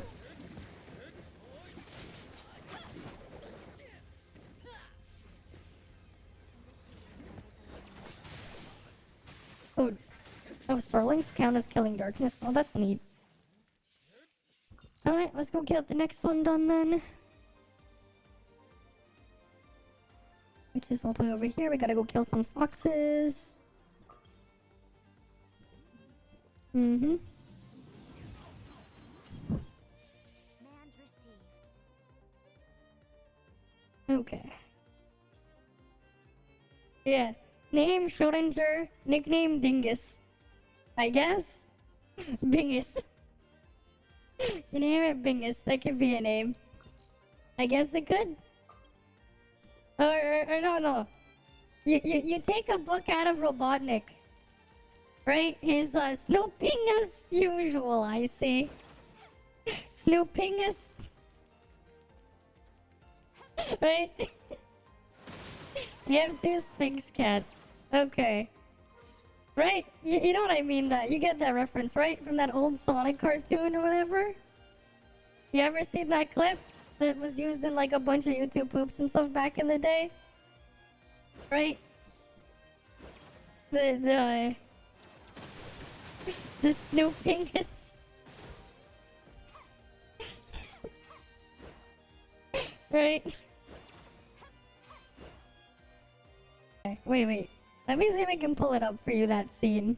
I think you know what I mean though, right? I think you've heard of it before.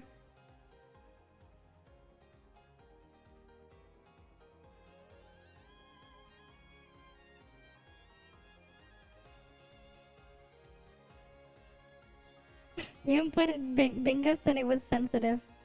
Here.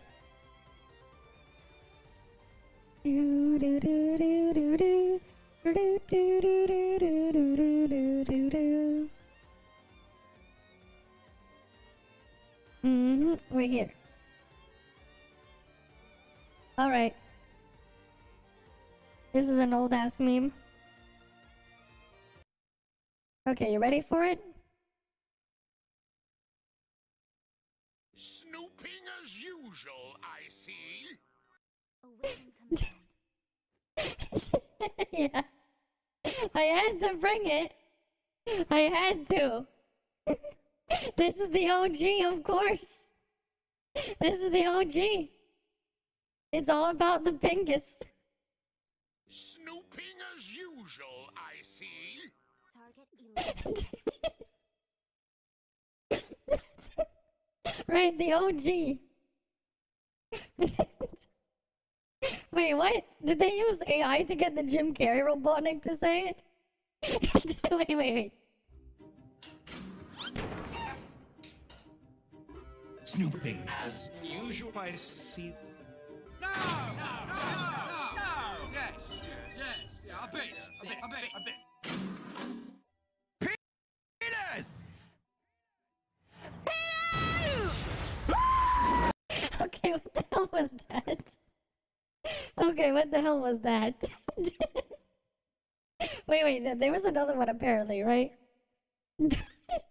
There was one from Sonic Boom as well. Okay, wait, I gotta see this one. Ah, Sonic the Hedgehog. Snooping as usual, I see. Yeah, Mike Pollock can't do it.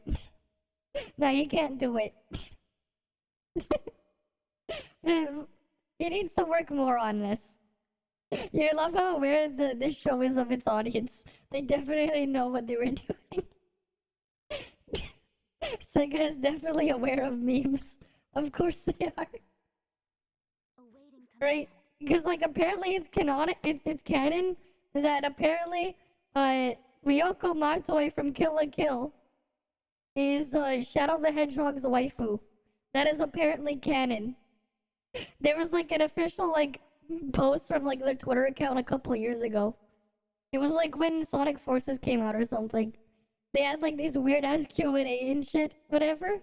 And like Shadow like basically said he liked the one with the scissor blade and the engine with the scissor blade and everything. It is pretty funny. Like I don't remember the exact clip. I remember seeing it a couple of years ago and I was like laughing my ass off. Because like I can't really show it because of copyright properly. But like I know there was like is or something like that. Where was it? There's like a Kill la Kill OST final boss theme. They took the second opening of Kill la Kill and they merged it with Live and Learn. And like they're like putting different scenes in there. Like it fits so well. Eliminated. Like this was some like thing I saw like a long time ago. I thought it was funny. Right? I don't think it's safe to like actually play it though because of copyright stuff. I might be fine. I don't know. You just remember my Kirby gameplay. Wait. But which one? With the underwater bug? Awaiting Oh yes. You prefer Satsuki's thick eyebrows. Fair enough. Fair enough. Oh yeah, I remember that underwater bug. That was funny. Remember like how many times I kept triggering the freaking bug? It was just like never ending. eliminated. It was just non-stop. Like what?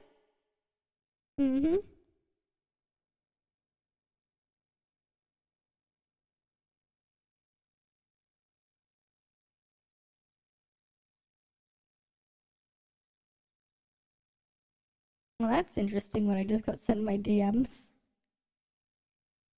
Awaiting Okay then. That is kind of crazy. What's funny is like they also had Nitro as well. Okay. But yeah, like that was definitely something. You know what? It might actually be fine. They actually made a death battle of it. Goddamn, Ryoko versus Shadow. Wait, let me see if I can actually find it.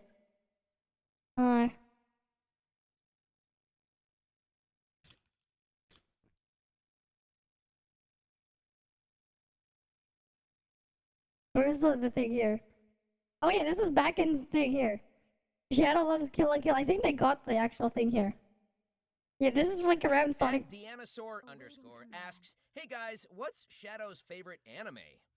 Oh, is Shadow a, what's the term again? We... First, anime is a highly respected form of art. It was not a mistake. Second, I like the one with the edgy girl and the scissor blade. See? Target eliminated. This is actually canon. This was from 6 years ago. Wait, is the original tweet still up?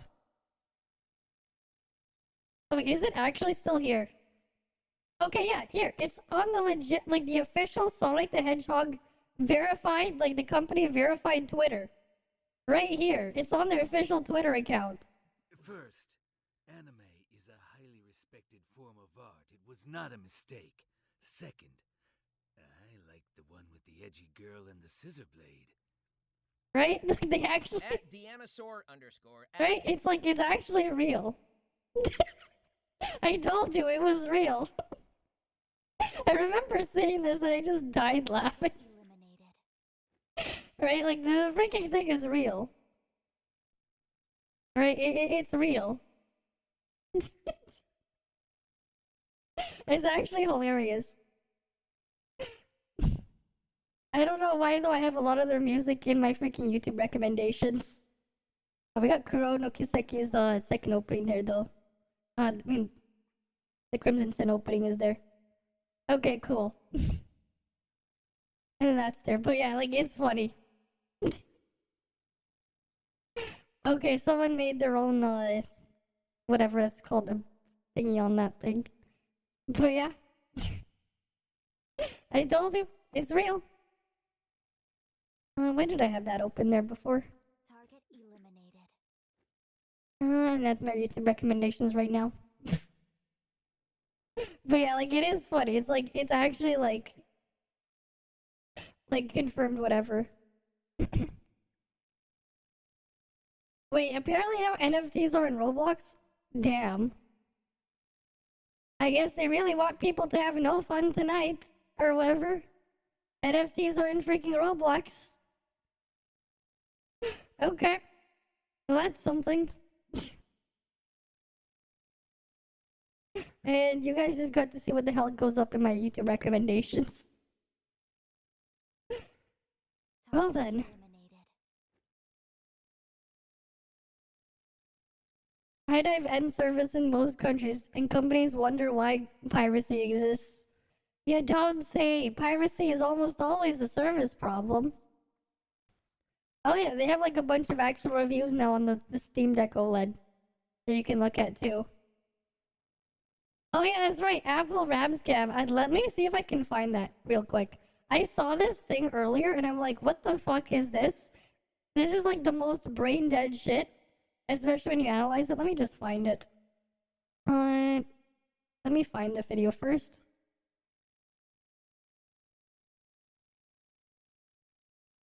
Okay, I found the video. It's like very short.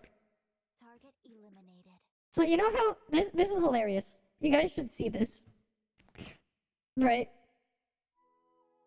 8 gigabytes of RAM on M3 MacBook Pro, analogous to 16 gigabytes of RAM on PCs, claims Apple. So in what world does 8 equal 16? In what world does 8 gigabytes of RAM equal 16? Huh? That shit makes no sense at all. Comparing our memory to other systems' memory actually isn't equivalent. No, it is equivalent. They're just like saying this out of their ass. Because of the fact that we have such an efficient use of memory. and we use memory compression, and we have a Oh yeah, you mean memory compression. You mean the thing that's been in computers for more than 20 years. Target Windows has been using memory compression since how long?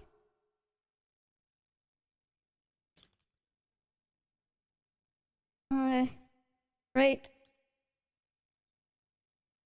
Memory compression. Maybe we can like look it up when people started using it. Virtual memory compression. How long has this thing been around? History. In the 90s. command. God damn. We've been, like, it's been in use in the freaking 90s. Like, this shit's been around since the 90s. Look at this shit. As if, like, that's not anything new. Literally everything uses freaking, yeah, you have kids out here buying NFTs. You have Apple trying to say 8 gigabytes of RAM is equal to 16 because they used freaking memory compression, which everyone's been using for the past forever, right? Like, you know, memory compression's just been a feature in like a lot of computers for more than 30 years. It's just been a feature in the operating system. Like, bruh. What? Awaiting command. unified memory architecture. Actually, 8 gigabytes on an M3 MacBook Pro is probably analogous to 16 gigabytes on other systems. It is We not. just happen to be able to use it much more efficiently. And so what I would say is, people need to look beyond the specifications and actually go and understand how that technology is being used. That's the true test. And now I saw a delay opening Lightroom on the 8 gig compared to the 16 gig. And switching photos, the 16 gig is more responsive, and the same thing when I zoom in, the 16 gig is instant. Looks like our Lightroom export is done on the 16 gig model. I pressed this one first, this one opened up first, and this thing is, what, 20%, not even 15% done maybe? It took a minute and 6 seconds, and it was looping it. That is Why you talk like that? I have no idea. This guy just puts like this guy just likes to make these random ass memes on crap, and he does that in there. crazy. A pretty huge difference. That took about 5 minutes compared to This is Apple saying 8 gigabytes of RAM is analogous to 16, and this is why you look at actual reviews. The actual 8 gigabyte models of all of their shit is just actual garbage. Literally just e-waste, and you can't replace it and upgrade it on your own because everything is soldered down. Yes, these two are both Apples. Yes. over 20. One is the MacBook Pro with 8 gigabytes of RAM, the other one's with 16. You don't have enough memory to keep the cores fed? Of course you're gonna have a bottleneck here. Very massive one, right? Because like the freaking thing is like working hard on it, but you have the other situation here, right? Right, the cores are just idling because they don't have enough memory to feed it data. So like a lot of the processor itself is just stuck doing nothing because it's waiting for stuff to get fed to it. Eliminated. And this is why it's like complete bullshit too. When they say that stuff. It makes no sense. It is not equal.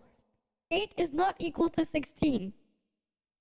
Right? minutes. Oh yes, I also failed to mention that we charge an extra $200 for every 8 Oh, gigabytes. here's the best part as well. Technically speaking, if you have unified memory, right? So like, if you have a system like, let's say, like a regular system and you're not using integrated graphics, your memory is only there to feed your CPU, and that's it, right? But with how Apple is doing it for their Macs, because of their proprietary SSD setup, the actual unified memory acts as the RAM, the DRAM cache for the SSD, right? And the memory controller for the actual storage. It acts as the RAM for the graphics, on top of the RAM for the CPU, right? So you would actually need more because you're sharing it rather than less. If anything, 16 gigabytes in this situation is actually not equal to 16 gigabytes in a laptop that doesn't have it unified. It's actually worse in that regard if you're hitting everything at once. Right? It's like, but like the way they're talking about this is just ridiculous because it's like, it's not true. Yeah, you're using VRAM too, right? Because there's only like one chip in there and it's handling so many different tasks. Right? It's the same thing with your phone, right? That's how they get it to be so small and so compact. Right? Like, it's like actual bullshit. But then, like, this is how much they try to upcharge you. You know why they do this? Because they can say starting at and put a lower price at the starting at in their ads. But, like, nobody with a brain should be buying their lowest spec configuration. They actually do not want you buying this one. They're doing this to upsell you on the next model. But they price it a little bit in a weird way to kind of get the other one to subsidize it. For the dumbasses who buy the cheaper model. Right? But, like, they're not the only ones that do this, but, like, they're the ones that do it, like, to make it, like, really obvious. Bytes of RAM that you upgrade. Why? Yeah, I wouldn't either. Because we are unified. It is more revolutionary than other memory sticks, and it's more innovative. Oh, you want to see innovative?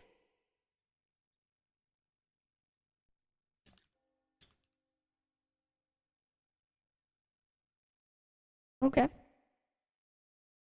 Here you go. Awaiting command. This Intel has the innovation right here. Can you afford it? No, but they have it.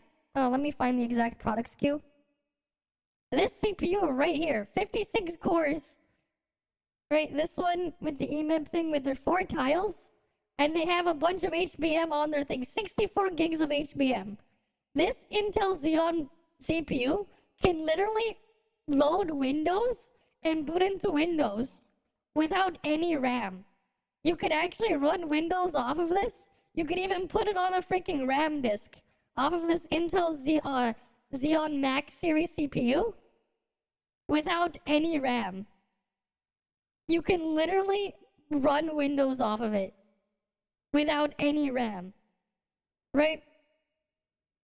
Like, hey, if you're gonna point to innovation in this situation, right, about memory, like, Intel could actually say this. Technically speaking, they could tell people that that you could run your computer without any RAM, with 0 gigabytes of RAM, if you use the CPU, right? They could technically tell that to people. But obviously, the customer buying this product, they're putting this in the freaking servers. So, like, they're gonna be loading this shit up with, like, terabytes upon terabytes of memory. And they're gonna use the actual 64 gigs of HBM as, like, some sort of extra level 4 cache. Probably. Right? That's how it's probably gonna get used. Right? Like, this is not meant, like, this is for, like, scientific workloads or some really crazy calculations and stuff. That's what this is for. Alright, they have 32 to 56 cores with 64 gigs of HBM on the package, right? This shit's insane, right? But yeah, like that's the thing. I don't even know how much it costs. Like, you'd have to, like, contact them if you want to buy one. Right? I'm pretty sure though, like, it's starting at like $10,000 for the CPU alone. Your motherboard's probably gonna cost like $2,000 to $3,000 for, like, the sheer amount of stuff on it to make it work. Right? Like, that's just if we consider, like, their previous flagships, how much they cost. I'm assuming it's starting at 10,000. Right? But, like, that's a thing. Like, in this situation, I would say that one right there is actual innovation. What Apple showed off is like what they're saying. It's definitely not. If they put HBM on there, I'd be like, okay, fine. But they didn't do that. Also, HBM is expensive. That's why, like, you don't see this shit in consumer stuff, right? The first HBM product that they sold to consumers was the Radeon Fury, right? The Radeon Fury from, like, was it 2015? I think 2015. Right, the Radeon R9 Fury, and then they put it in the Vega cards, and then they stopped putting it on consumer cards. And, like, Nvidia's only been selling them on, like, their top tier Quadros for, like, servers and stuff, right? And AI stuff. Right, they're not putting it in the consumer cards because the shit is expensive. It's incredibly fast. but it's also incredibly expensive. But yeah, like that's something right there to think about. Surely Mac OS can run smoothly on 8 gigabytes of RAM right now, but we never mentioned that it will become obsolete when we upgrade to the next and more demanding Mac OS. Yep. But don't worry, you can always upgrade your memory. Oh, sorry, I forgot we are Apple. Don't worry, you can always trade your shiny new MacBook Pro for another one, which we will probably charge you an extra $1,000 for. Right, the way they're doing this, it's like, it's definitely not because of how they treat this shit. Right, they put this out there because the dumbass consumer won't understand what they're actually doing. This is obviously false. This is gonna end up in a landfill. They're gonna physically destroy the product and then put it in a landfill so that nobody can recover it. That's what they're gonna do. And then they're gonna sell you a new one. Thank you for being a kind and very loyal Apple customer. Your naivete will always push us to release the same products and charge you a shitload amount of money for small upgrades. Wait, what? Wait, I gotta see this now. I gotta see this now. How expensive is that? Does that get? I actually gotta see now. From 2099, it's starting. Wait, that's for the 8 gigabyte model. What the fuck?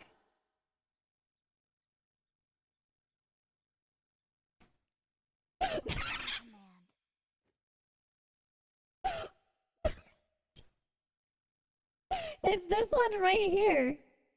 They're talking about this one right here. 8 gigabytes of RAM. Look at this. Look at this.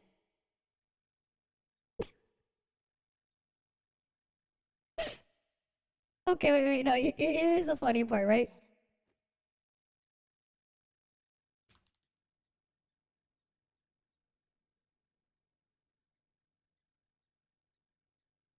Okay, so like, here we can actually look at the price of RAM. Right, so we're looking for DDR5, right? We're looking for LP DDR5, LP, where is this? Like, we can actually just see the prices of DRAM right here. Right, this is where it gets funny.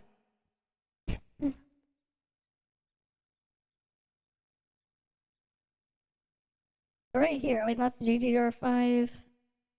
Come on, where's DDR5? LPX DDR5 here, right here. Mobile DRAM pricing right here. Right, we can like look at how much is 16 gigabytes gonna actually cost them. Oh wait, I have to log in now to actually see? Oh, that's lame. Before they would actually just show you the pricing of DRAM like immediately. I haven't used this website in a long time. Right, average price DDR5 sold in for laptops. Right, for laptops. $15 for 8 gigabytes. 16 gigabytes will cost them 24. Right? If anything, because like the higher density and how they actually have it laid out, the actual price is not even linear. Right? It actually gets even cheaper. But with like a higher capacity to an extent. Right? Like I actually saw this as well. Like when I was like looking at freaking RAM. Right? Like look at this. You probably didn't know this is a thing.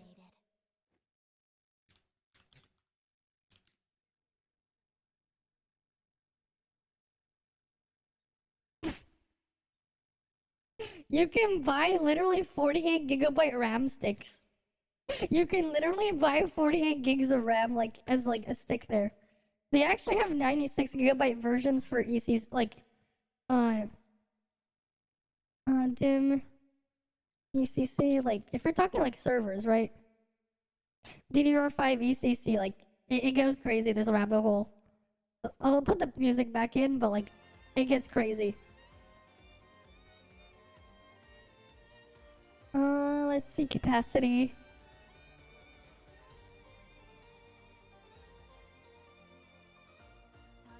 Where's the 1X stick?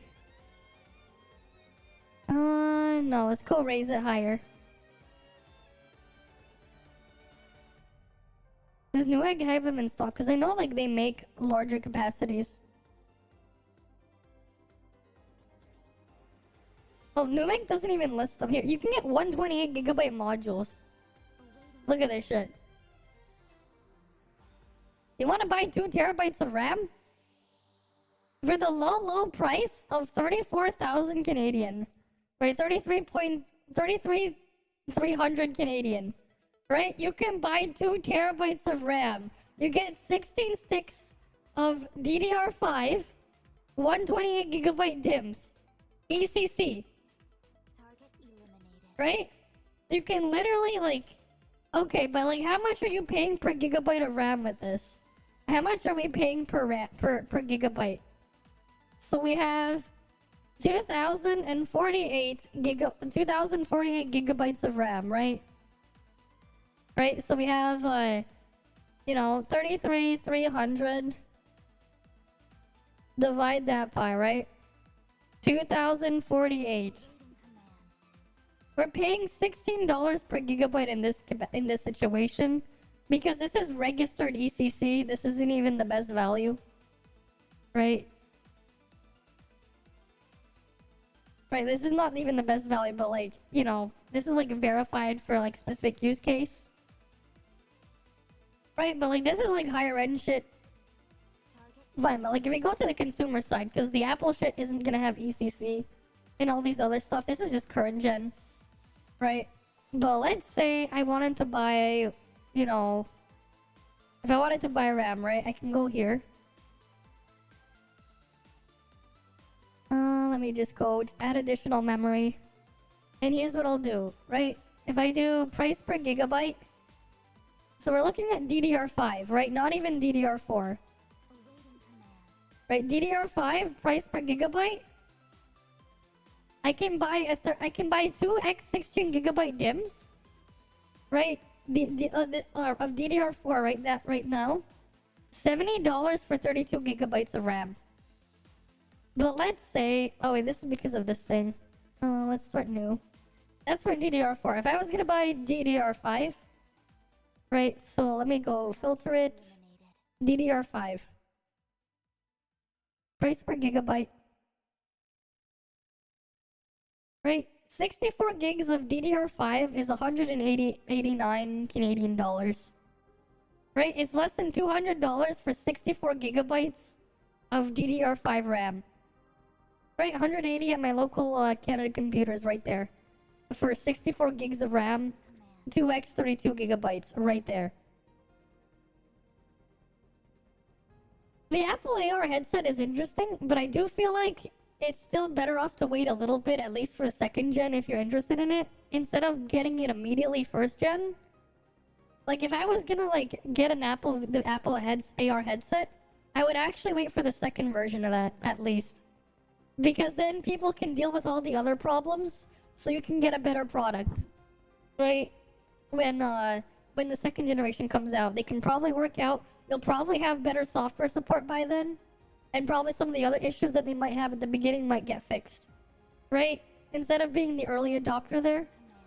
And who knows, maybe like you'll have other competition that's like actually not shit around that time, and who knows what might happen to the pricing. Who knows? Do you want a set of memes every time a big company decides to act foolish? Then considering subscribing to NickTech. Right, this guy just does Alright guys, remember, if you're an impatient person, okay then. customers aren't happy with 8GB of RAM, just soldier on. Sorry, I mean solder it on. Yeah, solder it on. No user upgrades. Oh, hi there. I'm Sam Tucker from Apple. And you may have heard recently that our customers are complaining that their new MacBook Pro laptops have less memory than Samsung phones. Well, I'm here to tell our customers to shut up.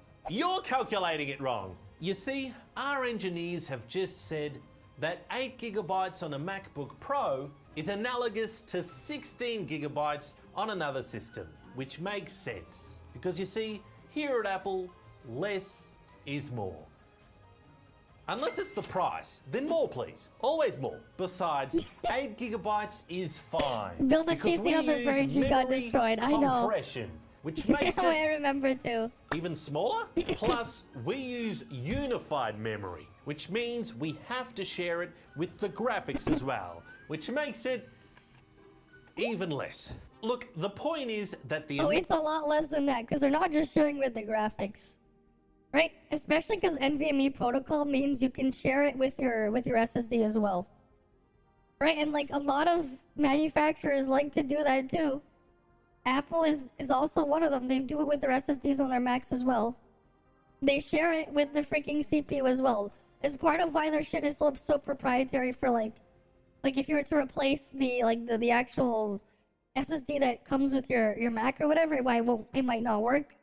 That's why, because like they share it with the freaking thing there. The amount of RAM that your computer has doesn't really make all that much difference. It only makes it maybe twice or thrice as fast. According to Max Tech, who compared the 8 gigabyte to the 16 gigabyte model. It simply doesn't have enough RAM. Hang on a second, why is he doing actual tests instead of just drawing a line on an unmarked graph? Anyway, I wouldn't take anything Max Tech has to say seriously, because if you learn anything from our M series chips, Max isn't actually the most, for some reason. No, the actual Max that you can get is called Ultra.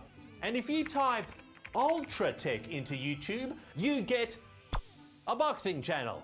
And well, let's see what they have to say about steak and chip pie. Look, best ever pork pie. Best ever pork pie. Oh, I'm sorry, how good is our pie? I have to say, this pie is actually quite average. Well, that was all a bit of a tangent anyway.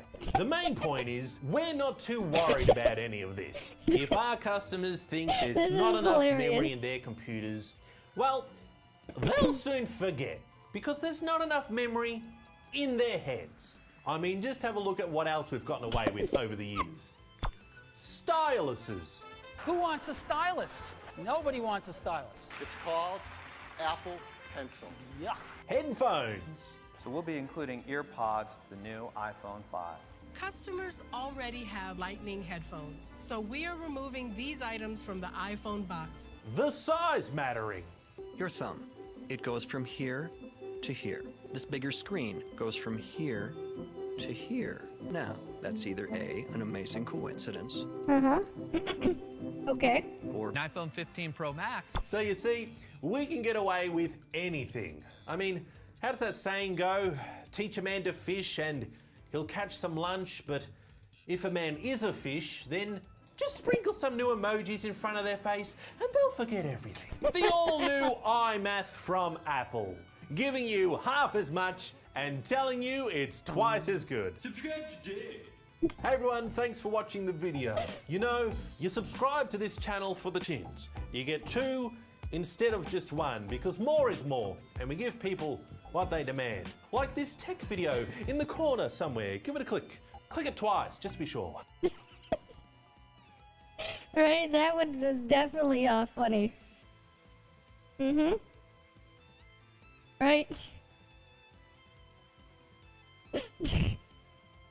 Right, that was definitely something.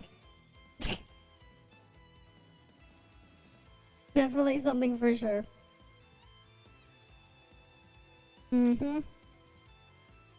Held that gate cook up there. This is definitely not on global. That's definitely the CN crap he's using in here. I'm pretty sure. There's no way that was for global if you just looked at it the other day. And then he went crazy over it. Okay. Alright, what was I doing again? But yeah, that was definitely funny. Them trying to say 8 somehow equals 16. Alright, at least, you know, where's that one with the... Oh, let me see if that one... At least, you know...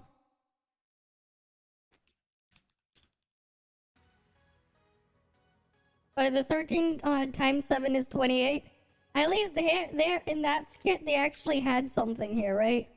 If you ever saw this old one, this old thing, right? At least with this one, you know, they kind of had something going here, right? With like whatever version of this, right? But worse than that with the 7 times 13 equals 28. But like, it is really funny when they claim that shit, when it's like, that's just the norm. And that's been the norm for a long time. Right? I remember, actually no, this was funny. I remember when the AMD Radeon Fury came out. AMD tried to pull off the same bullshit when the Radeon Fury, their flagship card, had only 4 gigs of RAM. Because it had the HBM memory. And, yeah, how did that age? It didn't age well. Yes, they had some incredibly fast RAM. Significantly faster than whatever RAM that Apple is going to put on their M3 chips. Right?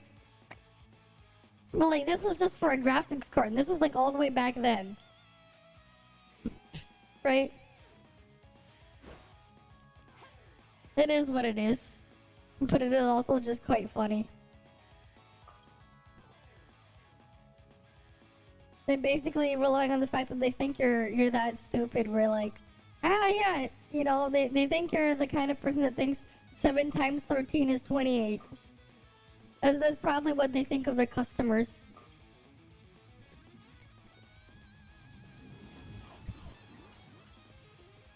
But yeah, it's like, I will always remember that thing, because like, I've seen, they have various different versions of that skit.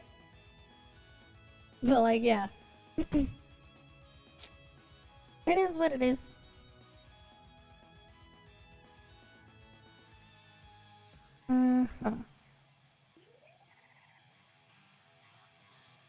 What else is there in here that we can look at?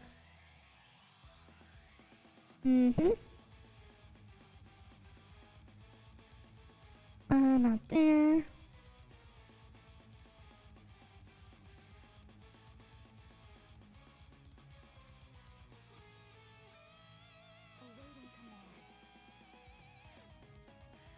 Nope. I can't even find the thing. But it is just funny. With like the way they say that shit. It's like, why? How is 8 equal to 16 gigs of RAM? It is not. But that's the world we live in.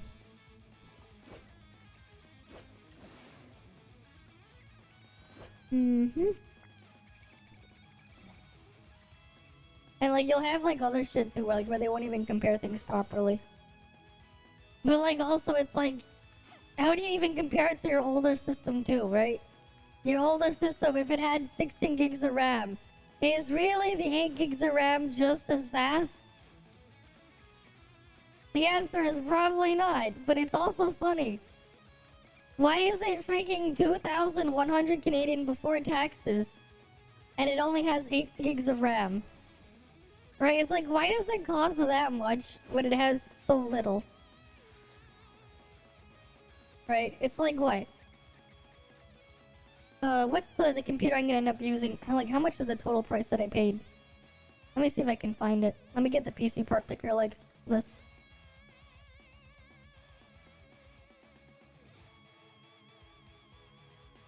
Right. Oh. Right, so like, this is how much I would have like paid, right? This is cheaper than the M3 MacBook. Right, I get the CPU, I get this cooler, I get this freaking motherboard. Oh, this is actually quite a bit cheaper because it doesn't include the bundle discount I had. Right? There was this thing, this part, this part, this part, right? The graphics are everything. Right, 7950 X3D. This isn't even what I paid, right? That's like 900 Canadian. Right, like, and this is before taxes, right?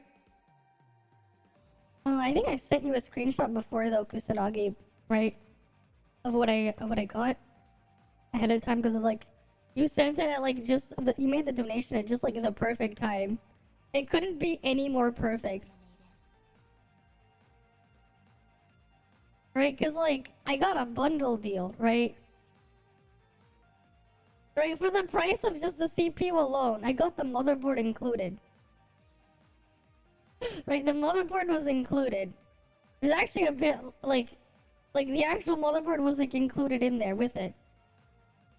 Specifically Vugo just had a lower price there, but like the normal price in the other retailers, 'cause I guess Vugo has they're having a sale on the actual CPU alone, right? Canada Computers. Literally, the CPU alone is 960 Canadian before tax. Right? 960. They're sold out.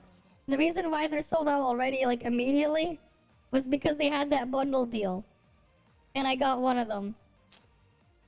You literally like sent it like at the best possible time. Can you imagine like this thing, right? Like if I was to get it now, right? That thing plus like in the store, right? Plus the motherboard.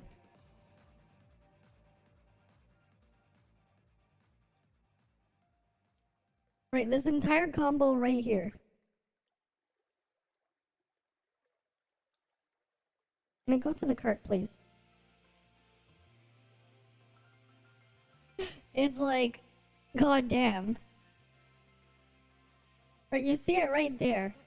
This is like, including tax, that's $1,400 right there. Right? Like that is crazy right there.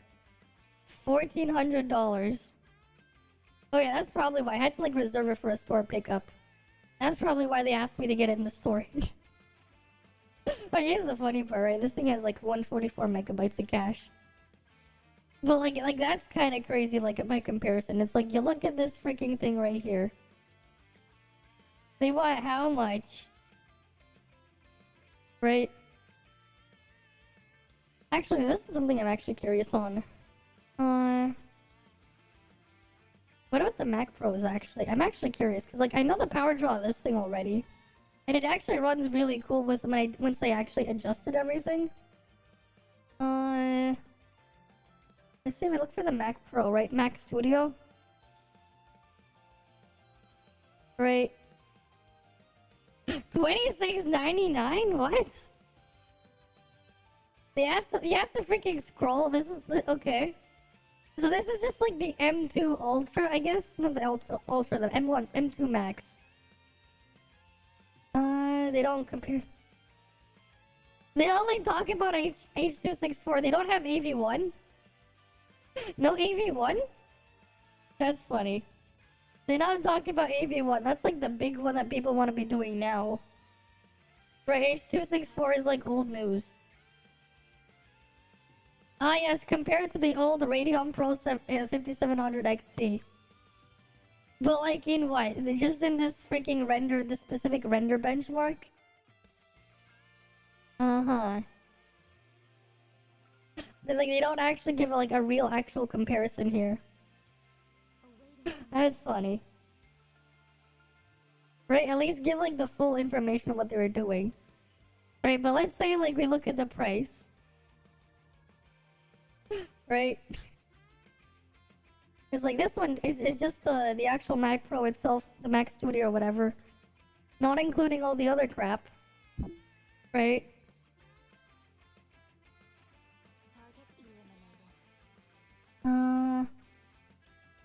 Where would I even see it? Where do they even put it? It's like I can't even find it on the freaking website. Maybe if I click on the buy tab, I can find it. Okay, here we go. I get the 30-core GPU, the 12-core CPU, for the low price of $26.99 thing. I wonder though, what was the freaking power draw on that? Cause like, here's the funny part. So like, the actual X3D thing, right? This thing draws less power than the current CPU I'm using. And it's like 4 times faster. At least from my testing with it like running Prime 95. Which I'm pretty sure most people aren't going to be using their computer just to calculate prime numbers in like an AVX 512 workload. Right, I was like stressing it to the max. And I was like, yeah, I had my temperature limit. I set it to 75 instead of its stock 95. Right? But like, it was drawing like, it was like spiking between 80 to like 90 watts under full load. And like, the thing was like running really, really cool. Right, it's just funny because like people were going crazy, like panicking on how hot the things would get, but like as soon as you just make it so it doesn't redline itself, it's like it's suddenly super pog with its power draw and like its temps. As long as you configure it properly. And by configure it properly, I mean like don't force it to go as crazy as you can out of the box. Right. Wait, what does it even say here? Is like the power draw here on the actual list? Okay, 507 watts. Right, fair enough. That's what it says this entire system would draw. Realistically though, unless you're like fully, that's like under like full stress the thing out completely. Right, and it's like slightly older generation, I'm pretty sure like similar performance per watt on the 4080. But it's gonna be like significantly faster than whatever this is. Right? It's just funny though. It is just funny. Okay. When's the reset gonna happen? Alright, 17 more minutes after the reset then. We should have, what's it called? After the reset? Alright, after the freaking reset happens, we should have the join op. Oh, people are doing the heroic raid. Let's go. Oh, I thought the guy was doing the raid. Oh, I thought he was gonna make a group for it. Uh-huh.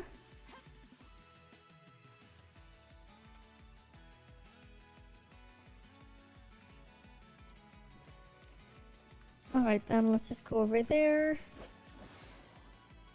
Do do do do do do do. Mm-hmm.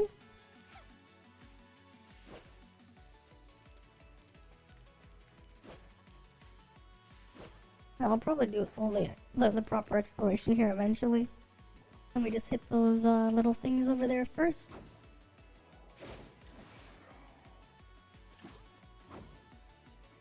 Alright, we'll hydrate. Wait 1 sec. Do they still have any more of those?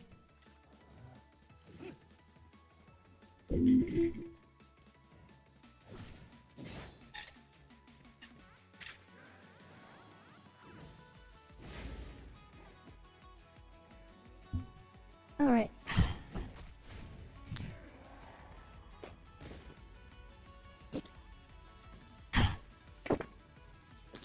Alright. There we go. Hit the hydrate. Mm-hmm. But yeah, it's just funny.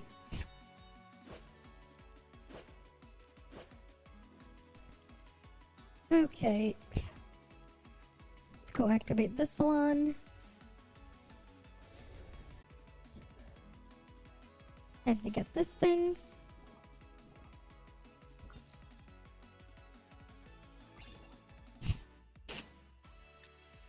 Wait, that was my progress in Joltville? Damn. That's a lot more than I thought it was. Okay. Mm-hmm.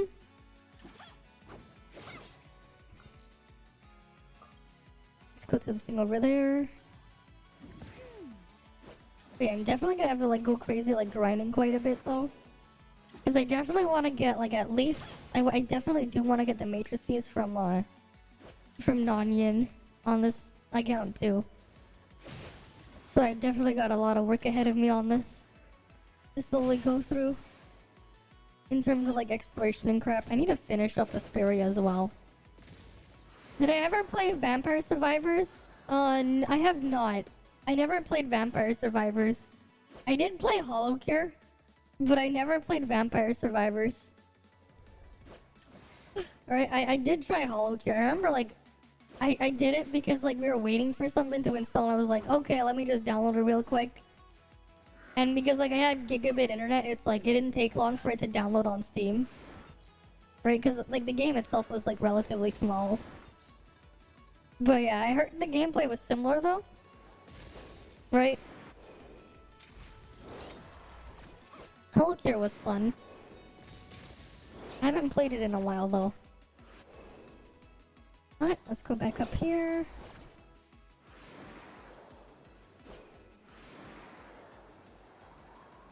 Let's go up even higher.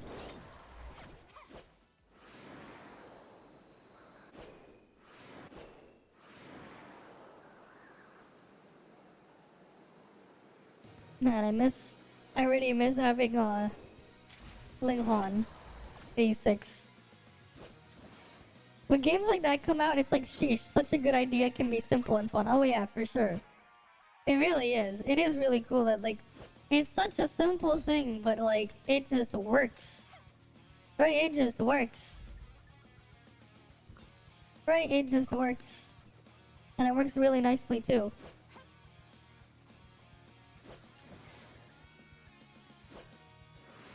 Alright, let's head on over this way.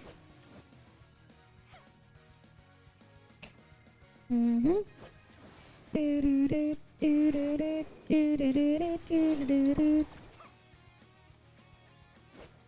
Mm-hmm.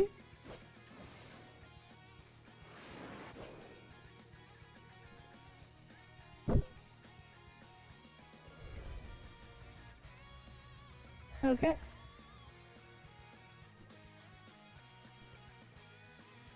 Let's see if we can actually get the raid going then. Because I also want to do the join up right after the reset, like immediately.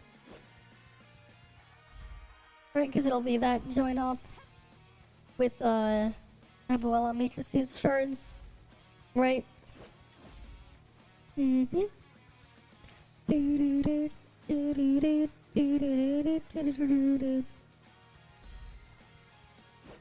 Mm-hmm.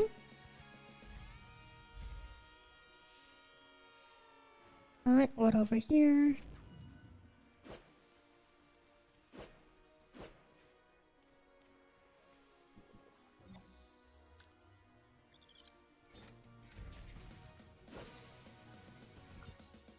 You saw a video where a guy said that non-yen changes will be applied on Friday? I guess? Because, like, they said it over the weekend. No, actually, no, that makes sense.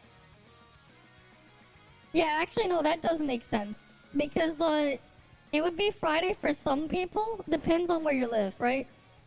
So for me, I guess it would be Friday. But for other people, it'd be, like, on Saturday. Because, China time. Right, so, like, what you probably don't actually know is, like, the dates and times they give us. That they give on, like, the other side. It's in a different time zone. And, like, that time zone is way further ahead of me. So, like, technically, Saturday there is, like, Friday here. For, like, most of it. Right? Because time zones are a thing. I'm 5 hours behind UTC, and China is how far ahead of UTC? Right? Right, because China uses the same time for, like, all of it, which is funny.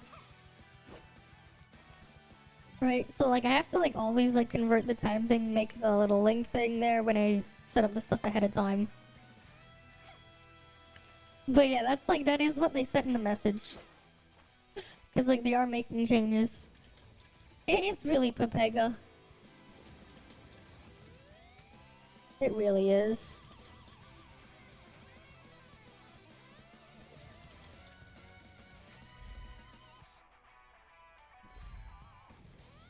Right, it just really is Pepega. That's what they're doing. What am I gonna do about it? Right. Okay. We'll just do this one next.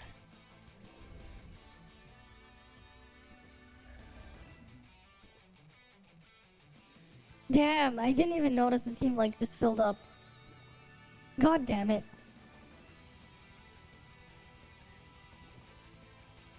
I needed my heroic carry on this account, because this account is Pepega. God damn it. I noticed it too late, but the reset's gonna be soon anyways. Might as well just run around looting chests.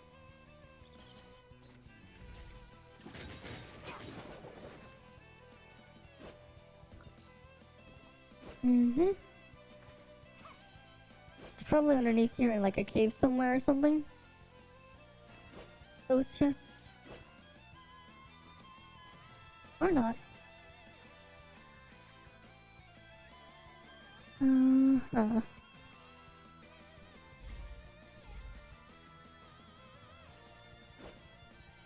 Okay, let's go grab these.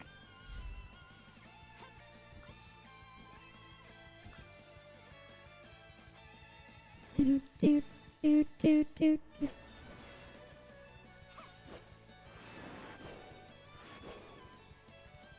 they're underneath, how do I get underneath there? Oh, it's on this side. Okay.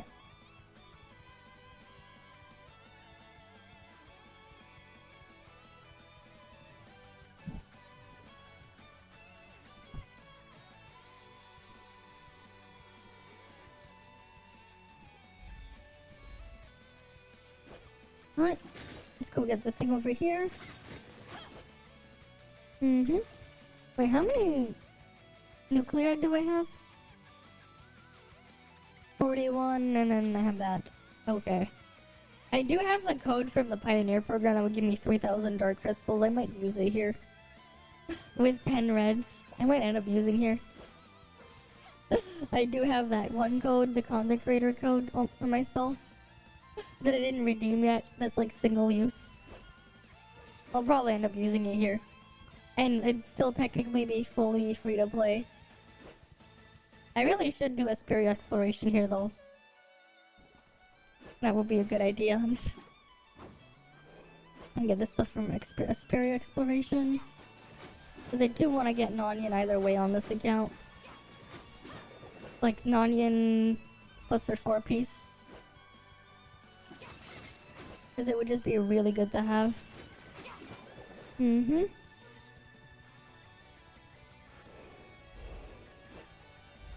Go grab these things.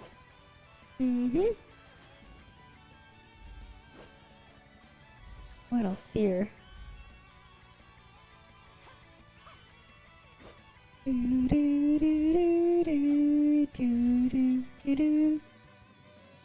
What else can I enhance here?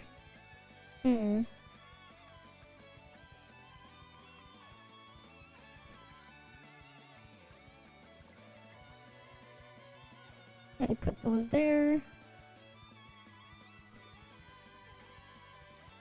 Alright, we'll just finish that space-time ref thingy. Wait,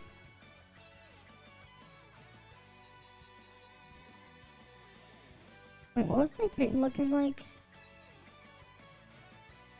Oh wait, I already had weak point 3 there? That's weak point 3, it's just this one's not. And then, wait, what did my reactor thing look like? Okay, wait, I have to augment this thing better. Ah, but I'd have to use the things there then. Wait, this one's weak point 3, so I have to work on legs, right? I have to do legs.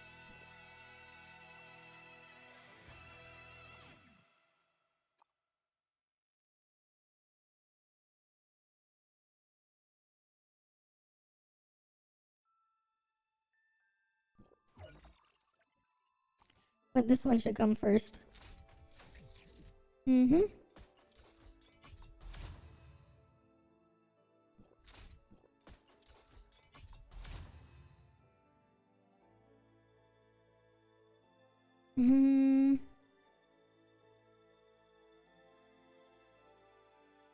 Okay, that's fine. That one could go up.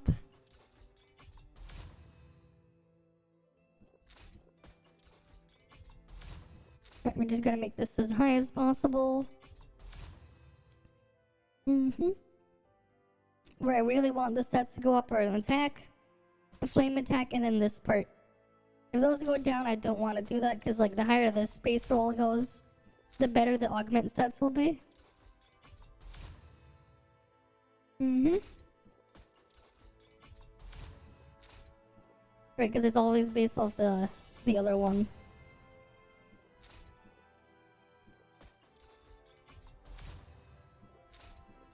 And I need this thing to tighten into weak point.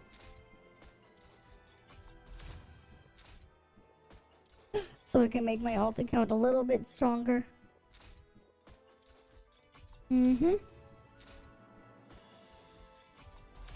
It's nice though how many pieces like I got that are like really good for Titan on this account though. Because it's like just more slots I never have to worry about rolling into.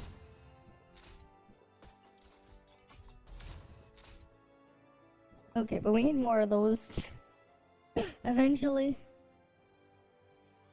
I guess I don't have any more of the other stuff.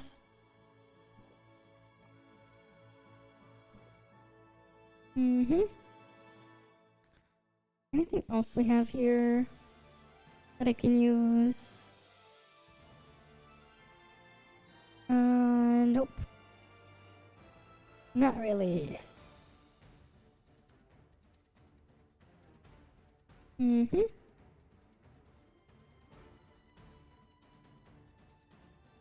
Okay.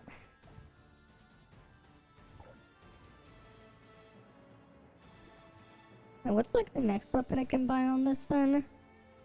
Oh, I forgot I actually got Tion on this. Because freaking Standard Banner gave it to me last time. What else could I get? That I want to upgrade from the original set? Right, I wanted to get 0 to A6. So that if I ever have to like make use of it. I really should get like all of the original standards to A6. I really should work towards that. Getting every single one of the original standards. Because it's like, hey, if I pull a dupe of something Pepega, at least I'll get the flame gold. Extra flame gold, always good.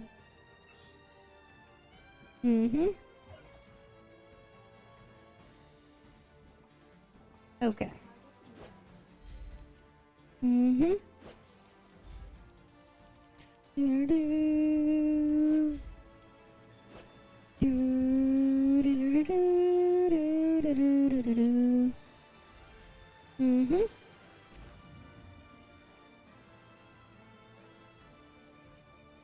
Alright, so close for the join op. Almost there. Right, the join op's gonna do the join op soon. For the matrix shards. Very, very soon. It'll be the time to do it.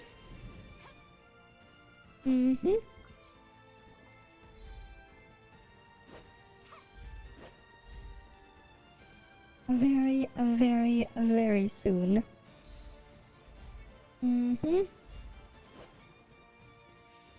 What's over here? Oh, there's a chest here. Nice.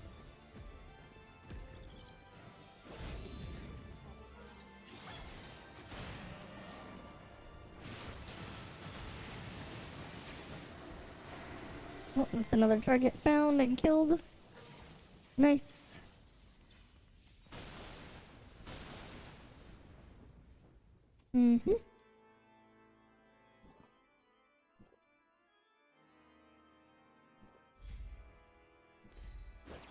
Let's go do the one over here on this side then. Right. We just gotta wait and do the prey thingy. There we go. Oh, there's a chest over there. I gotta go get it.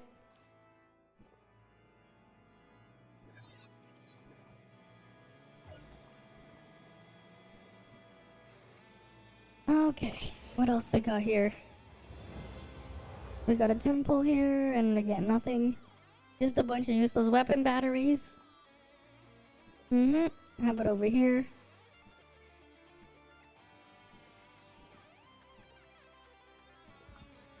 Oh, I should do the Jingshan thing just to get that one completed.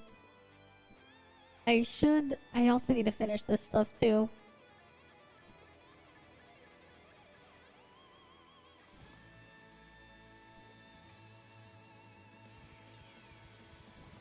Right, that's 3, and then that thing.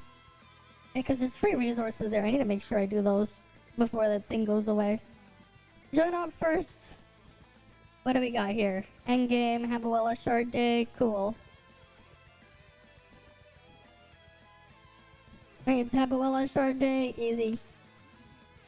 And then I'll have to do it on my main after. Alright, let's get on in this. Let's get on in on this. Load, load, load.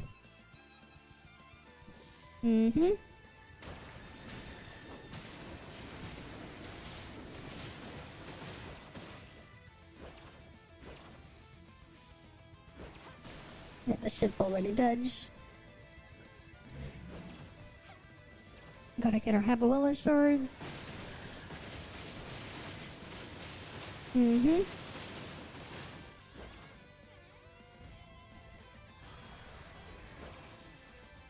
for this one.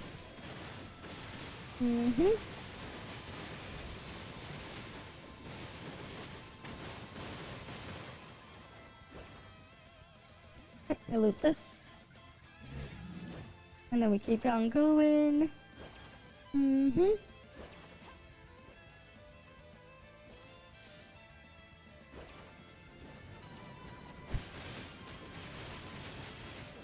Why isn't Leia attacking? Come on, Leia, go and attack. I know you're better than this. Go attack it. What the hell's going on with my freaking Leia? I didn't go and attack it. Even though I have a perfectly capable Leia. It's strong enough to handle the thing on her own.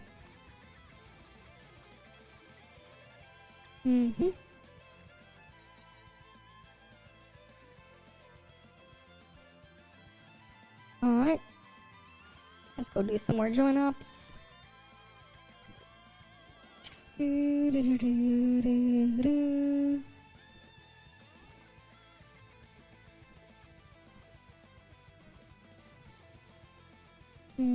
I guess I'll go just dump them all into visors. One day I'll get the perfect one. Eventually, maybe. Oh yeah, that's right. I wanted to originally grind more of that event thing too. I was supposed to like finish grinding out all that shit on this account as well. Where is it? What else did I need to buy here? Yeah, I'm gonna need these matrix data packs because I usually end up not having enough. Especially when the level cap fully raises up again. I'm gonna need to make sure I have enough of those. I don't even have all those relics done too. Okay. What else can we get here?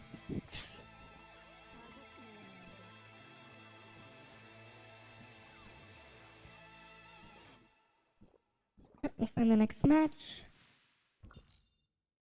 I'll go get that chest down here. Nice, chest is over right here.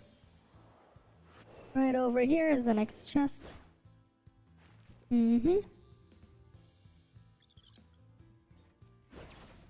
More snowy shards.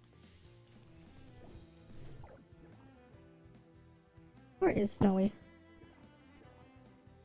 Oh, I need a couple more snowy shards, then I can advance it. Cool. Cool. Too bad Snowy's like shit. Right, it's too bad Snowy's shit. And I already have Leia. So it's like I got no reason to like actually upgrade Snowy.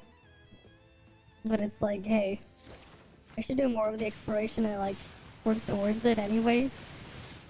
Because I'm going to need all the dark crystals and stuff I can get on this account so I can like pull for Nonyan either way. Because like long term anyways, Nonyan is a warehouse buff. So I need to get her anyways. No matter what they end up doing. But hey, if she can be like a decent multi-element main DPS when she comes out, that'll be great. At least even in the... Like, at least to let me do like some of the sequential stuff. That would be nice to be able to do. Mm-hmm.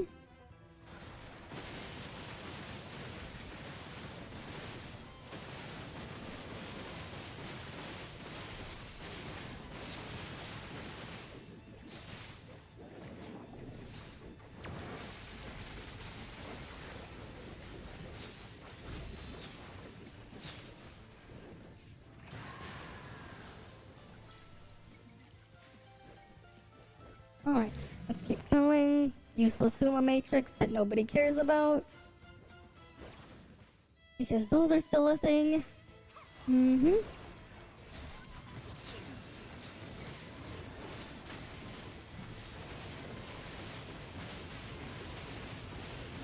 Alright, let's just go get rid of the puppet singer.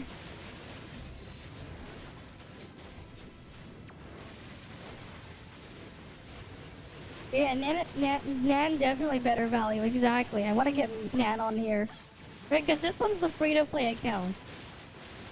Right, this one's the free-to-play account.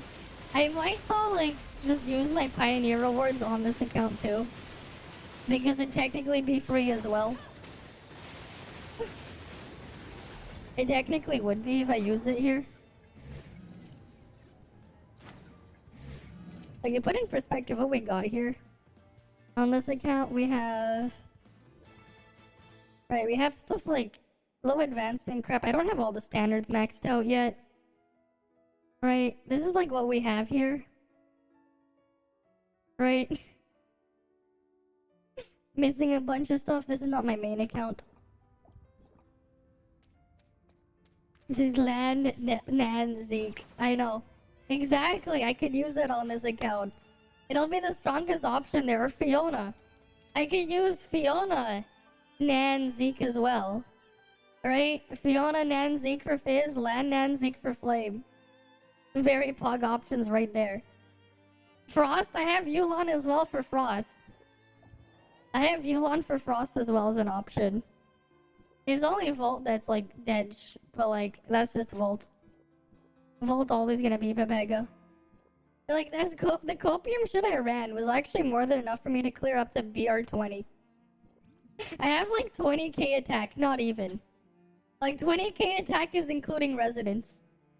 Like my stats on this account is like Pepega. And like it was more than enough without the mentor shit too. Like this is excluding mentor stuff because I didn't even do it with a mentor.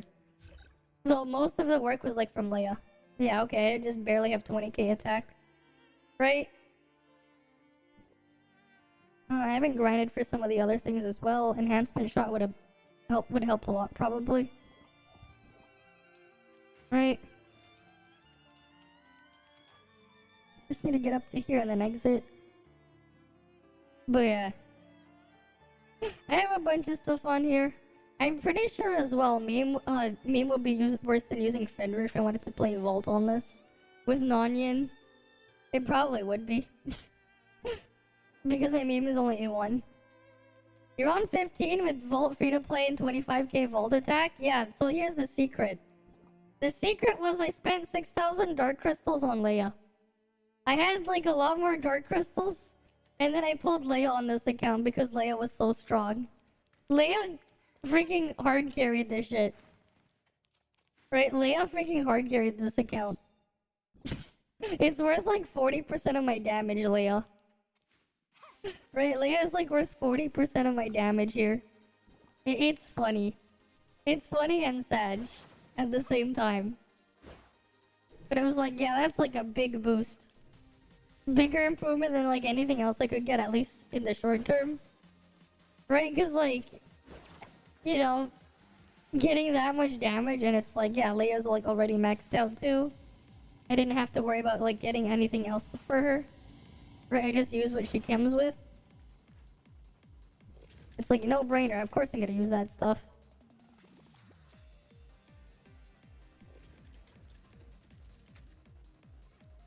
Oh, that one already lit up. It's like hard to tell with the lighting here.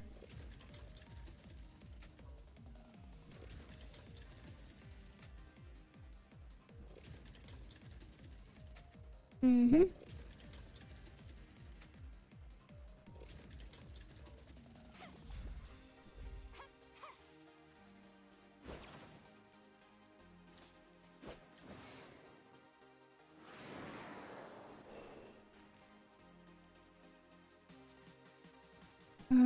I need to go like hunting for all these Alablaster chests. Because they give the shards so I can do the other side mission there too. For all those other rewards. Mm-hmm. Worth to replace Rubilia A1 with Nonyan, but yeah, it is. Rubilia is gonna be Pepega. It is definitely worth it to replace it. Rubilia is like so scuffed, especially if it's low advancement. Again, like, Rubilia is like replaced by A0 Zeke already in Volt. Right? Like, the meta, like, low investment Volt comp. Like, I actually don't even use... When I'm playing, like, doing Bygone here, I replace Rubilia with A0 Zeke. Because Zeke A0 is just way better. I only use Rubilia here because of exploration at this point. Right, Rubilia is on this account only for exploration. That's the only reason why I pulled her in the first place. Same reason with like A0 LAN. Right, and I got them relatively early-ish. Well, actually with Rubilia, it's like, to get Rubilia, I had to go, like, I was gonna go to do 120. And then it ended up coming in at like 118 or something. And then I just did like the extra 2 pulls. And just bought the other advancement. Yeah, for sure Nonyan's gonna be better. Probably. Right, like, freaking Rubilia is garbage. Right, so Nonyan should... So here's the funny part. If Nonyan keeps her on-field multipliers, you'd probably just keep Rubilia, honestly, and get rid of Meme instead. And use Rubilia as the background. Because technically speaking, right, in solo play, you go from 10% final damage and DPS resonance to 5% in balance, right? So Rubilia, just by using Rubilia instead, you're worth 5% damage boost because you don't use Meme as the on-field, right? And then you can use Rubilia's Thorns to do like extra background damage every time you rotate into it. And then Rubilia at A0 still has 7% Volt damage, or A1, right? Because you have A1 Rubilia, right? So you could use her in that way. If you're gonna play Volt main DPS, that's like that is a way to use her. As weird as it sounds. You have Zeke A0, Fiona A3, yeah. A0 Nonyan, easy boundless, probably. Probably. You'll have to wait and see though how far you can get with it. Alright, but you can probably make it work. But yeah, I definitely want to get the 4-piece as well. On this too.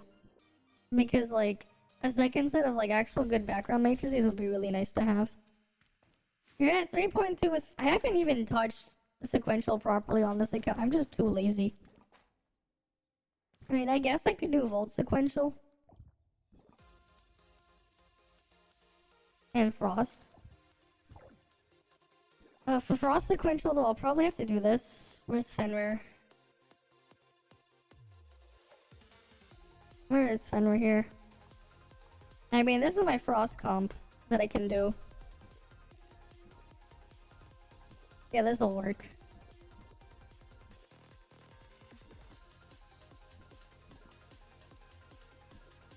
Right, and then like I have like a Frost comp here. What do we have here?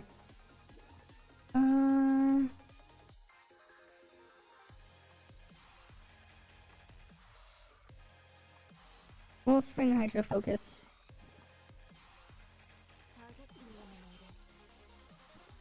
Where's, oh yeah, that's right. I was using Fenrir trait. Wait, what? I guess, wait, that's 23. I guess Fenrir trait is about the same as Fiona. Wait, no, Fiona trait will give me 6% damage.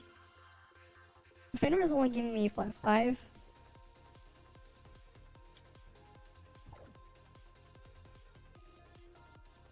Think before you act. Okay. Yeah, I should try Sequential. I'll try Frost Sequential on this.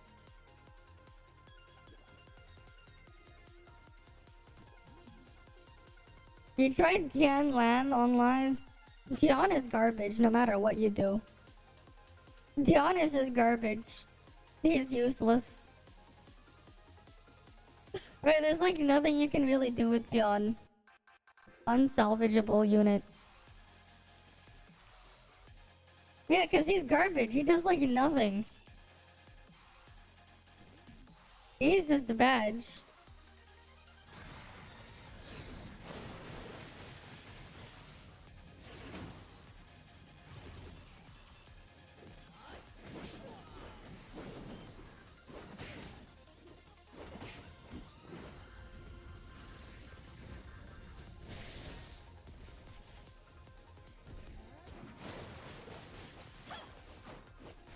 Damn it, not having enough charge at the start sucks.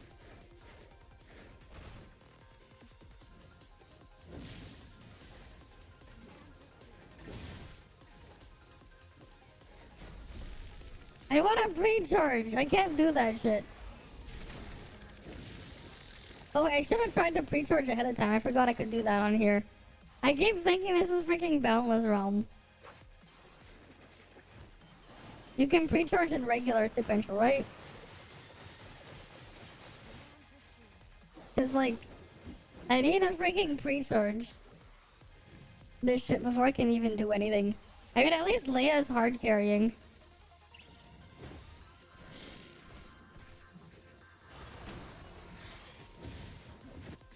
I wanna, like, let me pre-charge shit.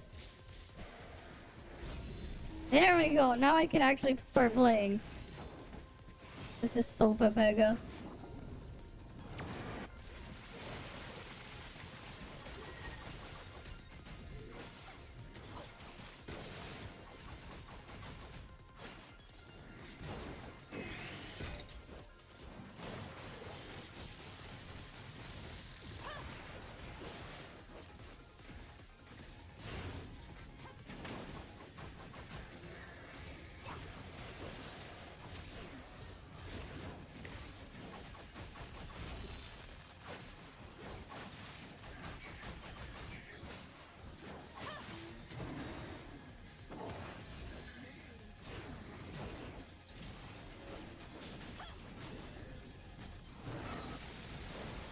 Yeah, Leia's definitely putting in extra work here.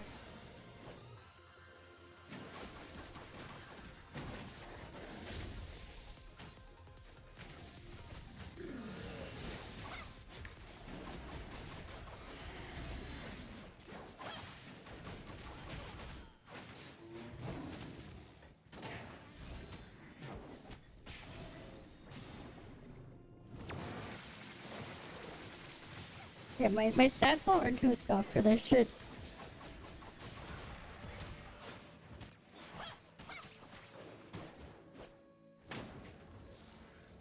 It's Pepega though when Leia freaking kills them though. Because then I can't do the reset properly.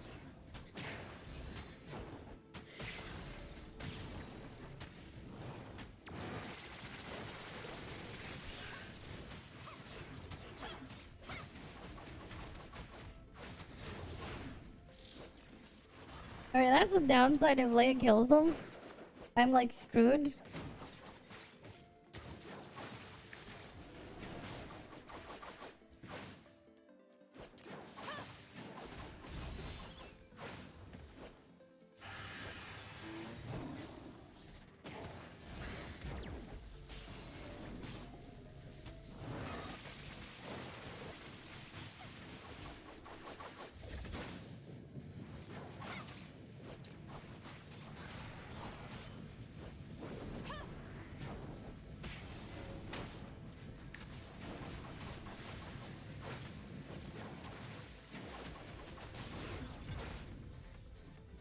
Shit, I don't have pre-charge. Honestly, I think I should just put... Okay, I think I know what I need to do.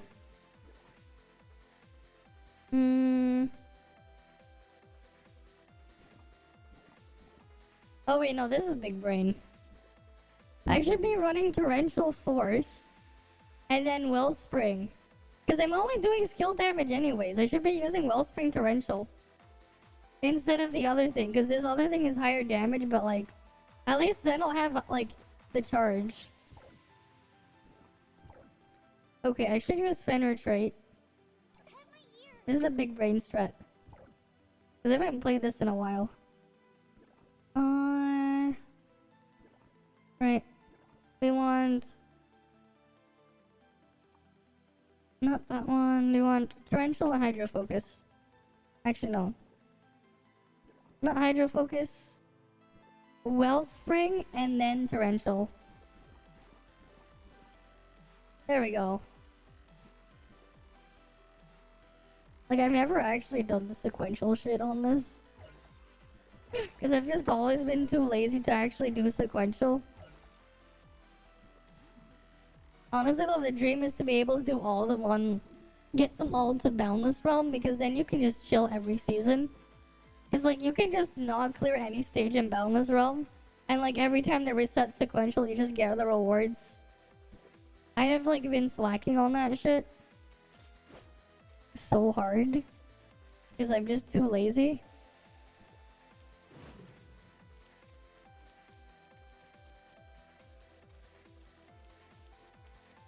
Mm-hmm.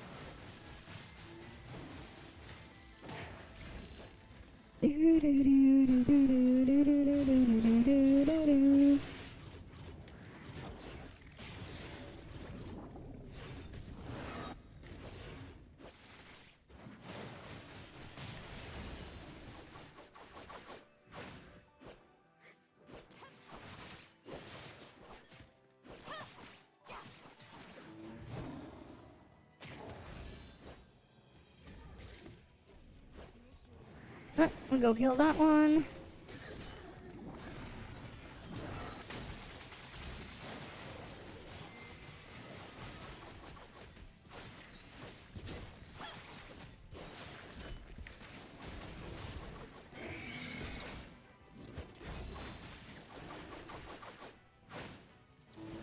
I can go discharge over here. Kill this one.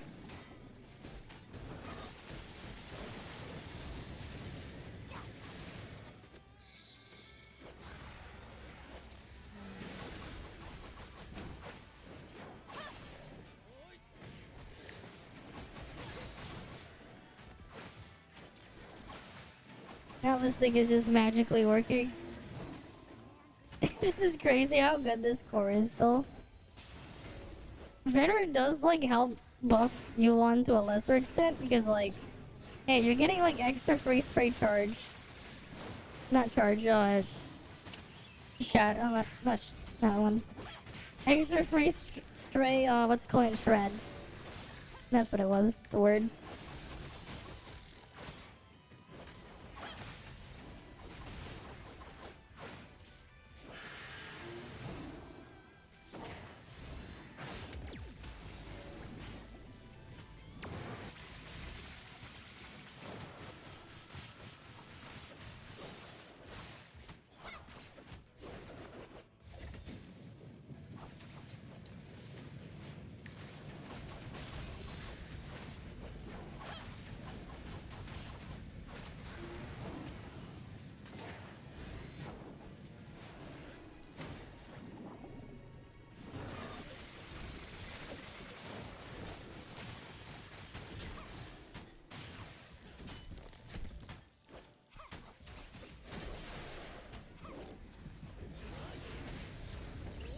Oh shit, I died. God damn it.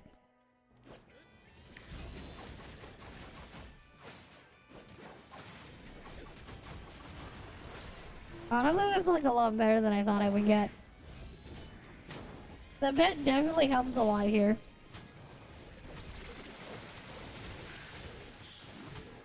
It's definitely gonna get a lot better. I'll probably be able to actually clear this shit after I get Nanya on this. Nanya will probably like actually help this a lot. Cause then I'll actually have a proper comp. Instead of just using recycling Fenrir into here. And I'll have like better matrices as well. Like, better matrix options, I guess. But that's its own other situation.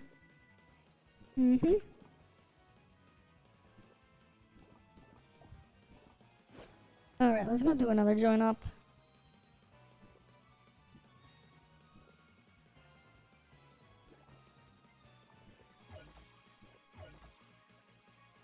Because like the goal is to get everything into like sequential phantasm.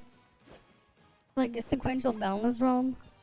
Even if you can't really clear this shit, that's like just the goal.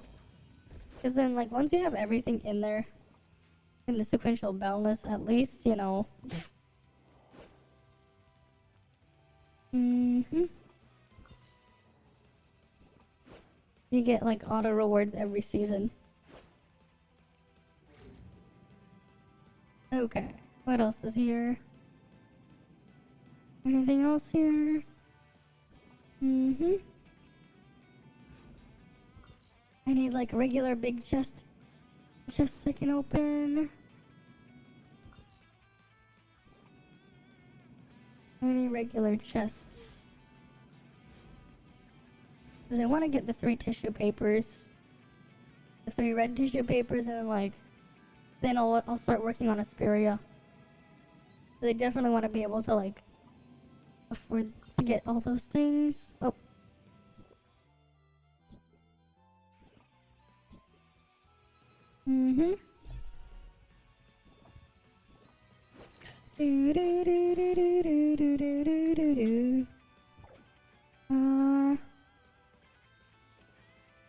I guess in this situation though, where's Fiona trait?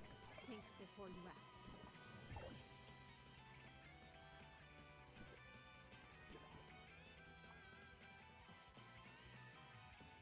act. I guess I would go for... And Vortex Torrential is there. Hi Kumaki. How you doing? Apparently, I got a message not too long ago telling me that they're gonna do an update to the test server over the weekend. It was like 2.5 hours ago. My contact, right, in the Pioneer program, like told me. I'm like, okay.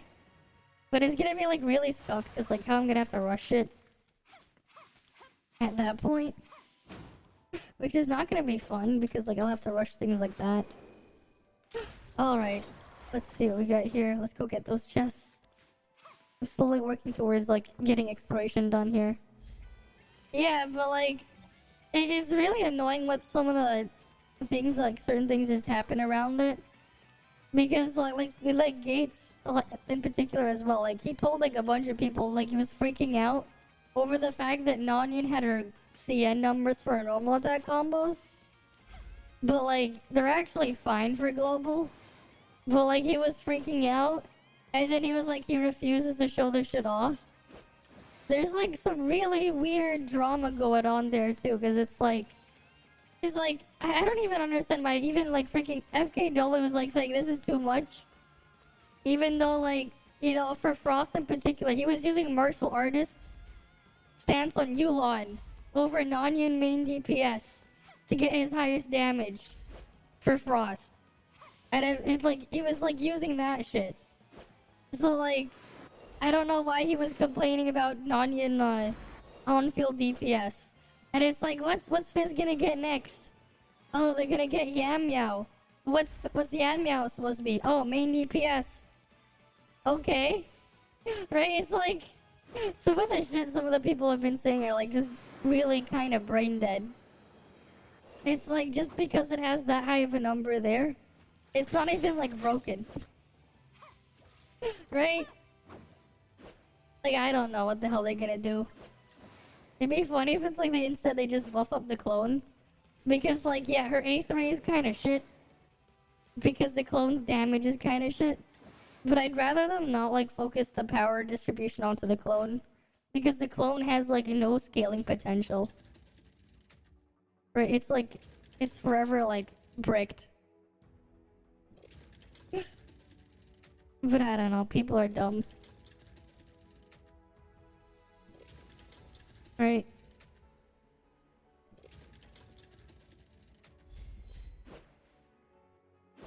Okay. It's also Habawella Matrix Shard Day, by the way. Yeah, it is what it is. I'm just gonna quickly finish my finish another daily join up before I end the stream though, because I've been at this for almost 6 hours. I need to get some rest soon. Tomorrow I'll probably do like exploration amongst other stuff on this account. Right, because I still am going to pull Nonyan with her 4-piece on this account anyways. But like, yeah. No, it's just funny, because like, in a sense, like, Nonyan just made it like, feel like the most balanced the game has ever been when the Zeke bug does not occur. Because like, the only real issue was just the Zeke having like the abnormal performance, kind of. But that's also in its own way like kind of a bug with a bugged interaction there. Which is like, yeah, go fix that situation. I'm cool with them fixing that. But honestly, like, they should leave the rest of her kit like as is. Just bug fix the Zeke interaction. And everything will be fine. It is just funny and sad how like how the other like how a lot of people are just too dumb to realize. I know. Always some other mess. But we'll have to wait and see what happens.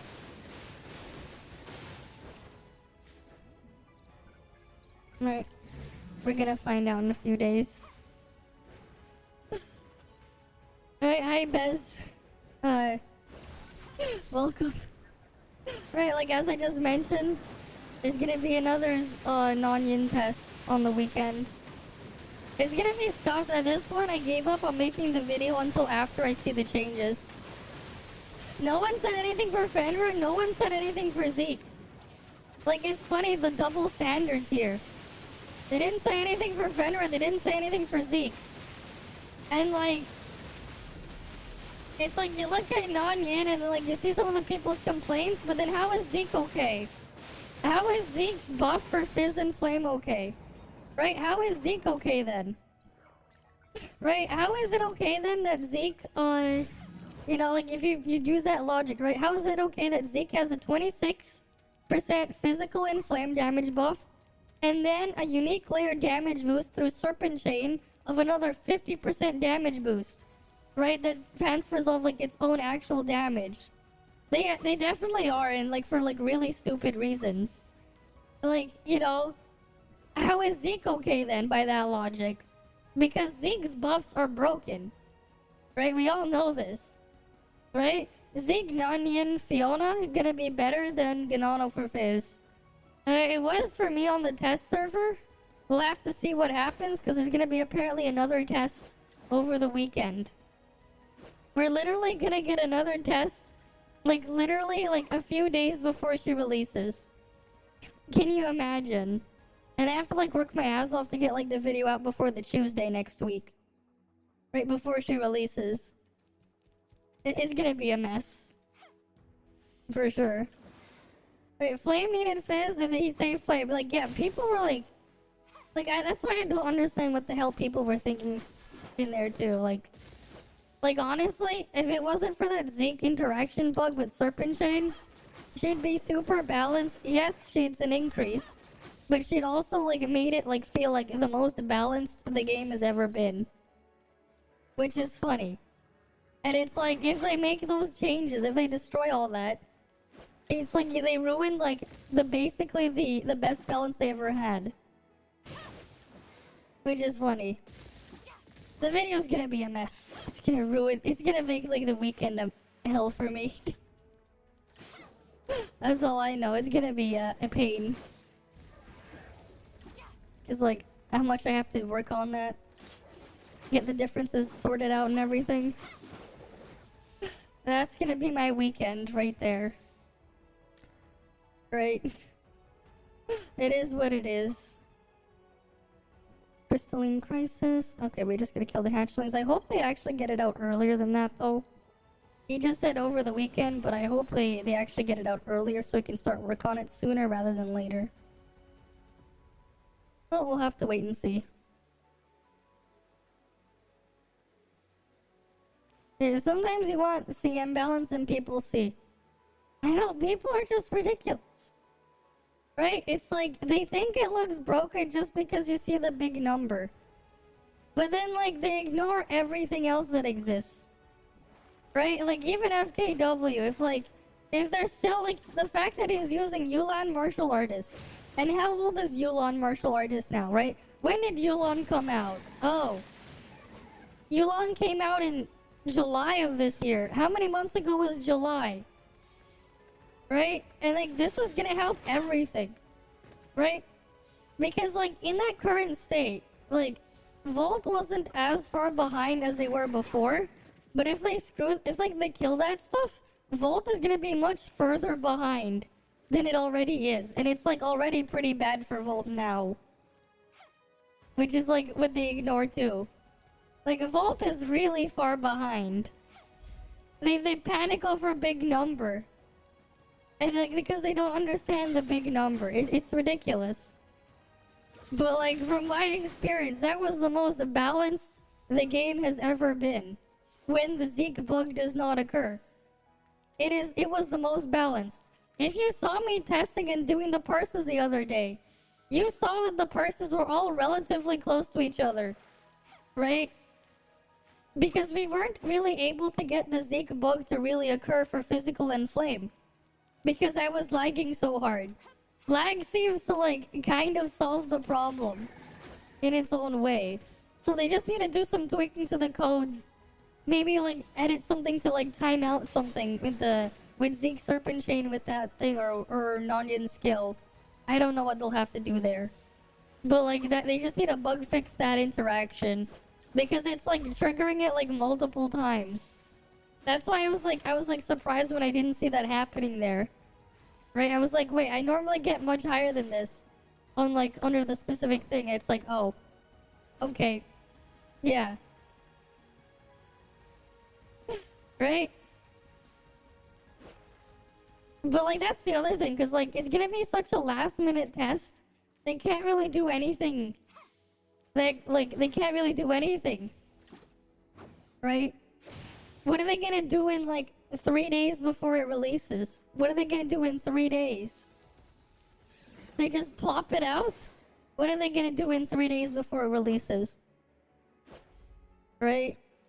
So like, it can be like pretty damaging there, like that really like last minute check. At least they're gonna let us look at it ahead of time, but it's like not a great way to handle it. Right? I mean, this is the problem with them like handling tests like this. Right? Like having them like so close to the actual release like this. That's the problem of not giving enough time ahead of time. Like enough time. But it is what it is. Like I feel like at this point, because of like how CN is, right? They should honestly start cooking the next units ahead of time anyways. And just have the test start sooner. Right, a little bit sooner. And then just like place it up there. And give people a longer period of time to test. But keep the NDA time frame the same. That would honestly solve the problem. It's not like they have to like do anything too crazy either. Cause like, you know, CN is always gonna be 2 patches ahead of us anyways. Or 2 banners ahead of us, right? So like, you know, it doesn't really change anything in terms of like, you know, us seeing stuff before we need to. Right? And like, yeah, you keep people under NDA and you make sure like, you actually keep that enforced. But yeah, last minute and Hana, they definitely do not mix. They definitely do not. Right, that's what it is right there. Because those last minute changes are very Pepega. Right, hi Brokoka. Welcome, but yeah. Well, I'm probably gonna get off soon because we've been at this for 6 hours. But yeah. Freaking last minute non-yin test. Right? Like literally like 3 days before her release. There's gonna be another non-yin test. I will obviously have access to it, but like I hope it's really just a bug fix and they don't actually adjust her kit. Because her kit is honestly fine. But like, he had Gate freaking out over normal attack multipliers being CN number. But like, he doesn't understand shit on that either. She doesn't need to get nerfed. She's like perfectly balanced. If she needs to get nerfed, then so does Zeke. Zeke needs to get nerfed. Because like, you know, if we're looking at like the value of Zeke in Fizz and Flame, the amount he boosts damage by, right? Like, if it's not fair for her to have it, then why is it fair for Zeke to have that? Yeah, I don't understand. Really weird.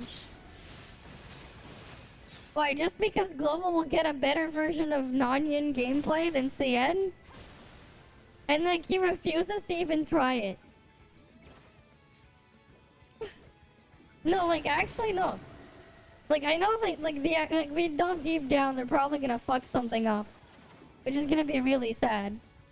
Because, like, I thought it was really balanced. And, like, if you saw, like, what I was saying ahead of time in Ida Cafe, I was like, this was the most balanced shit ever was. Right? And you saw me testing it where I wasn't able to get the anomaly to trigger. And you saw just how balanced those numbers were, right? Sure, Volt only used meme as the only buffer in there. But if you were considering max investment, how close the gap was between everything, right? It's like, this was fine.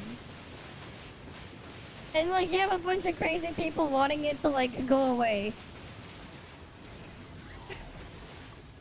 It's like, no, just keep it as is, just bug fix Zeke and problem solved.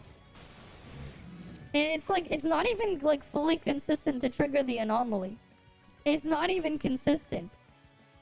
Where like, the Flame and the Fizz comp with Zeke just perform drastically better. I guess so.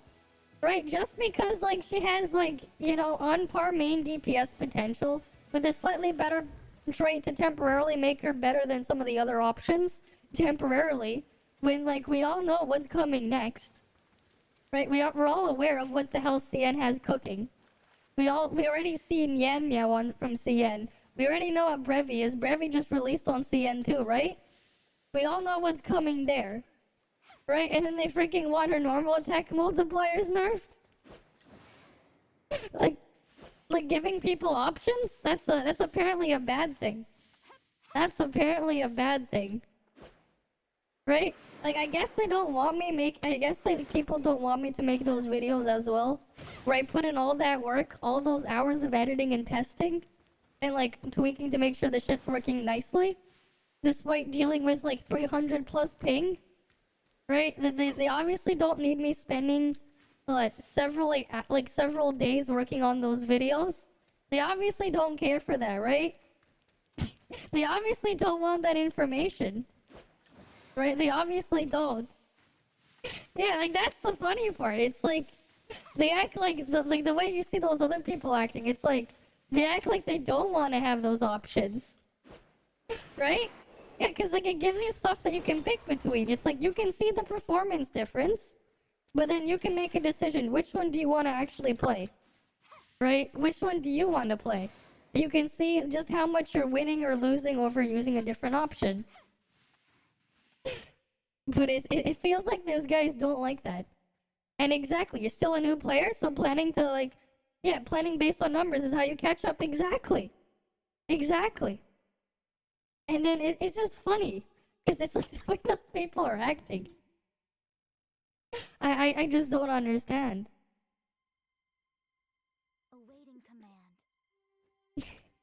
It is what it is, but it's just funny and sad. Right? And like, there's a lot of people as well on PlayStation. It's like, you might as well get them to know what's coming too. Right? Nothing wrong with knowing the potential. But I guess people don't want that.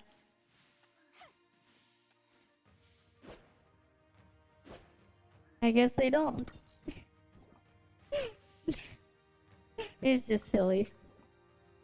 Wait, did I finish all my join ups? Okay, I did. I do not know of any new packs. They don't reveal that to us ahead of time. All we know is the cosmetic drops and world bosses will be added to the shop. That's all I know. That's it. To the PvP shop. Right? Hi, Tayu Cruz. Welcome. So we've been streaming it for like 6 hours. Okay, I'm just gonna quickly do... I guess I can save that for later. Right, because I'm gonna do a bunch of exploration on this account again tomorrow. I need to do Asperia. I need to stockpile and get more dark crystals. Yeah, we had an event calendar, but they haven't given us anything for non-yin. They haven't posted anything yet, have they? Maybe they posted on the Twitter? But I haven't seen anything yet. So I don't look at it too closely. Like, I barely even look at Twitter or whatever. Mm-hmm.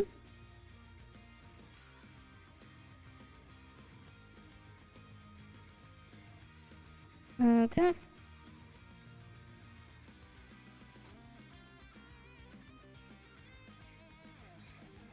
Uh-huh.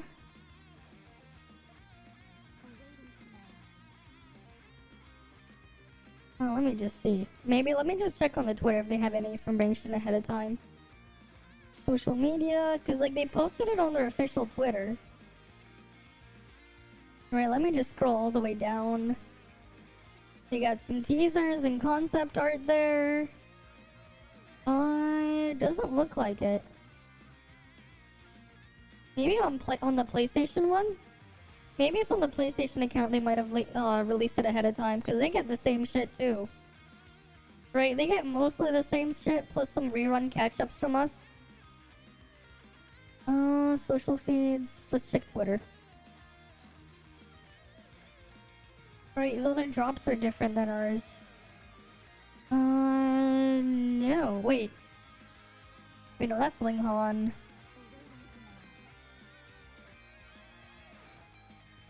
Maintenance information, their new battle pass. Okay, it's not on there.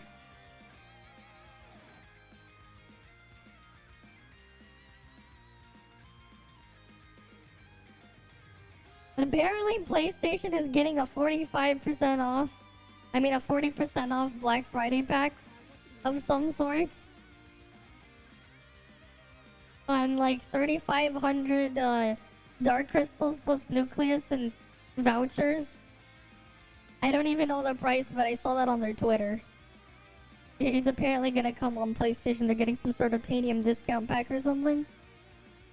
Whatever that's going to be, I have no idea. I don't know what the pricing of this stuff on PlayStation is. Yeah, something new happened, you know, drama around non-yin numbers. There is a bug with Zeke with non-yin, but that's about it. People are overreacting just because their normal attack multipliers are her CN values. Even though, like, mathematically speaking, they're still fine and balanced for global. I just find it funny when they make something the most balanced it's ever been, and then they complain. It's like everything goes up a little bit, but at the same time, it feels balanced. Just because there was a bug there, like, they think they're blaming non-yin's numbers on the bug, when the bug isn't even there if you don't use Zeke, which is just hilarious. It's like they're ignoring the actual problem. Right? It's like, who cares? Right? They actually improved the gameplay too by making it like that. Yeah, I guess you could, right? Because, like, are they high? Sure, but, like, is it really that high? I mean, it's like you look at the other stuff, right? Because, like, you know, you look at raw multipliers across other things and you do the math on there, it's like, it's still fine. Right, it's not like you're gonna fully spam it, but like, yeah. Right, you're gonna still swap around and do your other shit too. But, you know, you can't win with these people. Right, it's just funny though that FKW was even was like not happy about it either. I thought he was fine. Like, that's my opinion. Yeah, you can use her as a temporary, like, I like the fact as well, you could use her as a temporary main DPS filler for any element. Right, it's like a huge, nice way for new players to catch up. They pull non-yin, and they're like at the starting line for any element. If they wanted to be at. Right? Yeah, just because their base is a lot stronger than some of the others. And then, like, yeah, if you go get her advancements, she gets support utility for when she's no longer DPS. On par with Zeke. Right? Like, if Zeke, being the way he is for physical and flame, is fine. So why can't non-yin be like that for every element? Right? It's like, why are they complaining that Zeke exists and going after the Zeke? Right? Like, I see it, I'm like, this is nice. They can catch up. You can close the gap a little bit. Here's the other thing. Oh my, the freaking free-to-play is doing more damage. They're still not gonna catch up to the whales. Are they kidding? Like, are you kidding me? Like, are they gonna catch up? Current free-to-play players do less damage than Leia. How much damage do whales do?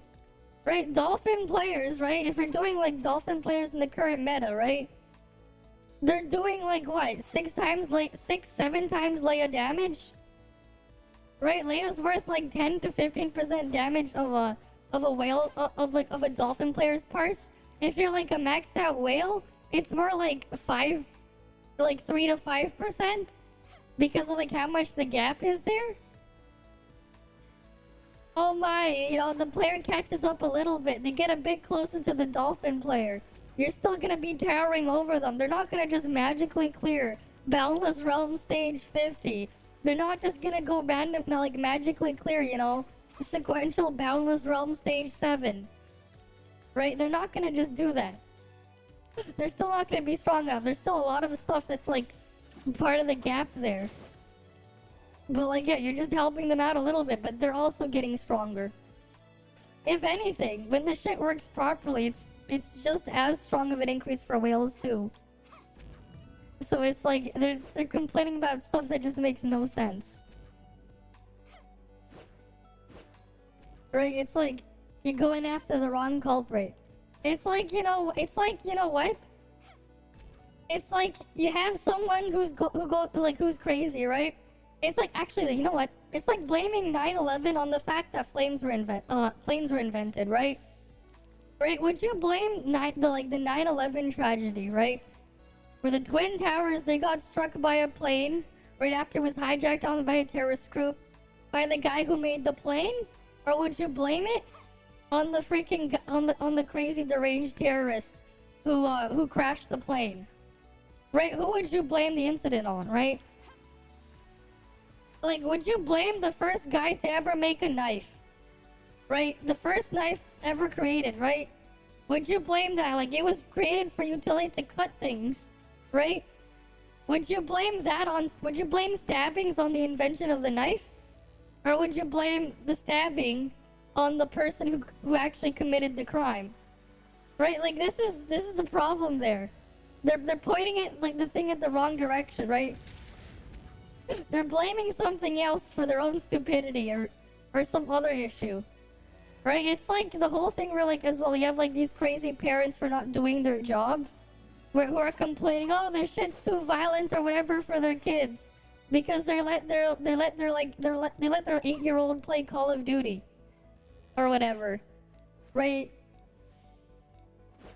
Just because, like, you know, they were like, yeah, I went to the store, I bought my kid, you know, the freaking Call of Duty Black Ops or whatever game they have now, and they let their 8-year-old play it.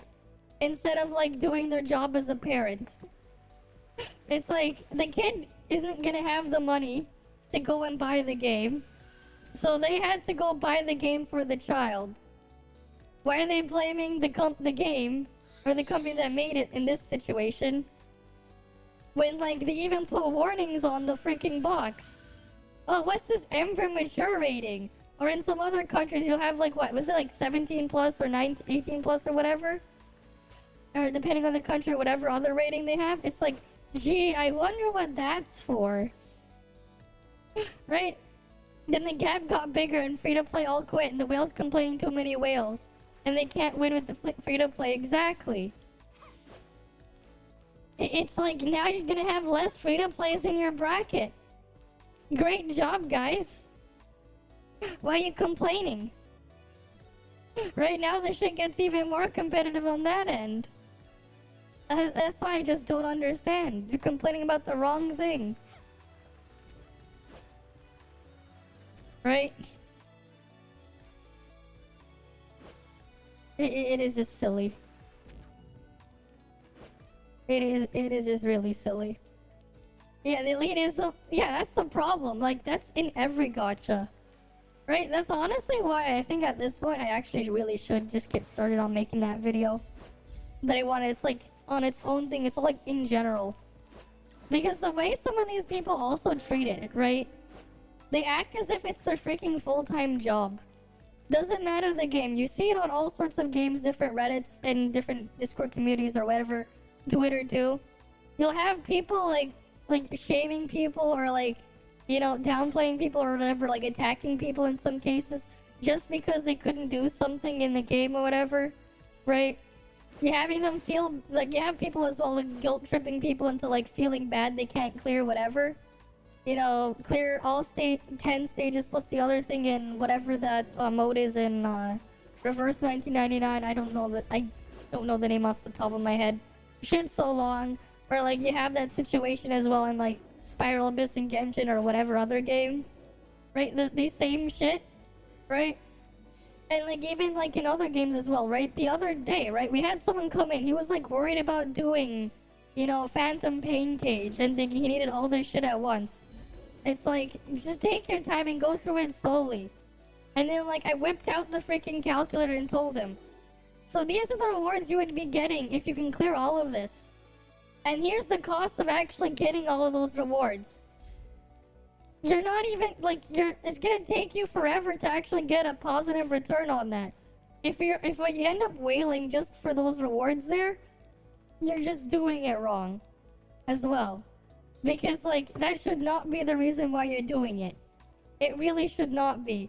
Because you're just wasting your money. You might as well just go get your money, get a lighter and just burn it. You might as well do that immediately. Yeah, they're just telling them the correct way. Right? And then what?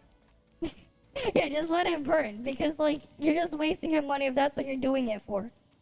Right? Like, that's also why I don't like it, though, when, like, that is the main reward for the content. Like, honestly, I don't think, like, shit like Primo Gems for Spiral Abyss, I don't think that should be the reward there. I don't think whatever those other pulls are for that reward in Reverse 1999 is either. I do not think that's what the reward should be for clearing it. I do not think so. You know why? Because it makes people think like that. That's why it shouldn't be the reward there.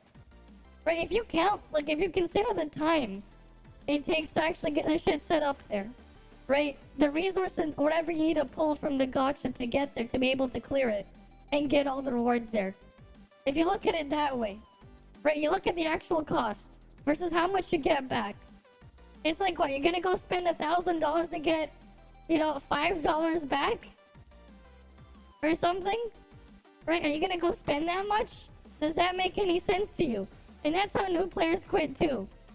Exactly. That should not be why you're doing the content. It never should be. Right? Like, okay, let's say you get $5 worth of pulls back, but you're spending $1,000. Look how many weeks it's gonna take you. Right? Let's say it resets every 2 weeks.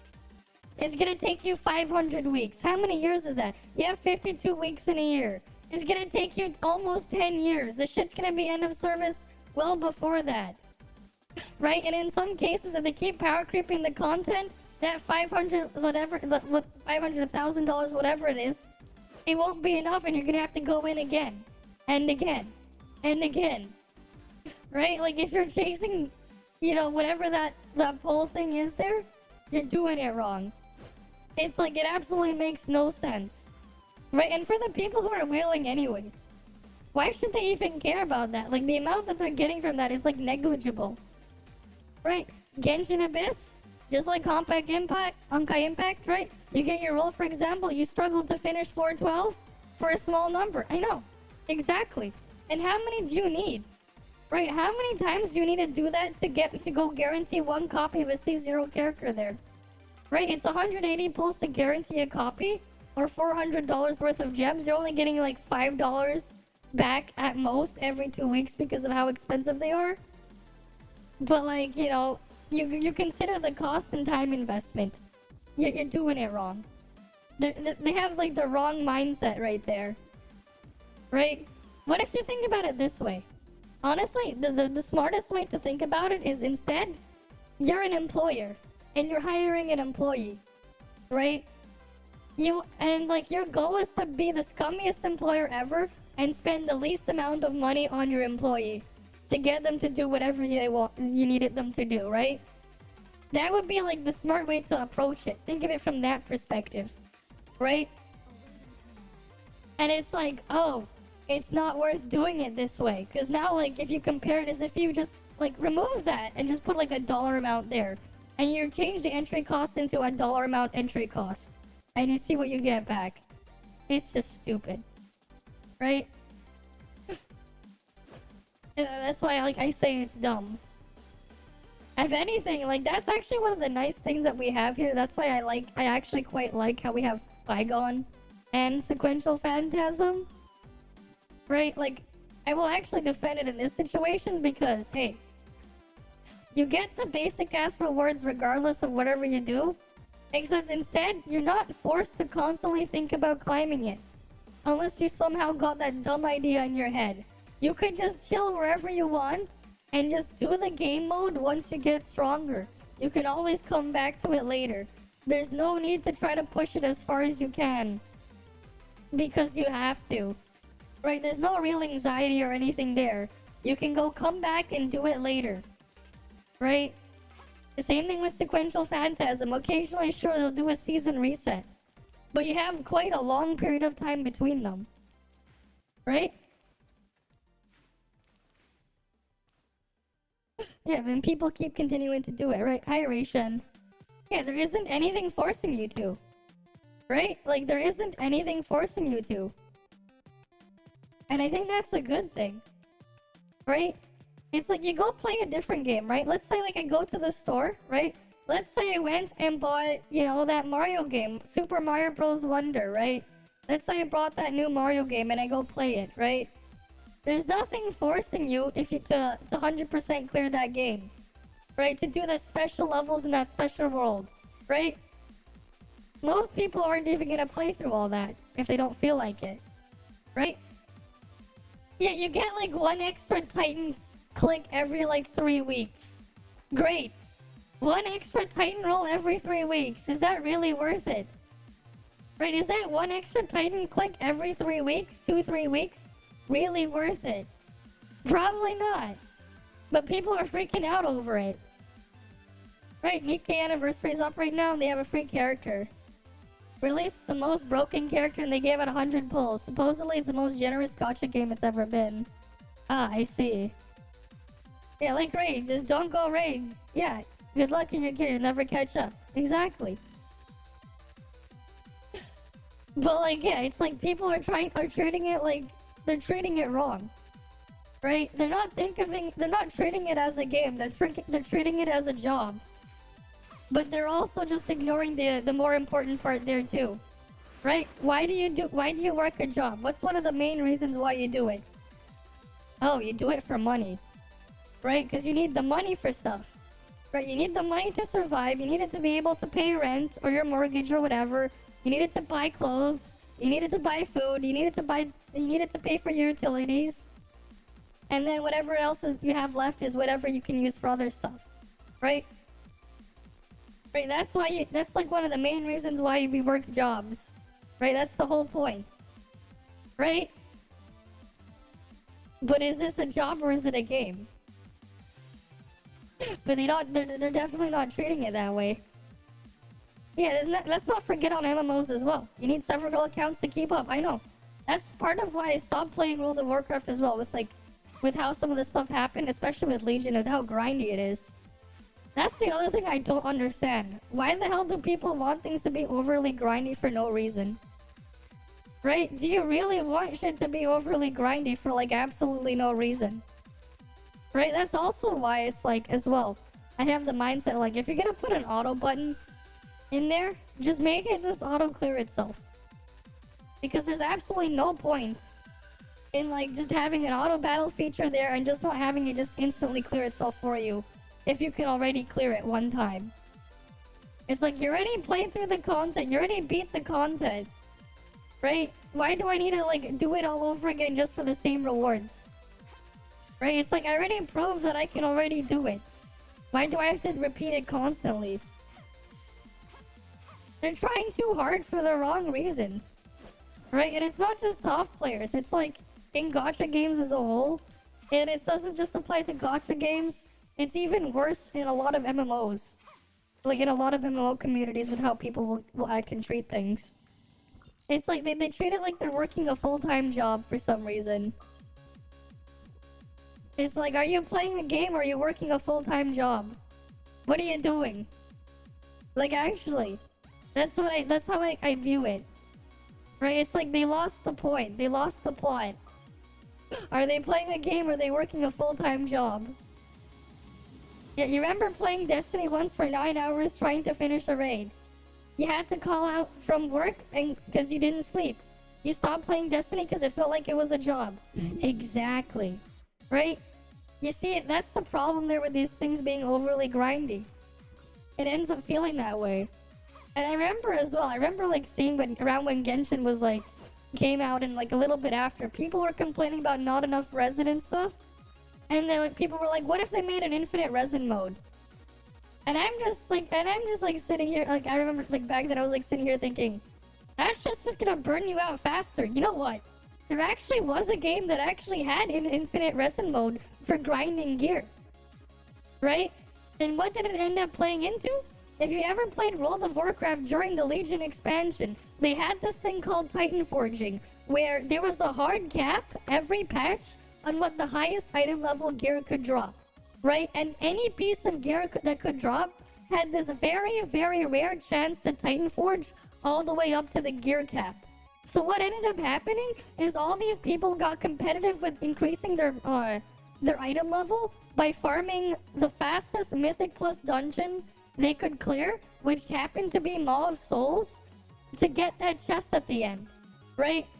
So people were like actually playing and grinding this shit like a full-time job, just so like in the hopes that their gear will drop and Titan Forge all the way to the cap.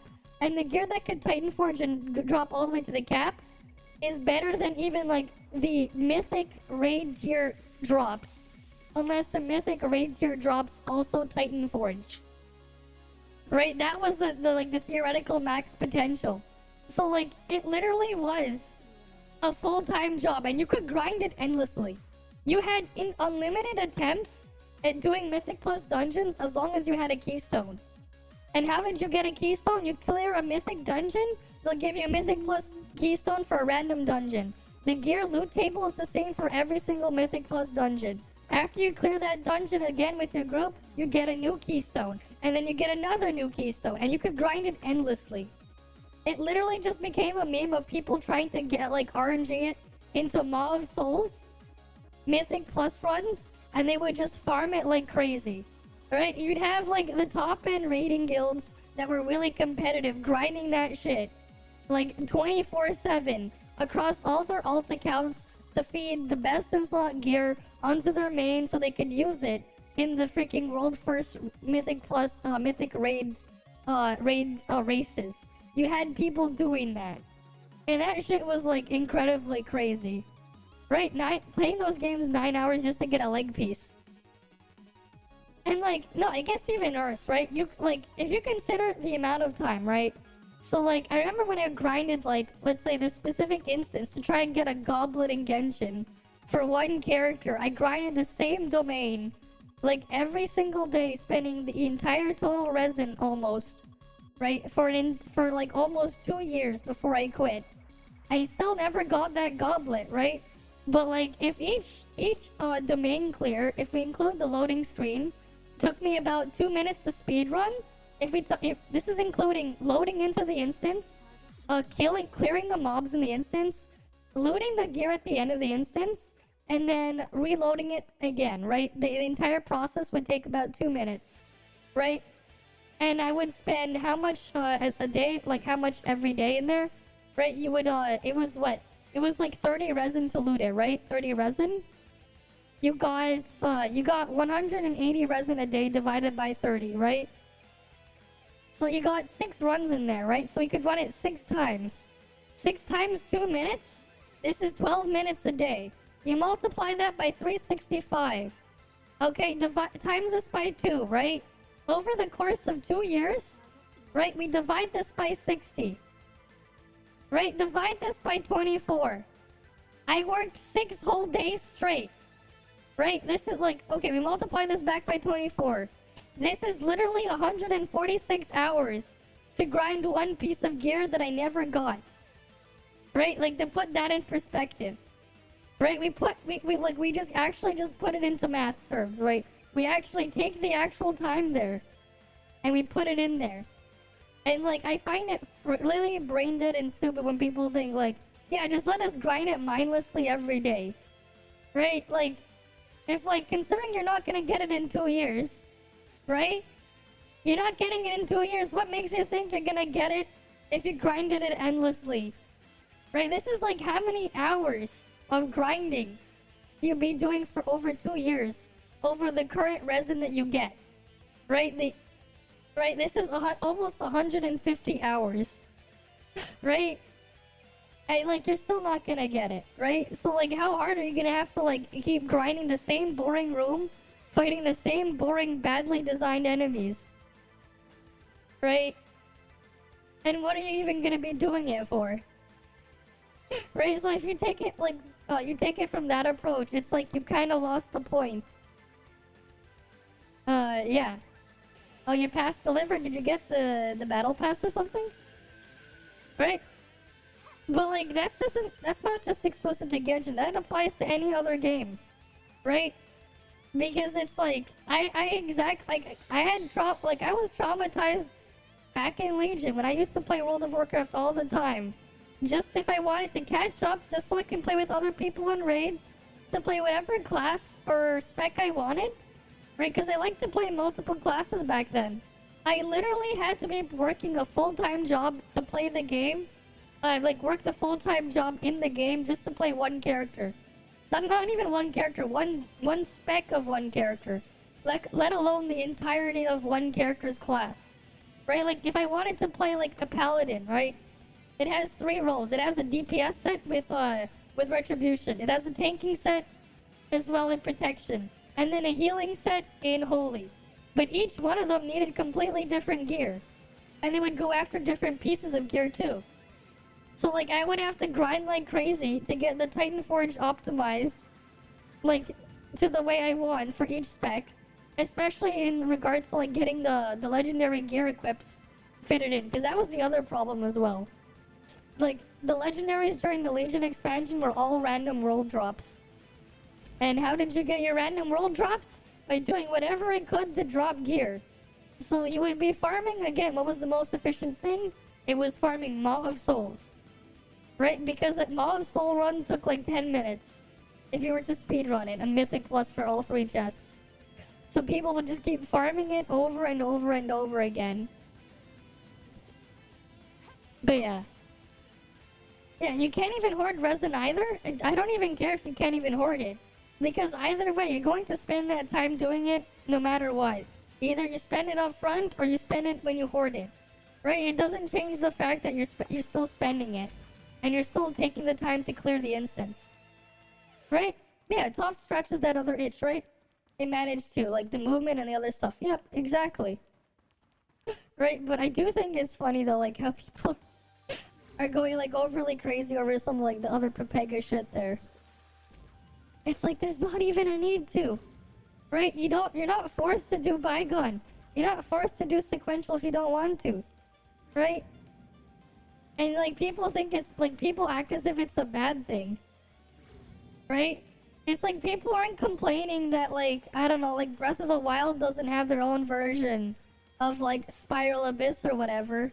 Right? You go play Breath of the Wild, you go and beat the game and you're kind of just done. You can go wander around and do dumb shit in the game afterwards. Right? You have a complete package there. I honestly don't even know anymore. I feel like part of it must be sunken cost fallacy at this point. I feel like that's like the big thing there. Like that's what it feels like to me. It's like they got the sunk cost fallacy shit there. Cause like I don't really see what else they could be hooked on. Like if they want a story, right? The writing is not done well. The character development in there is terrible too. Right? Like if they wanted an actual good story, go and read a book or something. Right? They'll have a way better use of their time if that's what they were after. Or go play something else that actually does a good job with that.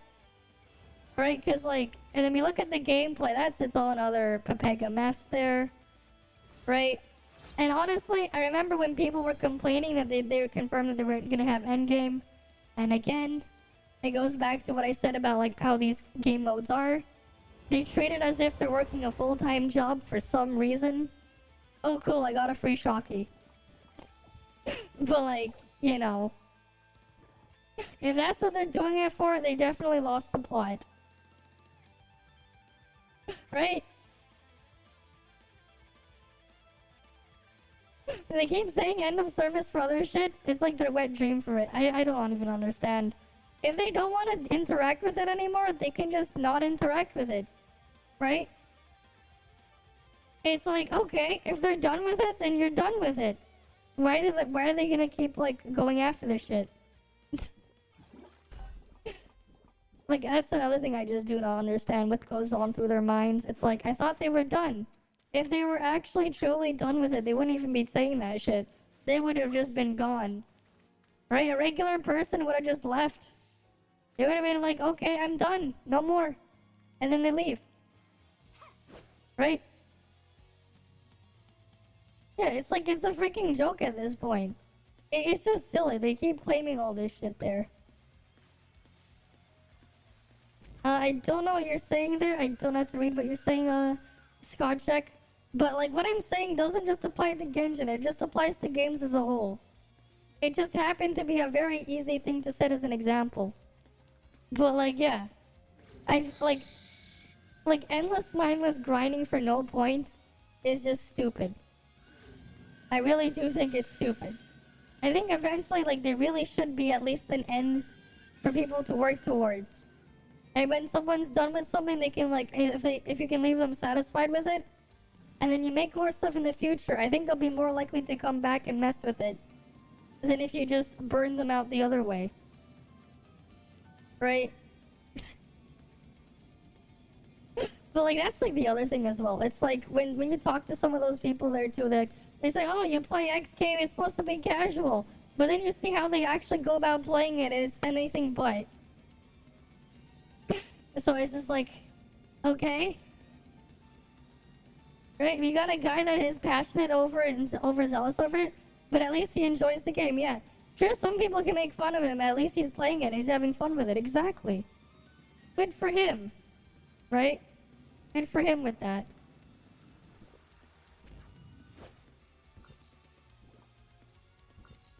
Okay. I did upgrade that statue, cool. Which one was the one that extended my field of view as well? I should eventually upgrade that one. I'm like too lazy to do to actually mess around with this area though. But yeah, it is just funny and just sad how brain dead a bunch of people are.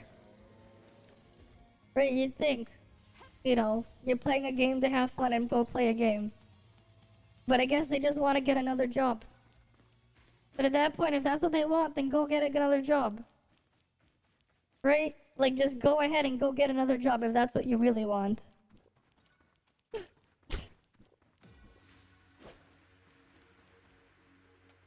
Yeah, it definitely could. It definitely did. I mean, what other game lets you do shit like that too? I miss some of the older things like the grapple bug as well. You know, like even if like it was to get Lynn and everything out. So a lot of the movement stuff in here is really nice. Total control of what you can do in the game, exactly. To be honest, games have changed. Like it's now companies want to make a game that's everyone is playing and putting time in and to take away your money. Exactly. From you every single month. You understand a lot of people talk bad about Sony, but they're the only ones. No, they're not even doing it too. Sony isn't even doing it either. They're not doing it either. Like, I look at what they made too. You look at what they did with the recent Spider-Man with all the issues there, but then people are defending it blindly too. They're all guilty of it. And Sony, they just raised the prices of PSN not too long ago. Right? And they raised the prices of the PS5 as well. Despite it being, what, how many years old now? 3-4 years old now soon? They freaking raised the price of the PS5. They released the slim model and they raised the price too. Right? This shit should be getting cheaper. Not more expensive. Like, they're all guilty of it. Right? Again, like, for me, like, the last Sony game I was ever interested in was Gravity Rush. And what happened to the studio that made Gravity Rush? Oh, Sony killed it. Like, Sony's done some other shit too, right? They've done some really Pepega censorship so bad. They literally made, like, a video game dev. Like, they made a game dev just rage quit and just say, nope, I ain't doing this shit anymore.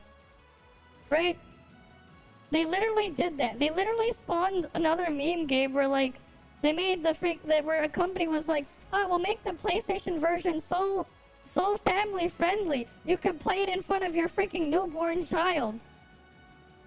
Because they had to, like, strip out and censor so much shit in the game. But they released it uncensored on the Switch and on Steam.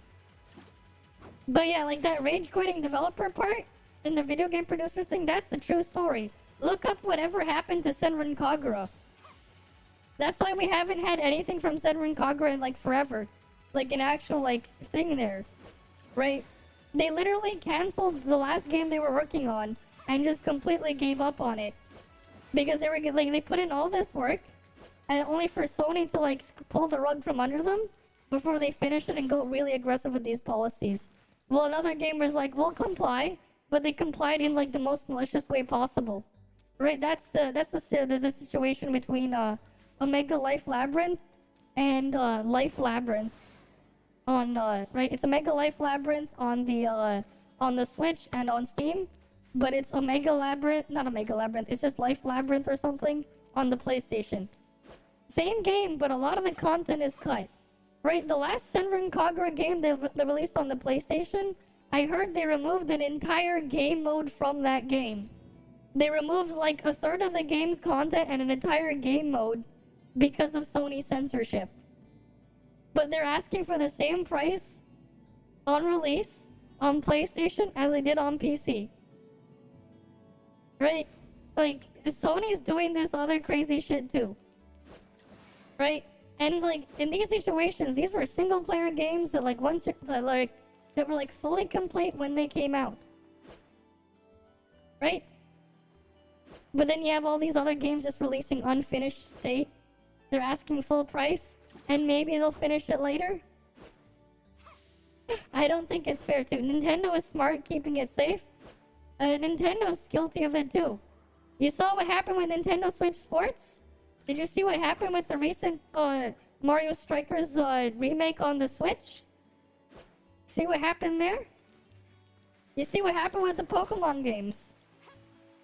Right, you see it happen with Sword and Shield, Scarlet and Violet, Brilliant Diamond, Shining Pearl. Right? All of those were recent. You see what happened there? Those are first-party Nintendo IPs. Right? It's like they're guilty of it too. You see what they did with like a lot of the more recent Paper Mario games. Not in like if we exclude the Thousand Year Door remake, because that's not even out yet. But all the other Paper Mario games made within like the past 10 years. Have you seen what they did there? It's like you can't defend them either. They're all guilty. They're all guilty of it. Right?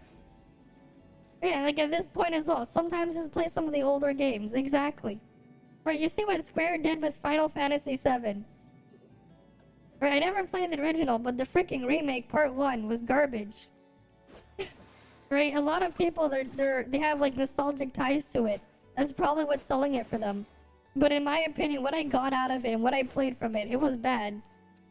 It was at least functional and it looked good. Right? It was definitely detailed with its graphics. But the rest of it sucked. In my own opinion. Right? Like everyone's guilty of this shit. And of course Genshin got cosplay. Oh yeah, for sure. Right? But like Genshin was also supposed to release on the Switch. Yeah, how's that going for Genshin, right? Where's the Genshin on Nintendo Switch? Oh right, about that. Gee, I wonder what happened to that. Right? And then like here's the other thing as well. Like if you made your account for Genshin on the PlayStation, I don't know if they eventually removed that lock, but if you ever wanted to top up into Genshin if you made your account originally on the PlayStation, you were locked out of using any other form to do it, despite the games having crossplay when they eventually added that in. I remember them doing that, and I thought it was like really stupid and Pepega. You literally were vendor locked into Sony PlayStation and buying shit off of PSN, which is like, you know, if you were to go top up there, the PSN prices are really awful in various different countries, especially Canada. You know, here's the funny part. If I was to go top up in Genshin the $100 Primo Gems pack, you know, like the $100 US pack, if I was to compare buying it on PSN or on iOS, right, or on Android, right, the Google Play Store or the iOS App Store, right, it's $140 Canadian plus 13% tax for sales, right? If I was to take the price of that and compare me going to moogold and buying the same thing, right? So like, right, moogold would have had it for like, it's like $80 US on moogold, I think it was, right? Which is like just barely $100 Canadian, right? But this is what it would cost here. 140 times 1.13. Right, $160 basically. Right? That's 58.2% more that they're spending. Right? To like if they lived in Canada. If they had to like top up on PlayStation, for example. That's a 58% price increase. Right? Can you imagine? Because the regional pricing is so bad. And we have taxes on top. Honestly, I don't even think that's the biggest issue with Blue Protocol. Have you heard what the hell's going on with Blue Protocol in Japan? Because it's also not good. The Japanese players aren't happy with it either. The leveling system as well. Like, if you ever go look through my VODs when I did play Blue Protocol JP on stream, the leveling system in Blue Protocol is awful. It is god awful. With the questing system and the leveling system they had in place there. It is super jank, super convoluted, and extremely time consuming in the worst ways possible. Because of how you had to clear the boards. And then after you got to the end of it, there was literally no content. Right? And that's why, like, if you use certain extensions on your browsers to see dislikes on YouTube, right, the JP players were not happy about it either. I think censorship is the least of Blue Protocol's problems. They need to actually work on making the game too. That's the other problem, right? People are there to play a game. Right, that's what they're there for. But like, they make the shit overly grindy and they don't give them that. So like, that's the problem there. Right, it's like, yeah, sure, it sounds like I'm doom posting. But it's like, I did experience the JP server for a little bit. And then, like, you can kind of see where the thing was going after playing for a couple hours there, like I did as well. And I did that on stream. And then when you see the fact that they haven't, like, put anything after the fact, right? Then there's a problem there. Yeah, like, Reddit stopped, praising it now. Exactly. It's like, I wonder why. Right? Like, the censorship, yes, that's a bad thing. But that's the least of their problems. Right? Because censorship is one thing, but, like, you know, at least they'll eventually get the content, right? Oh, but then they have, like, no content because the game is missing. Okay, that's a whole new problem. PS2 era was the best? I guess, kinda. Yeah, you know what? To be fair, yeah. Because the PS2, GameCube, Xbox era, that was the last time companies could release a game. Like, they had to make sure the game was fully functional and finished from start to finish on day one, because they couldn't do things like work on patching everything else later. They had to make sure everything was cooked and finished before it shipped out to you. They had to make sure, right? But, like, ever since the online generation, right? It started with the PS3 era. PS3, Xbox 360, the Wii, all this stuff. They didn't have to do that anymore. Did you know? Here's a fun fact. Zelda Skyward Sword on the Wii, the original version, it had a game-breaking save file corruption bug that you had to go on the Wii shop channel to patch your save file just so you won't get that bug and break your game. You actually had to download this other app on the Wii shop channel.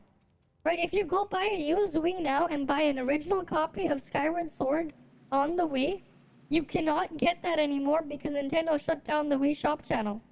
But that was a thing back then too. Nintendo's been doing it since then too. They've had issues there too. They were like arbitrarily like coming back in, patching stuff out. Right, Mario Kart 7, when it came out on the 3DS, there was this game-breaking, right, shortcut bug. If you boosted and hit the ledge in the track, I think it was called the Maka Woohoo, you could skip 70% of the track and go all the way from the first section all the way to the last section of the track and just go hit the finish line. It was so bad, people were abusing it in online races, and Nintendo had to issue a patch, right? Sword and Shield, not Sword and Shield, like X and Y on the 3DS. There's a game-breaking save corruption bug as well. You had to get a thing patched as well, right? There were also like different there were issues as well with the other 3DS Pokemon games, where you can get save file corruption and have it like not save properly on the physical cartridges too. I don't know if Nintendo ever issued an actual software patch to overwrite and flash the actual storage on the actual game cartridge. I don't know, but that was something I remember hearing about, right? But then you see it as well as the norm for all these other games, right? It's like, well, you agree, it shouldn't need to be sold as like a full price, but the game was rebuilt from the ground up. Give the devs some credit, it's not a remaster. I know. Fine, but at the same time, they didn't have to make new content. They're just repackaging old content. And you know what else? It's also a lot cheaper to get some of this stuff done too these days. The technology and shit they were working with now is way different than what they were doing back then. The amount of weird hacks and stuff they had to do, workarounds, to develop games in the 80s and in the 90s, compared to how they treat stuff today, it would look like game devs today are lazy. Or like they're taking all these shortcuts and not properly doing stuff. Because that's exactly what most games are like today. They could be a lot more efficient with how they code stuff, right? Like, if you've ever, like, seen, like, if you ever look, I think it was, like, what, was the channel Low Poly or something?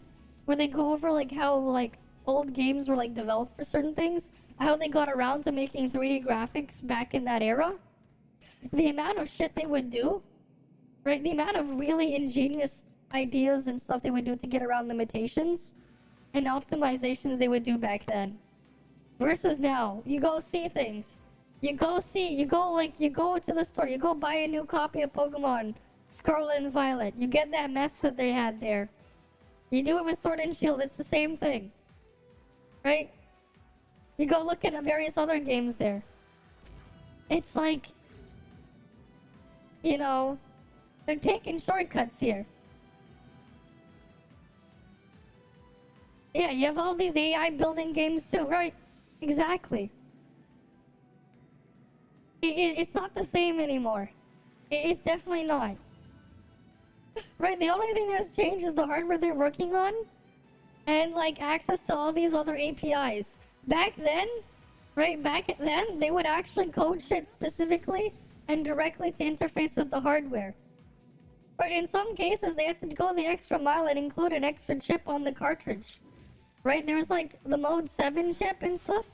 They would put in like some of these SNES games. Just so like they could do like run something a bit more, or the Super FX chip, right? That was like in Star Fox or like Yoshi's Island on the SNES, right? Or Pilot Wings, I think, had it too. Right? They had to get like these extra chips onto the cartridge just to try to work around like all these limitations and stuff. Right? They would like work like crazy back then to do all this crazy shit. And then you see what we got today. Right, you'll see things like Alan Wake 2, right? The minimum requirements, or is it Alan Wake? Whatever that game was, I heard. Let me see if I can pull it up for you, because like it was like absolutely ridiculous. Where is it? Was it Alan Wake 2? I think. I don't know. I never like followed the series. Like, let me find the Steam page. Right, it came out this year at the end of October. Let me go to the Steam page. Target eliminated. Right? Like, I want you to look at it, or whatever the requirements is. Or was it on the Epic Game Store or whatever? Okay, it's on Epic. Well, the first link I see is Epic Game Store. I'll open it there. Continue. I just want to show you something. Where is the system requirements? Okay. Right, look at this shit. Okay, their minimum processor here.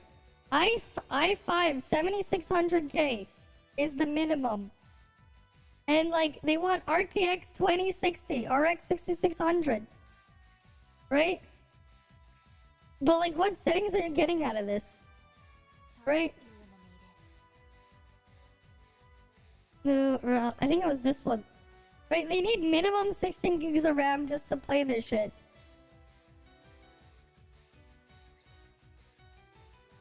Right, you need freaking 90 gigs of SSD space. What the hell do you need that shit for? Oh, I remember like what's the other stuff? Like people were going crazy over it. It's like, right, this is to play. But this is with DLSS quality settings, so you're not even getting like the full thing. Right, you're not even natively rendering it. Here's the tweet. I saw this before. Right, I want you guys to look at this shit.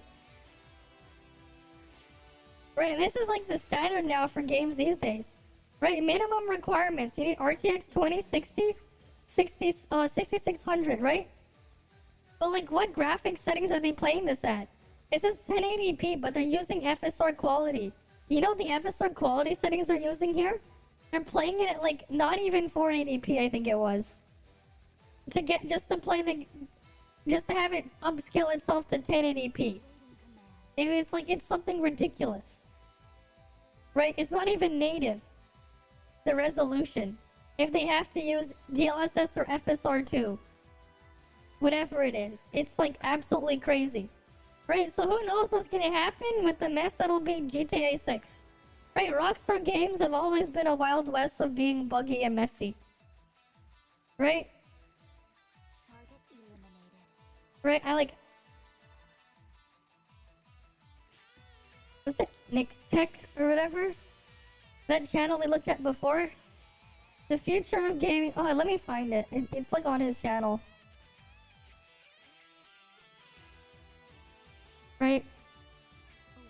It was on his channel. This is how I think I remember seeing a meme from it. Because it popped up in my recommendations. This was around Alan Wake. Right, we saw the one with 8 gigabytes into 16 gigabytes, that bullshit mess. Let me see if I can find it. This guy just gets memes of all sorts of different things. Let me see. I don't remember what the title was. Alan Wake.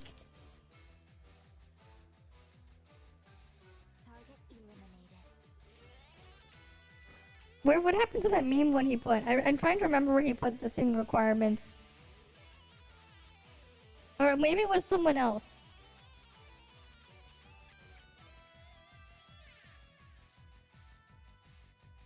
I'll make 2. Because like it's like ridiculous, right? It's like absolutely ridiculous. I guess we can go with like look at this one. Oh wait, no, maybe not this one. That one's a bit more information on other stuff. That's just a news roundup. Yeah, requirements are a joke.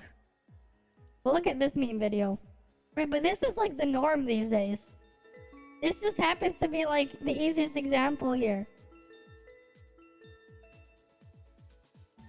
Right, oh wait, no, this is just 'cause... Let me see, where's the thing? Right, they have to use all these settings. You can't even play it natively. And this is not even with ray tracing. I guess this guy doesn't go over it. I don't remember which video it was. I saw it like quite some time ago. But like, this is just the norm. Right? Did you see what happened as well with The Last of Us Part 1 remake? Remaster released on PC as well? That whole situation as well? How bad that was?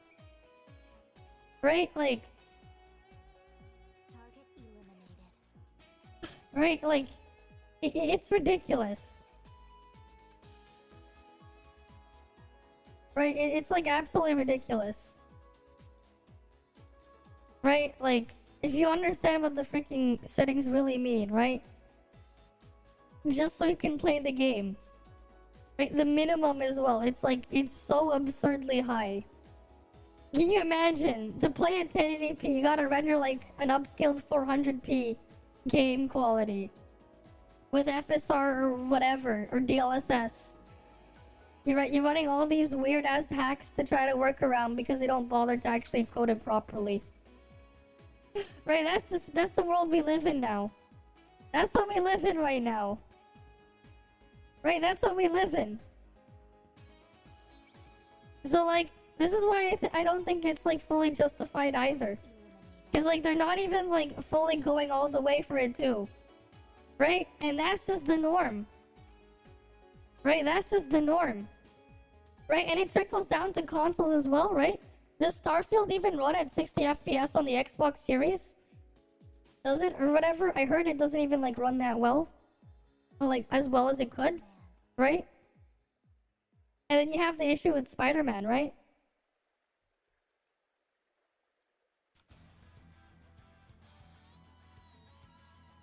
Right? Let me... You know, I think it was like... What?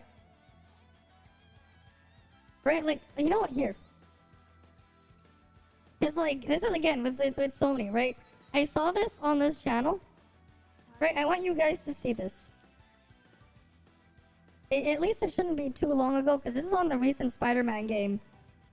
Right? Because, like, you even have, like, some of the crazy-ass fanboys I've seen, like, even they're, like, mad about it, too. They're not happy about it. Like, yeah. I think... Was it this one that we can go... Finish it! This is Spider-Man 2. I got it a little, like a day or two early. It is... Wait, where's the one that's, like, the really buggy one? I remember he made a meme compilation. I'm trying to find it. Oh, here we go. Yeah, Undercooked. Yeah, here. Finish it! This is Spider-Man 2. I got it a little, like a day or two early. It is not a perfect game. This game is, honestly, now the more I think about it, it's a little mid. And it's a mid because it is by far one of the safest sequels that I've ever seen to a video game. Oh, it's getting mad. The buggiest game, yeah. Like, look at this. Just look. Oh yeah, he's clipping through people. Oh, look at that. You guys want to do this? I mean, Terra Fantasy can get quite buggy, but like, this is just the worst version of that Samir bug that PlayStation had. How about this? Why are you on? Hey, How about that? I've seen this one. This is a classic. How about this? How about this? Right? Why even like white people defending Sony too? Look at this. Oh, look, Sonic X looks great. Well, look at it. Look at this. Look at that. He just fell through the water. How about that? This is something that I did nothing wrong. I did everything correct. Look at this. Look at this. I'm sorry, what? Like, I'm sorry? You did nothing wrong. I did nothing wrong. Right, I'm sorry? You know? It's like, are they sure? Right, like, why are they, like, so, like, why are people, like, so crazy about sucking Sony's dick? All of this just works. Yeah, it just works. See? It just And works. again, it just works. It just works, see? Crime, chat. Look. Unless, of course, you get away with it. Then it absolutely... Oh, look, he got soft lock inside this truck. He can't get out now, watch. I just finished playing the game for literally 15 hours straight. How is that even? How are you doing that? Yeah, how are you doing that? All of this just works. And again, it just works. Hey, we don't have game testers anymore. Companies don't want to pay for real testing. I know. It's the attention to detail for me. Attention to detail. I love this attention to detail. Right, just after she said attention to detail, she's like playing it and she sees this bug. Can I not cross this way? Okay. Right, these are live reactions from people who are playing it on stream. Go up. But they were streaming thing. Am I tripping? Right? Miles, babes, just run up the... Why are people defending this shit? Yeah, this is Spider-Man 2. Okay. Look at that, exaggerated swag. Yeah, I could do Well, that. this is what so many people have experienced too. Hey, maybe you got lucky. But like, I see this, I've seen a Game lot of bugged. these. Cutscene's bugged. Oh shit. I'm missing some. Oh, Wait, things are happening. it's gonna crash I wanna see itself, them. right?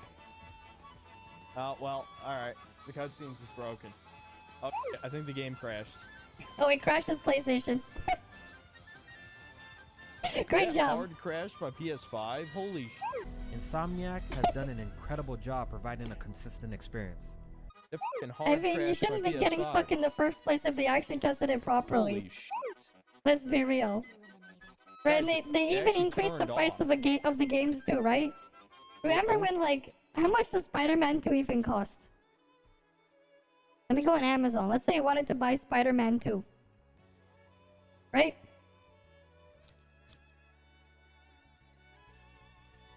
Oh, $90. Right, $90. PS5. Right, they want $90 for this shit. Right, they want $90 plus tax. This is over $100. They want more than $100. Uh-huh. Okay. Yeah. That's how much they want. Is Spider-Man in the nominations? Yes. Right, this is why I say, like, they're all hypocrites in there. This freaking award shows. Right? You have this huge... Yeah, they have this huge-ass bias towards Sony for some stupid reason. Like, I've told people, like, this is part of why. The last Sony game I was ever interested in, again, was Gravity Rush. And Sony killed that, too.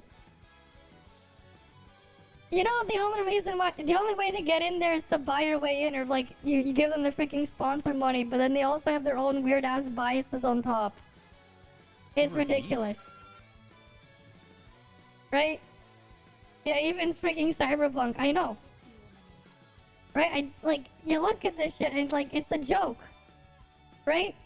Here's what you actually really should do. Nobody should actually watch the stream themselves directly. You go watch it from someone else who's reacting to it. Or something, instead, if you're gonna want to watch it.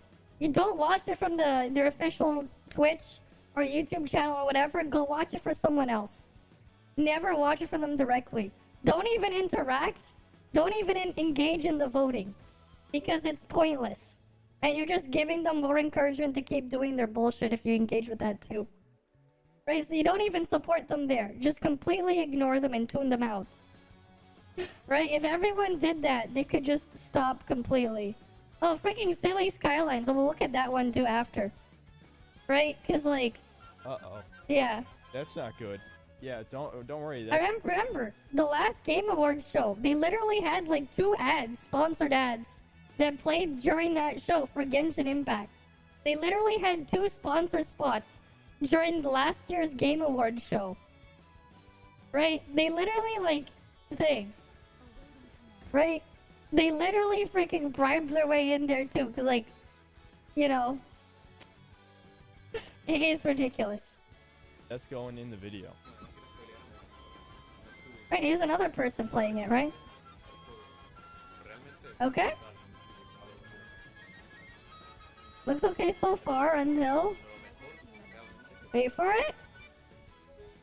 Oh.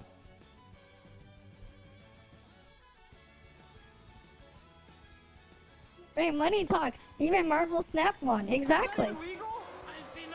They can't even get the flag right. And they can't even get the flag right. Oh no, I missed that. They really put the Cuban flag inside of a Puerto Rican household. They probably asked Bungie for advice. I understood that reference. At Insomniac, you guys got the wrong flag in Miles' apartment. That is not the Puerto Rican flag. That's Cuba. They're not Cuban. LOL. Hashtag PS5 Yeah, it looks share. more polished Hashtag now. Marvel Spider-Man 2. Hashtag Spider-Man. Hashtag Right, it's PS5. hilarious. You look at it Hashtag this Puerto way. Rico. Hashtag Insomniac Games. Oh, y'all look alike. Viste el Medicis Interreal. Hi, at James Stevenson. You guys did a great job on Miles Morales, the game representing the Puerto Rican culture, including our flag. In Spider-Man 2, at Insomniac inadvertently put a Cuban flag in Miles' house. Could you let the development team know so they can fix it? Thanks. Hello there. Wait, Fritz saying that someone in Insomniac mistake the Cuban flag for the Puerto Rican flag? No shot! $5. No way! Wild Microsoft.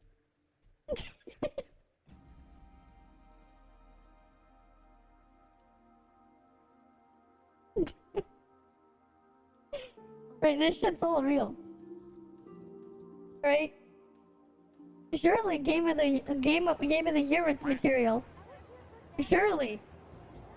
Oh, surely this is game of the year material. Surely. Right? You think this is game of the year material? Surely. Oh look. Yep.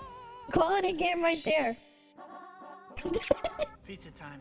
That was a funny little joke that guy edited in there For on slow top. motion, that wasn't even me. What's going on? What is happening? Who knows, man? Moving Who so knows? slow. Hello? Right? It's like maybe they got a good game going on here, but they definitely weren't ready with it when they released it. They definitely didn't finish it in time. Speechless at the moment. I don't even know what's happening. Right, I guess Sony needed to rush something out the door just so they can say they have a game for the holiday Just not season. keeping up with what's happening. Right? Oh, look at this guy. He's just hanging out, you know? He's just hanging around in this vehicle right here.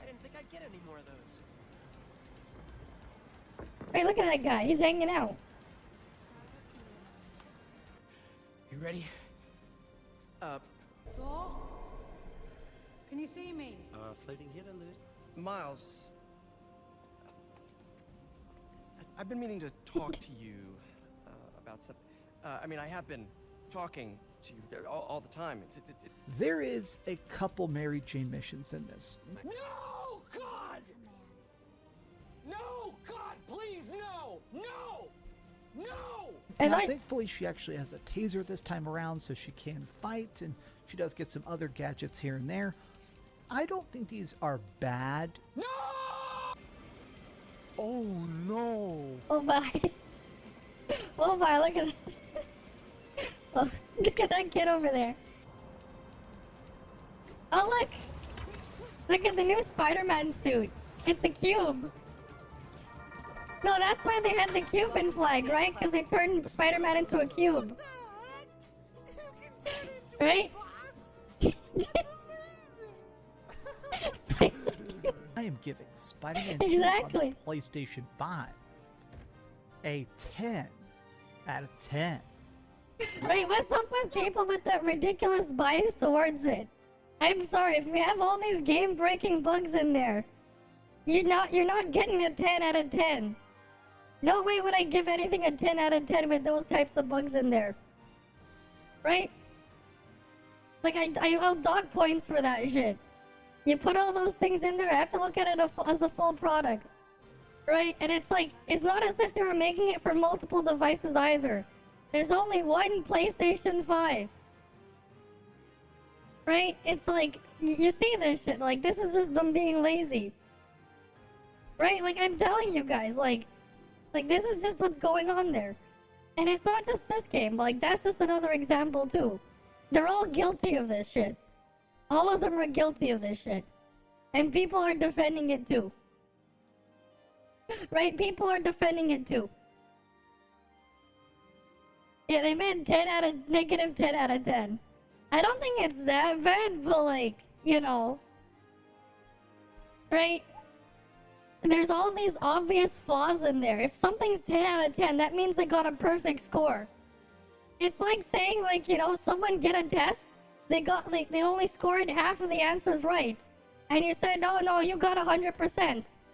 That's like basically what they're saying there. Right? Like, if they got half the questions right, it's like giving someone a 100% grade on a test where they only got 5 out of 10 answers right. Or it doesn't matter how many they got right or wrong. Right? It's like they're just instantly giving them 100%. Even though they're not doing 100%. Like, what? It's like, does that even mean anything now? Right? Right? That's why it's like at this point. You gotta take it a bit further than that at this point. Right? If you really wanna get an actual honest review at this point, I guess that's the beauty of about being about streaming and stuff. Right? Instead, what you can do is you find a game you're interested in, right? You go and check out to see if someone's streaming it. Right? And then you just try to ask them how they think about it. Right? And then you can see it for yourself, right? And then you can decide. It's probably infinitely more useful than looking at all these game journalism reviews. Probably. Because of like how they act at this point. Especially when the name of the game this time is if they want to be relevant in the algorithms and shit ahead of time, they gotta butter up the company they're doing reviews for so they can get their shit early so that they can do a review for it. But then because of this, they tend to be more biased towards them because they would rather get their early access to whatever game key it is so they can put it in the news cycle or whatever and be like at the front when the shit comes up and people are looking for it. Right? That's what it feels like now. A lot, like more and more for a lot of them. Right? Like you saw just there, like someone gave it like a 10 out of 10 despite mentioning flaws and all those other things there too. As soon as you have even one flaw, you can't be a 10 out of 10 anymore. You know, you can go rate something, I'd be okay if they were like, okay, this might have been a really great product, but it's not perfect. Maybe I'll say 9.5 out of 10 or something. Fine. So even with that level of game-breaking bugs, the highest I'll ever let the game rate up to is probably an 8. And it has to be really good to carry it that far. If it has that many bugs, because I will dock at least 2 points off. Right? Yeah, then they cope out of it because it wasn't as popular. That's the other problem. Like, all they care about is that the thing is freaking popular. Right? And then they end up freaking treating the game as if they're working a full-time job. Right? But then they also get stuck in the whole sunk cost fallacy thing instead of just giving up and leaving. Right? Like, to me, Genshin, like, it makes no difference as if they were like end of service because it felt like they weren't even bothering to make the game. Right? That's part of why I just gave up on it. Right? They're gonna make me wait how long? Then I might as well just come back after they're done. Why am I gonna go play it now? Yeah, you know, people don't genuinely give it a short. Yeah, listen to their favorite streamers and community. Yeah, they don't really think about it, right? They really don't bother to try and think about it. But then again, I guess part of it as well is like just how everything else is at this point. Yeah. Then any like first excuse they run. I know it's ridiculous, but it is what it is. That's how they act now, right? But like, yeah, that's my whole stance on the topic. But like, yeah, I could probably make a whole video essay on this thing if I really sat down and tried to like really think about it. Yeah. You bet you if Tectone or M-Dash came back to ToF, what would happen? The numbers would follow them? Hey, maybe. Who knows? Who knows? Right, like that's the thing as well at this point now. So like, honestly, yeah, I think that'll be an interesting topic there, right? So when is the Game Awards anyways? When is the actual Game Awards show? I think we'll do my own version of it too. It's streaming live December 7th at what time? When is December 7th? What day is that? That's Thursday. Okay. Thursday night. Okay, we can probably do something there. Okay, you know what? Fine. You know what? We'll react to it and then I'll do my own version after. Every single game I've played on stream since the creation of my channel. I'll go in there and give every single game I've played a ranking and a total rating. Right? I'm not gonna give anything a 10 out of 10. Because there isn't a single game I played that deserves that marking. Right? I won't give anything. I'll put like the top end 10 out of 10 rating there on the list. But I'm going to leave it blank. I will not do that. Because like every single time there. Right, I hope it's not another one. I don't think it will be, but who knows? Who honestly knows what the hell is gonna go on there? Right, but honestly, at least with the freaking Sonic one, they at least showed some improvement. Like, they at least showed something that they were actually doing stuff there. Genshin is in the ongoing category. It didn't really feel like they were doing anything with it. Oh wait, we can already see it? Okay, here, let's go look at it. Here's the nominees, view all categories. Alright, Game of the Year, what do we have here? We got Baldur's Gate 3, Alan Wake 2, Spider-Man 2, Tears of the Kingdom, Mario Wonder, Resident Evil 4. Wait, Resident Evil 4? When did that come out?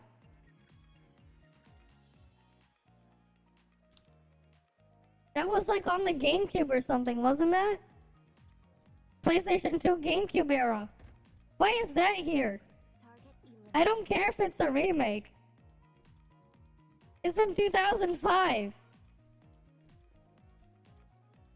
I'm sorry, what? That's a 2005 game. Right? At least all these other games are 2023. Why is this here? That's a 2005 game. I think this should be disqualified. I feel like if you're gonna put Game of the Year, it has to be from start to finish, from scratch, fully from the year. I would disqualify immediately Resident Evil 4. We're gonna ignore all the problems right now that we just saw with the Spider-Man 2, right?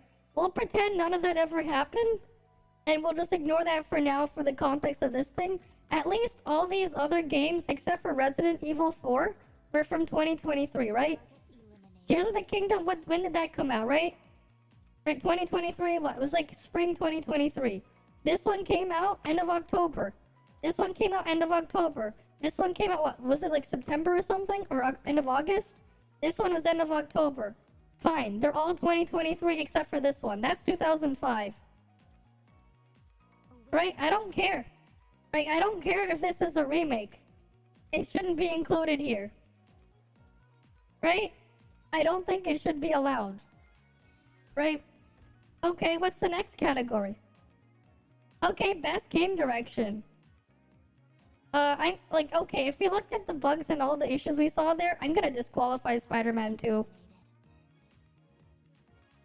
You know what? Like, the other ones, they're probably fine, but like, considering the bugs we just saw there, Honestly, I kind of want to half disqualify Alan Wake 2 as well. Those system requirements are ridiculous. They barely put in the work to actually get this shit to run properly. I would just like immediately disqualify these two. Alan Wake 2 and Spider-Man 2 I'm disqualifying. The rest like I'll keep there. Okay. You know what? Best narrative? I don't know. I didn't play any of these. I can't judge them. Right? Okay, best art direction. Okay. All fine. All of those look fine. Cool. Alright, best score in music. Okay, sure. Okay, best audio design. Okay, fine. That has nothing to do with the other stuff, so that's probably fine. Best performance. I don't care about this category. Okay, best accessibility and innovation and accessibility. Shouldn't Diablo 4 get disqualified for something? The other ones, I have no idea. But I feel like Diablo 4 should probably get disqualified from that one. I think. Games for Impact. Who cares about this category? It's just garbage. Nobody cares. Best ongoing. Well, technically, they're all ongoing. I guess. Alright. Technically, all of those are all ongoing, better for worse. Alright, best community support. Okay.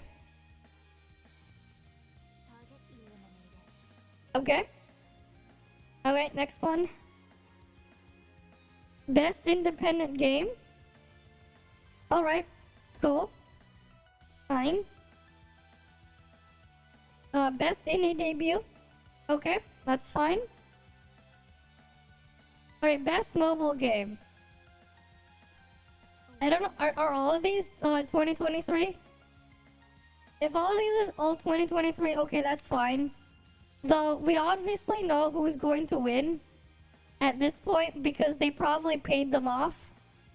We all know that Hoyoverse probably already paid them off. Right? They're probably gonna have this win just because Hoyoverse is gonna pay them off or whatever. We all know this. We already know how crazy some of these people are as well. They're gonna vote for the sake of getting in-game rewards or something with that expectations. We already know how this is gonna end. Right? We already know this is gonna be garbage. Right? Alright, best AR VR. I have not paid attention to this stuff. Okay, next category. Best action game. Okay. Cool. Okay. Sure. Best action adventure. I feel like already people were I remember hearing people not happy with Mary Jane in this. And also, like, you're playing a Spider-Man game. I thought you want to play a Spider-Man. But the other thing is, all those bugs and stuff. I still feel like this shouldn't be there. Because of that. Right, best RPG? Okay. Okay, cool. Right, that's all fine. Best fighting game? I guess that's all they have here. Okay. I have nothing to say about that. Best family? Okay. All these understandable. Fine. Let's keep going. Best sim. Okay. Sure. Right, best sports or racing game. I don't play these. But good for the people who like these games. Cool. Right, best multiplayer. Uh-huh. Okay. Sure. Alright, what's the next one? Best adaptation. Okay. I haven't seen any of these, but okay. Next one. Most anticipated game. Like a Dragon Infinite thing, yeah, okay. Hades 2, sure. The only ones I kind of see are these two. I don't really see the other ones, but okay. I'm not really into fighting games, but people into fighting games, sure. I've never paid attention to Star Wars, so I don't really care about that one. Content Creator of the Year, whatever. Sure.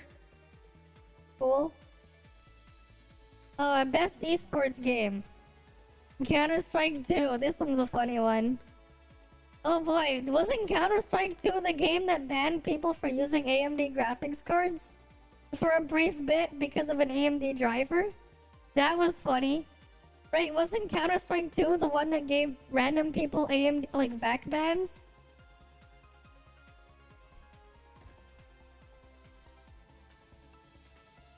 Counter-Strike 2 VAC ban... AMD. Yeah, an AMD feature on their graphics card. A lot of people got VAC bans. Right? If you guys didn't hear about this. Well, now you heard about it. Right? So that was the thing. Okay, next one. Esports athlete, I don't follow these, so I don't know. Esports team, I don't pay attention either, so I don't know. I don't pay attention either, so I don't know, I don't care. Esports event, again, I never paid attention, so I don't care. That's all the categories. I'm not voting for anything, though. Right? Street Fighter 6 should be disqualified. The online for that game is terrible and a lot of disconnects. Oof. That's not good either. That's a rip. Okay. Alright, let's go see the City Skylines video you sent me. Right? Let's go see this one. Greetings, ladies and gentle gamers. I'm Dwyron, and I really don't want to make... You like the nominees? Maybe more Starfield would have been better. Yeah, probably. I guess. I never played Starfield, but I heard it was a lot better than like, from certain people as well from all over the place. It's not perfect, right? But it is funny, right? Because, like, yeah, like, one of the most safest freaking things there with the Spider-Man there. Right? With all those game-breaking shit going on. Right? And it's like, this shit's buggier than a freaking Bethesda game. And that shit gets, like, defended like crazy all over the place. So here's the other part that was I found funny, right? I remember when Starfield came out, people were, like, going crazy and acting mad because they couldn't land a ship on a gas giant. Yeah, you can't do that in real life either. You can't, like, even if we had the technology to go send stuff and land it onto, like, Jupiter or something, the shit would just implode and destroy itself the moment it got there. You cannot land a ship on a freaking gas giant. They were scientifically accurate with that. Right? Like, just because I couldn't land on a gas giant. I'm sorry, what kind of complaint is that? No, you can't freaking land your shit on a gas giant. It's like, do they even know what the freaking thing is? Why is it called a gas giant? Right? It's made out of freaking gases that have been, like, super condensed, right? And solidified. That's why it's not like a full physical, like, it's not fully a gas anymore. Right? Like, you could do the same shit. There's a planet out there, I don't know what it's called, that, like, scientists have found that's literally just made entirely out of water, but it's like the entire planet is ice. But it's also extremely hot. Because, yeah, if you compress water hot, like, with enough pressure, and compact it really tightly, you can technically make the hottest piece of ice ever. Because the actual particles in there have, like, no space to move. And everything. You could technically force a solid state by compressing stuff that hard. Right? And it does exist out there in the universe. Which is funny. Right? They gotta pocket them more money, yeah. Rich Awards of the Year, yeah. I know, they just didn't bribe them enough. That's clearly what it is. They just didn't bribe them enough. Imagine WoW makes a comeback for 2024. Who knows? Who knows, right? Anyone's guess here. Right? But I do think it's hilarious. Right? You can clearly see the bias in there. Yeah, like, yeah, exactly. Microsoft backing them could give them a shot. Who knows? We'll have to wait and see. Right? But it's gonna take a lot longer than that. Right? It took them a long time for the deal to go through after all. Right, these changes though, they take time. Maybe 2025. I think 2024 is a bit of a stretch. Right, if that happens, watch Asmon get nominated, probably. Right, that's what he was known for. I used to watch Asmongold on YouTube a long time ago, like way back in the day, for his guides on certain things in World of Warcraft. He used to make like guides on soloing certain things because I used to love farming mounts. And I would watch his guides on how to farm some of them. He was one of the creators I would watch back then. Like way back. This was like what, 10, 12, 15 years ago? I would watch him back then. Right? And like you watch him live every day on Twitch. Exactly. There you go too. Right now he's a React candy farmer, unfortunately. How times have changed. How times have changed. Yeah, I know he still plays well though. That's like the big thing with him still, right?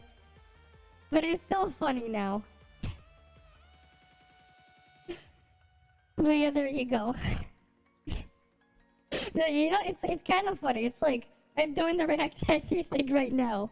But like how much of the video I've been watching and how much dialogue how much I've been saying in between. Right, I've been talking about this shit over and over for far longer than the runtime of the shit we're even reacting to. You're still farming those steel lizards, you need one more. Well, at least you know the spot now, right? Yeah, at least he still cares about the MMO genre. Yeah, for sure. For sure. I don't, not at all.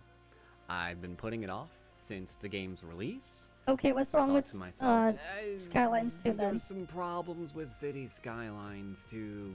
They'll deal with it. It's probably some kind of mistake happened, right? Like, they were in a rush to get the game done, and, you know, Bob probably loaded up the wrong variables for the engine, used, like, past patch data or something from, like, an alpha or a beta, and somehow that went live, or just some other kind of mix-up.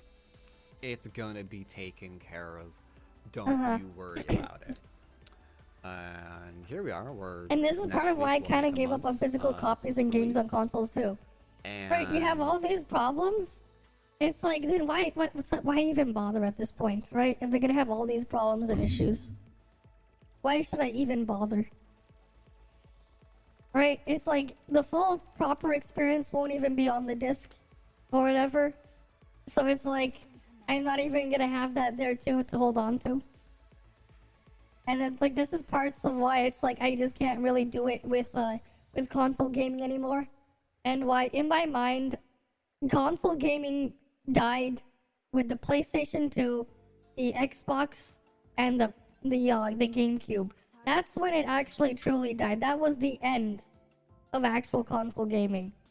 Because we go and see what it's gone to now as well, right? We have all these problems there too.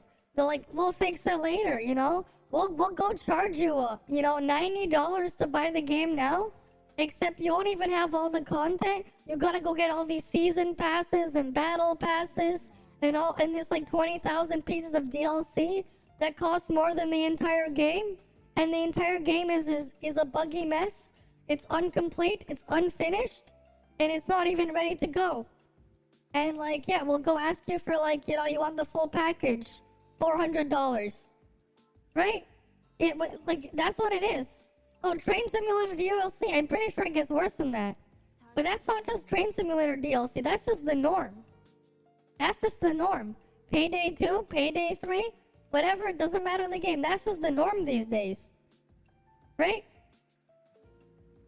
And like, yeah, 60 gigabyte update, 100 gigabyte update even.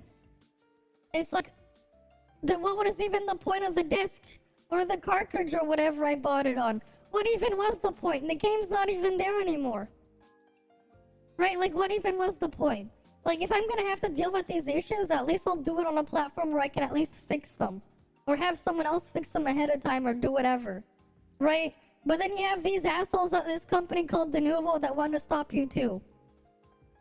Right? And they wonder why people like to pirate shit. Because at this point, piracy, like, lets you get around some of this stuff. right? Like the DRM bullshit there too, right? Like this is like a funny part there too as well, right? Like I saw this video as well. Well, I guess I'll pull it up after from Louis Rossman. Right, I saw it yesterday. He was complaining about watching this video on Netflix with his girlfriend, right? He got a worse experience paying for Netflix than he would if he pirated it because of the stupid DRM in the browser or whatever, right? He paid for 4K Netflix and Netflix was like, nah, bruh, you get 720p. You get 1/9 of the resolution. You're not getting your 3840 by 2160. You're getting your 1280 by 720. We'll give you 1/9 of your 4K. And we're gonna ask you for $20 a month for it. But they're not even gonna give it to him. Right? Rockstar released one of those, one of these games without DRMs and used Crackers EXE. Yeah, that happened too. They released a DRM-free version, and what did they do? They took the EXE from the Cracker. Like, bruh. Right, you have like the better version is from the freaking pirate at this point. Right, that's why Gaben was right when he said piracy is almost always a service issue. Because a lot of the time it kinda is. It's like, why even pay for something if you're gonna get a worse experience than if you got it for free? Right, that's like the biggest issue right there, right? Like, why even pay anymore if I pay to get worse? Right, if the experience I'm getting if I pay is even worse than if I got it from some pirate for free. Right, it's just funny, sad, and ridiculous. Right, but this also applies to, like, again, like hardware DRM as well, right? Like, again, like, you know, you might have like an old monitor you've been using for the past, I don't know, 10, 15 years, right? You know, or in my case, you know, I have this 4K monitor. I've been using it for like, what, almost 9, 10 years now. I got it all the way back then. It's a great monitor. Yeah, it doesn't have things like G-Sync or the AMD equivalent, whatever it was called. I forgot what it was called. Right? The adaptive refresh rate thingy, whatever. That's fine. Oh, it's FreeSync. That's what it was called. Yeah, AMD was like, yeah, FreeSync because it's free. Yeah, it doesn't support it. It's only 4K 60 hertz, and it works completely fine. No issues. Everything is still as color accurate as it was the day I bought it all those years ago. It works perfectly fine. But like, if I wanted to play something with a specific version of HDCP DRM and my monitor doesn't support it, I'm just shit out of luck. I'll just get a black screen, right? It won't play properly, you know, right? And like, what would be the solution then? I would have to throw this monitor in the landfill, right? Get rid of this monitor and go buy a new one, right? Or if I just pirate it, I can just watch it without dealing with all this bullshit, right? I would have a better experience pirating, right? But that's the reality. Actually, this takes it even further, right? So my multi-monitor setup, my secondary monitor, where I have my chat loaded up and parts of my stuff that I look up to monitor my stream, right? It's this really old 1080p Acer monitor from like 15 years ago. The monitor works perfectly fine. It's not the best looking monitor out there, but it does not support HDCP. It does not support HDCP. If I want to watch Netflix on this monitor and get, like, on my computer, and not get 480p quality, right? Or if I wanted to watch Amazon Prime Video, or whatever these other streaming services have, I would have to physically remove my monitor to get the playback. Because it doesn't support their DRM. Right? Like, can you imagine, like, this perfectly good 1080p monitor, right? That's perfectly fine. For a lot of people, that's still more than enough than what they need, right? Right? It's like, nope, can't use it. So what's the solution? Where does it end up? Right? And you have these companies going like, oh, it's, but the environment. Yeah, we care about the environment. Yeah, and then you end up throwing all this junk into the landfill because you're making it so it's unusable, right? Hi, Young Water Gaming. But yeah, welcome. But yeah, it's like you spelled it wrong both times, but whatever. Understandable, but like yeah, it's like it ends up in the landfill. This perfectly good display. Where does it end up? Because people can't use it in the landfill. What do you mean did I see her? Why would I play for her? I played through the 4.0 story quest or whatever it was. I didn't like the Archon quest. I didn't like her character. Why would I play for her now? And I definitely am not going to go pull for Farina just to go play 3D Pac-Man with Genshin's awful movement just to do that. Just so I can get her and level her up. I am not gonna do that. Yeah, I know she's the Hydro Archon, so what? I don't care. I heard she kills your entire team slowly or something. Or whatever. I just don't care. They couldn't sell me on the character when I saw it in the freaking... in the story. Right? And if I hear shit like that too. If that's how she functions. Yeah, probably no thanks.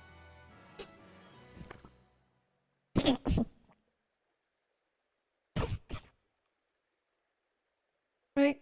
So, that's a no from me. On Farina. It's because you have been having this issue where when you click on my stream it freezes. I see. But yeah, for me that's a no. I don't really care. I just do not. At least it's working now, at least. Alright, we were just doing like this react Annie to a couple things before I end this stream. The chat freezes, oof.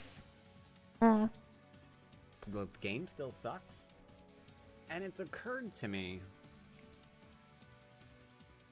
why on earth, for a single solitary instant, did I actually believe that any of this was a mistake in the first place?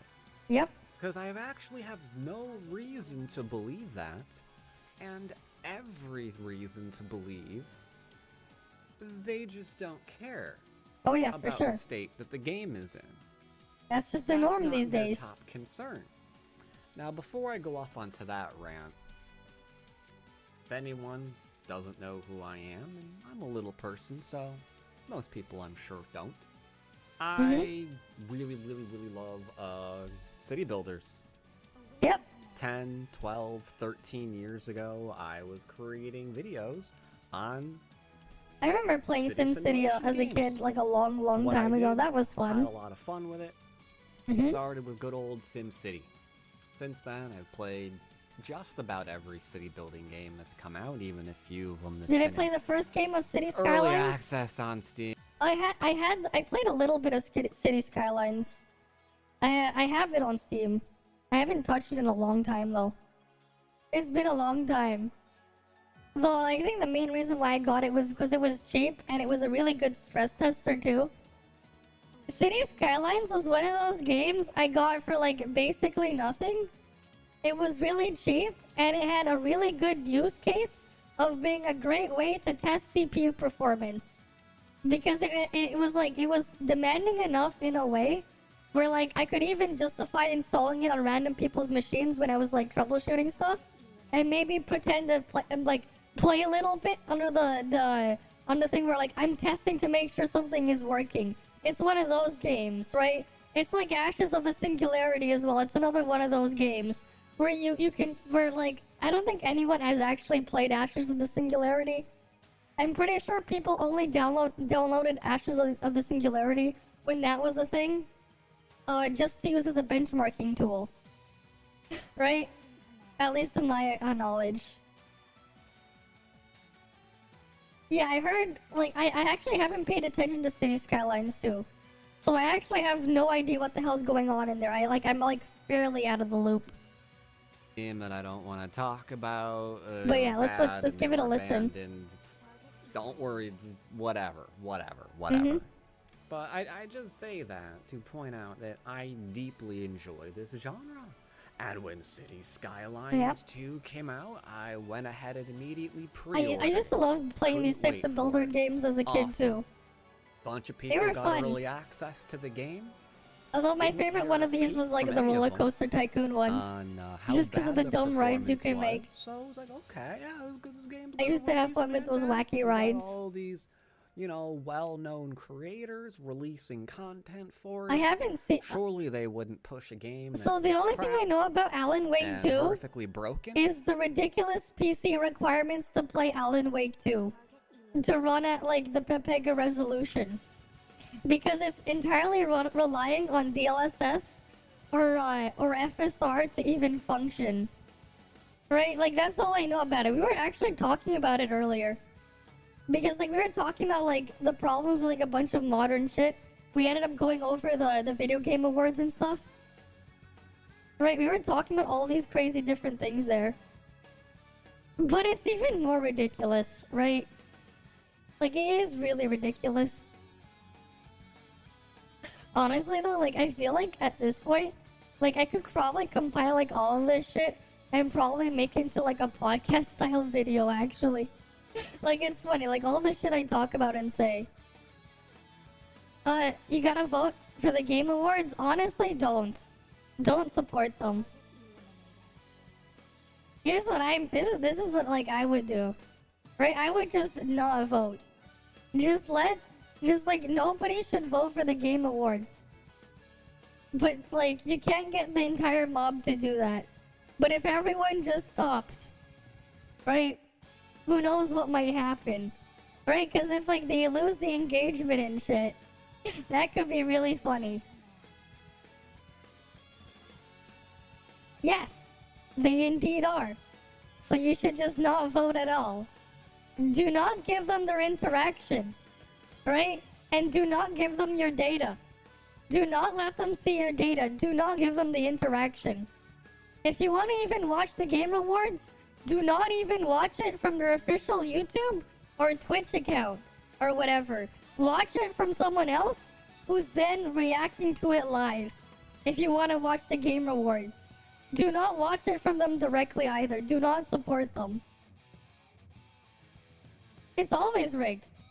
But it's also like ridiculous. We were like talking about the nominations and shit we saw there earlier. We were looking at a bunch of other games. That's how we got to City Skylines. You should have seen the part where we were looking at freaking Spider-Man 2 and that mess it was in. Right? Like, okay, you know what? Here, I'll just show you the first thing right now. But go back to the Game Awards website, okay? But look at the nominees, the first page alone. View all categories, we'll just look at Game of the Year. Okay. This looks so far, fine. We're gonna ignore all the issues and whatever is going around all these games. But what the hell is a 2005 game doing here? This is a 2023 game. That's a 2023 game. This is a 2023 game. This is a 2023 game. This is a 2023 game. This is a freaking PlayStation 2 game. I don't care if it got a remake, but that was released back in 2005. It's a remake of a 2005 game. I don't think it's a bad game, but I think it shouldn't be eligible for it in the state it released in. I don't know. I never played Spider-Man 2. I can't evaluate it as that, but from all the issues and problems I've seen, I feel like it really shouldn't be in this vote for Game of the Year material, because it really had so many different issues I saw in there. Right? From the video I showed earlier as well, it literally made Tower of Fantasy look less buggy and more stable than Spider-Man 2, which was hilarious. Okay, I'll send you a link to it. You can watch it later. If we go to my history here, I'll just give you a link to it. Right, there's this video. We already saw it earlier. I'm not gonna play it again, but you can get this link to it. You can give it a watch, right? Here you go. This guy went around. This guy watches a bunch of different streamers for Tanga Plays. He was looking at other people playing it, and he saw this entire mess here.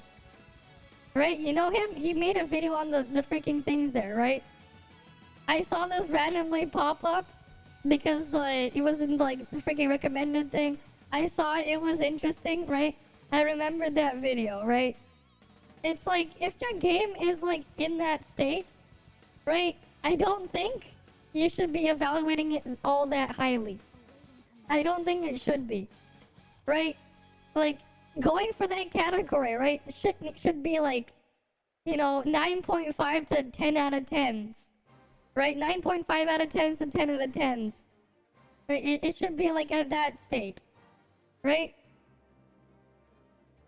Right, like, I feel like if you're going to rate something that highly, right? They fix it with patches, doesn't matter. They didn't release it in that state. It didn't release in that state.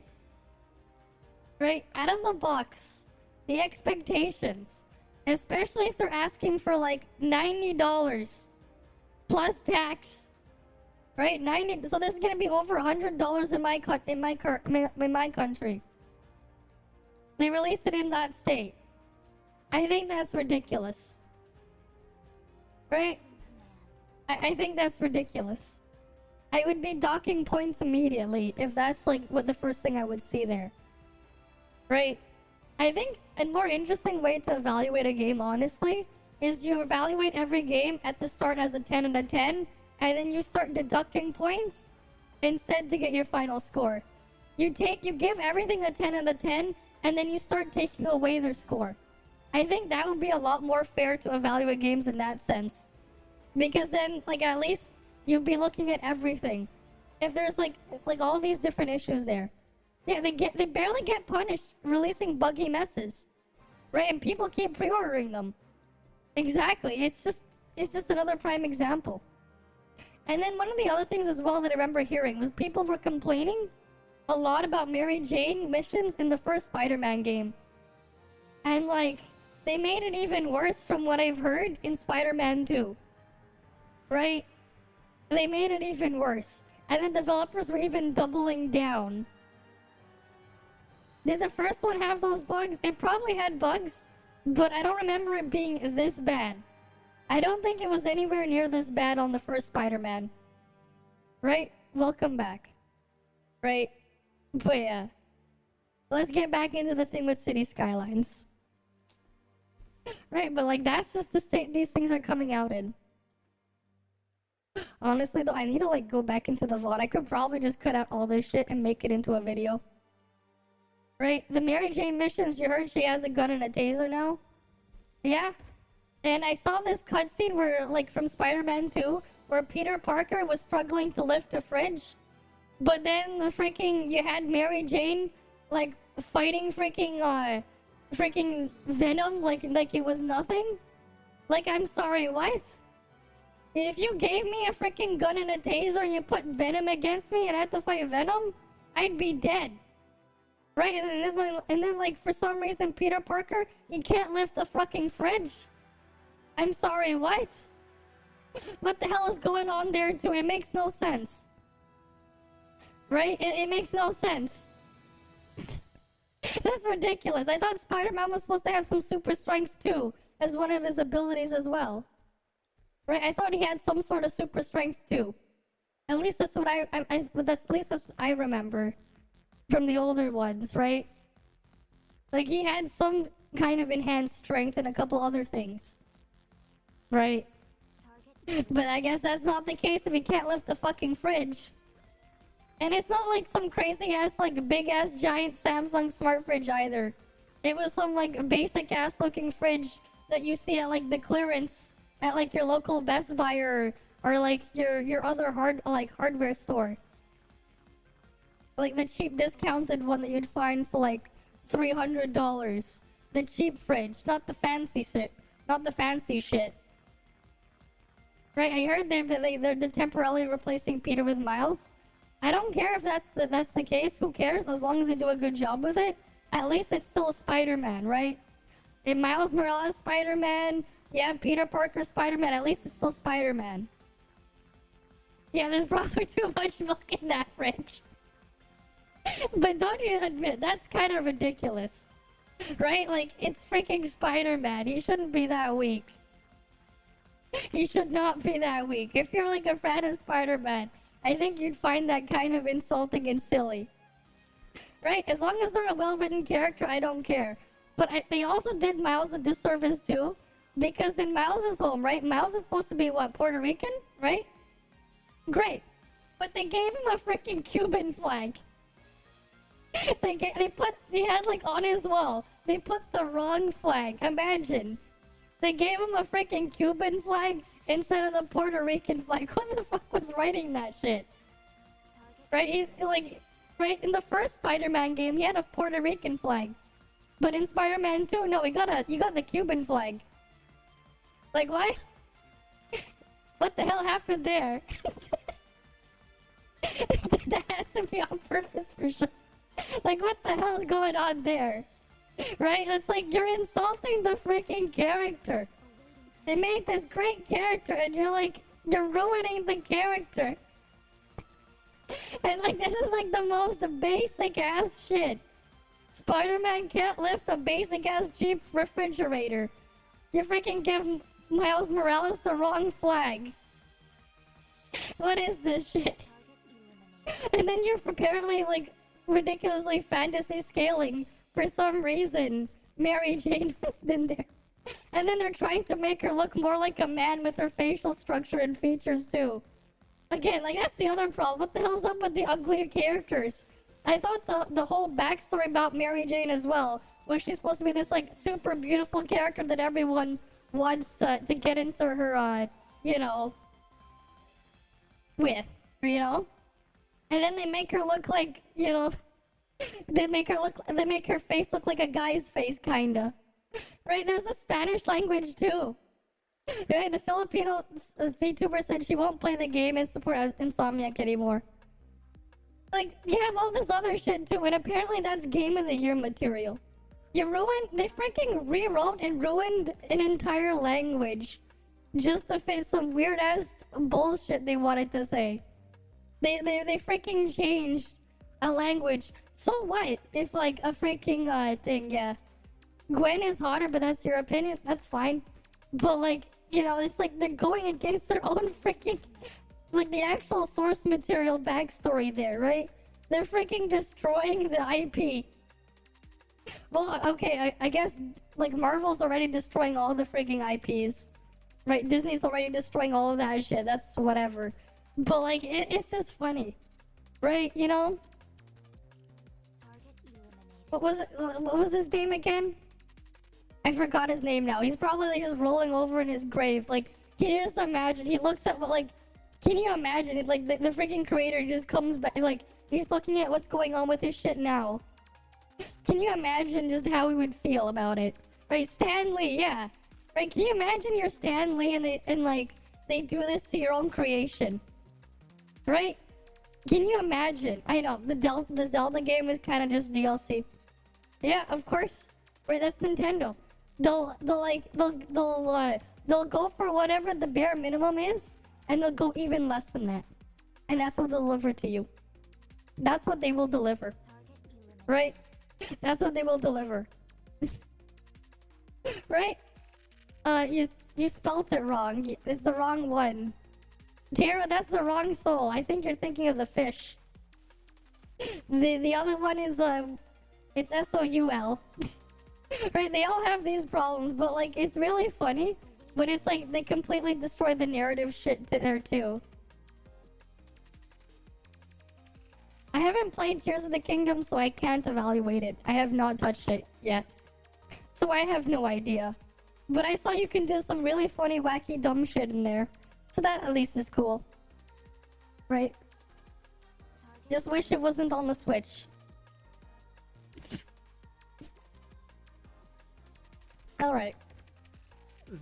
Yeah, this is gonna be a good, solid release. Back to City Skylines then. So, here's the game in its current state. Occasionally, it just goes completely crazy. And I'm gonna pause this so you can deeply appreciate what you're seeing on the screen. The game is now paused. Yep. I paused it? Okay. Yeah. You can see I've got a whopping, just GPU busting 661 people in this random city. Only? The game is frantically trying to unload all of its textures God to damn. the blurriest things it can possibly That is get away really with. Like, Pepega. I don't even know what's going on with those All right. trees. Have fun with your drive. The city in front of you. Right, gotta stay I mean, safe. you can see what the shadows are doing when the textures are flickering in and out. You saw everything about the game stuck in development hell as well. That's Right, one of them was Genshin on the Switch. Oh yeah, for sure.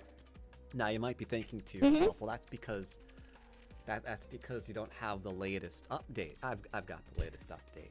Okay, no, you got the latest update. Yeah, You why is need it to taking update so your long? I have no GPU idea. driver. I've got the latest GPU drivers. Like, Latest okay, drivers? You got the Okay. latest update. You got the latest GPU drivers.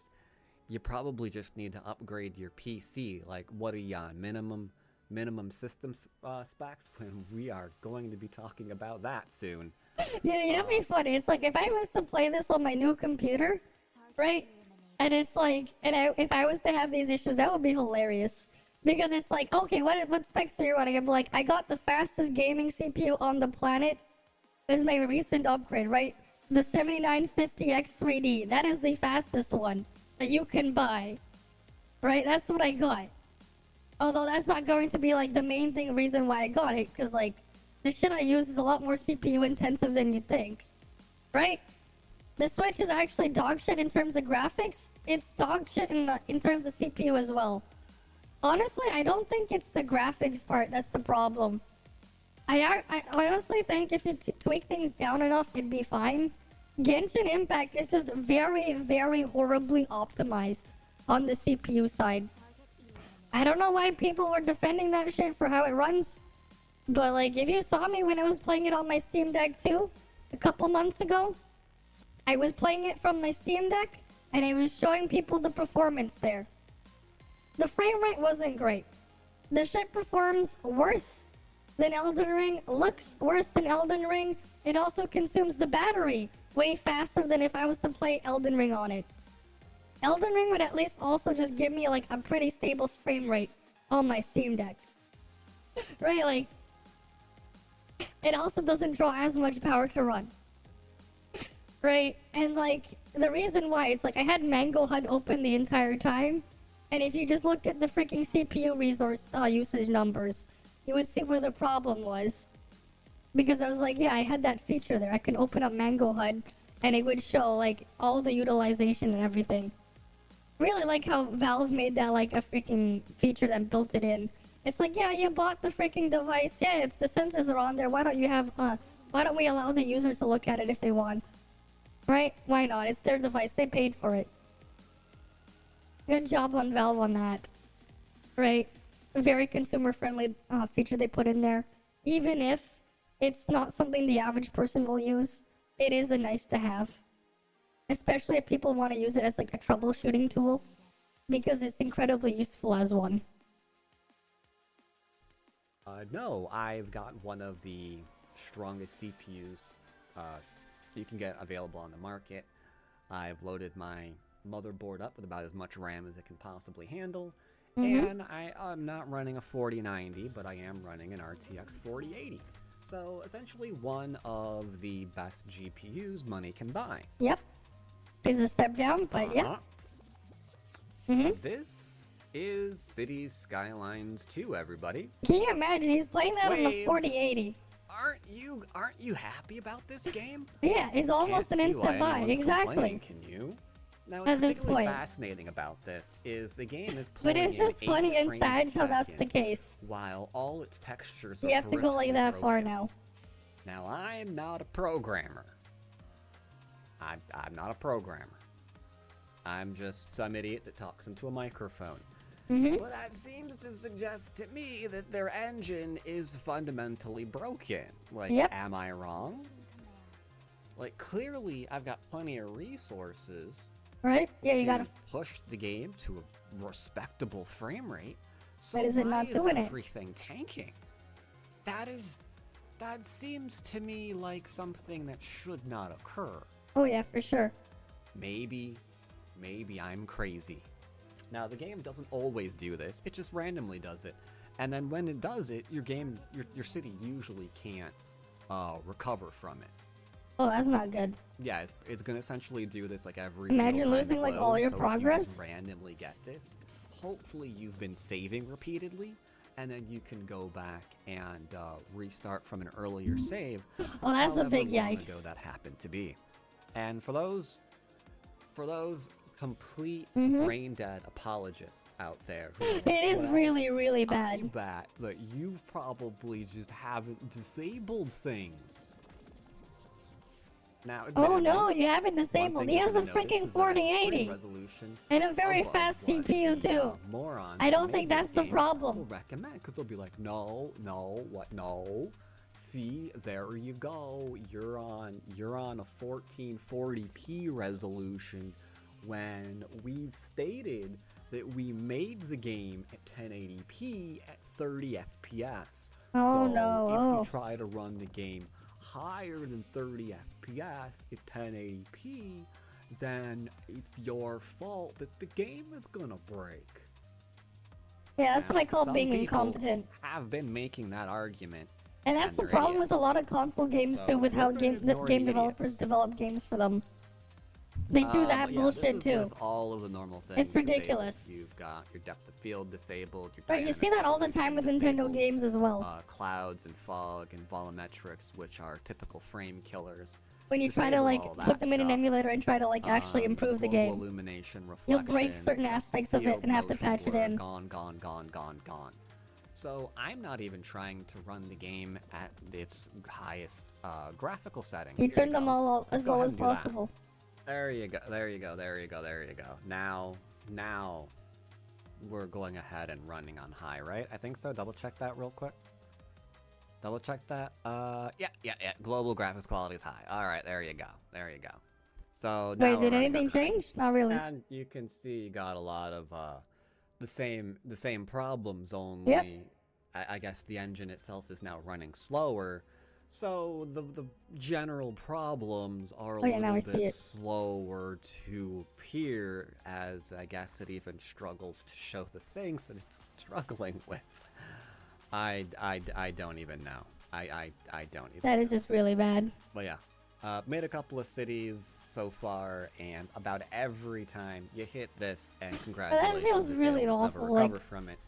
You got this cool city builder thing, and it's just not Now, gonna work. To be fair, even when the game is running optimally, here's a previous save, like I mentioned. Can you before compare all like the building this craziness thing into the happened. first City Look at that, Skylines though? You can actually tell that there are trees there. Because it's like, why even play Yeah, the second even when one? the game is running as it's supposed to, it's Actually, no, wait. I want to see something first.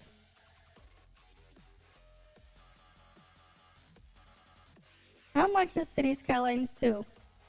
How much? How much they asking for this garbage mess? Okay, they basically want $70. You have this Ultimate Edition. What's next? How much DLC are they gonna have here?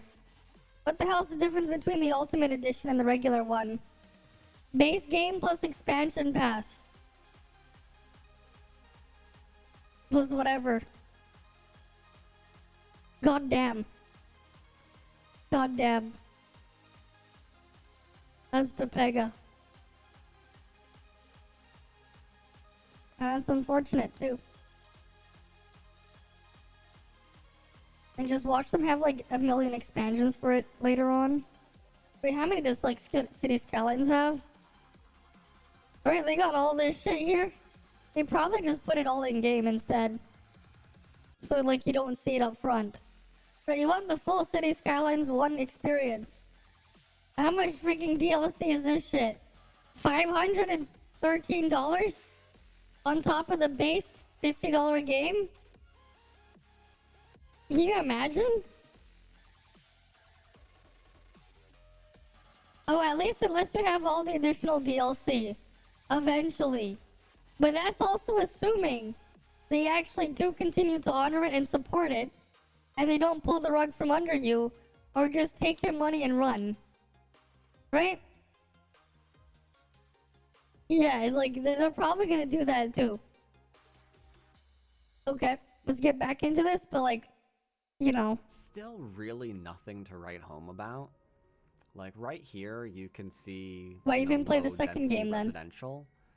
And even that natively at the highest settings still kind of looks like crap, don't it? Mm-hmm. Because for some reason in the developers' brilliant decisions, they've decided to ensure that the grass that's occupied by, you know, a residential building and one native to the region are going to clash rather meaningfully. Yeah, So that does you not look always good. have these weird edges to Yeah, that looks every really single bad. lot that exists in your game.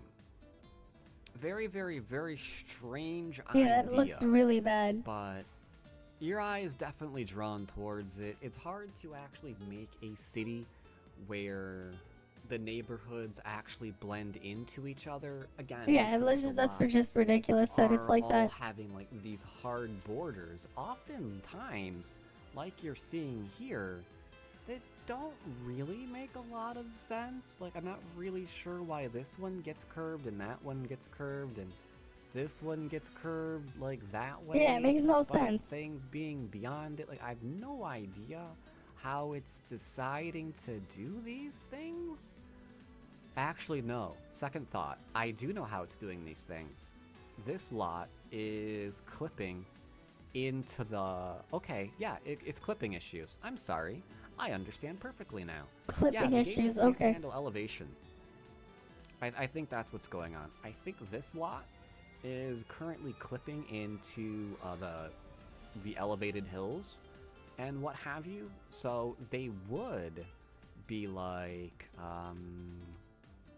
They would be like, who's on a flat land? Anybody? Any of you?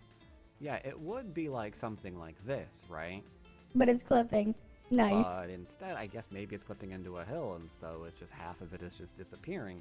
So you're just left with this huge eyesore over and over and over again throughout like your entire city. So that's, if you don't like that, you're just screwed. Which right away is also a bit of a head scratcher, because you would think, like, these are one of the first residential buildings, one of the first any buildings you're actually putting down in a new city. Why do errors like that still occur? You'd think that'd be one of the first things that they actually hammered out. Unless you remember, oh, right, they just don't care. That's like the theme of all of this. They don't Because care. at the end of the day, there really are absolutely no excuses for Yeah, the previous little game didn't things have that like this, problem. and there's absolutely no excuses for the strobe fest that you just saw before we loaded up this previous city, right? Now, one thing that I found from a recent update is they have an interesting way they seem to be trying to fix the problem. Tell me if you can spot it. It's really, really, really subtle. You probably can't see it, can you? Nope. It's like, oh, there are problems loading things in the background? Not anymore. I figured out how to fix the problem, boys. Yeah, if they just can't see it, you can't see it. It's not gonna affect them. Oh, Never mind yeah, the you fact can't see it. that They your blur it frame all. rate drops to 29 FPS. No, it's fine, because remember, The border we is only blurred. wanted you at 30. That's a feature. It's not a bug. It's a feature, not a bug, yeah.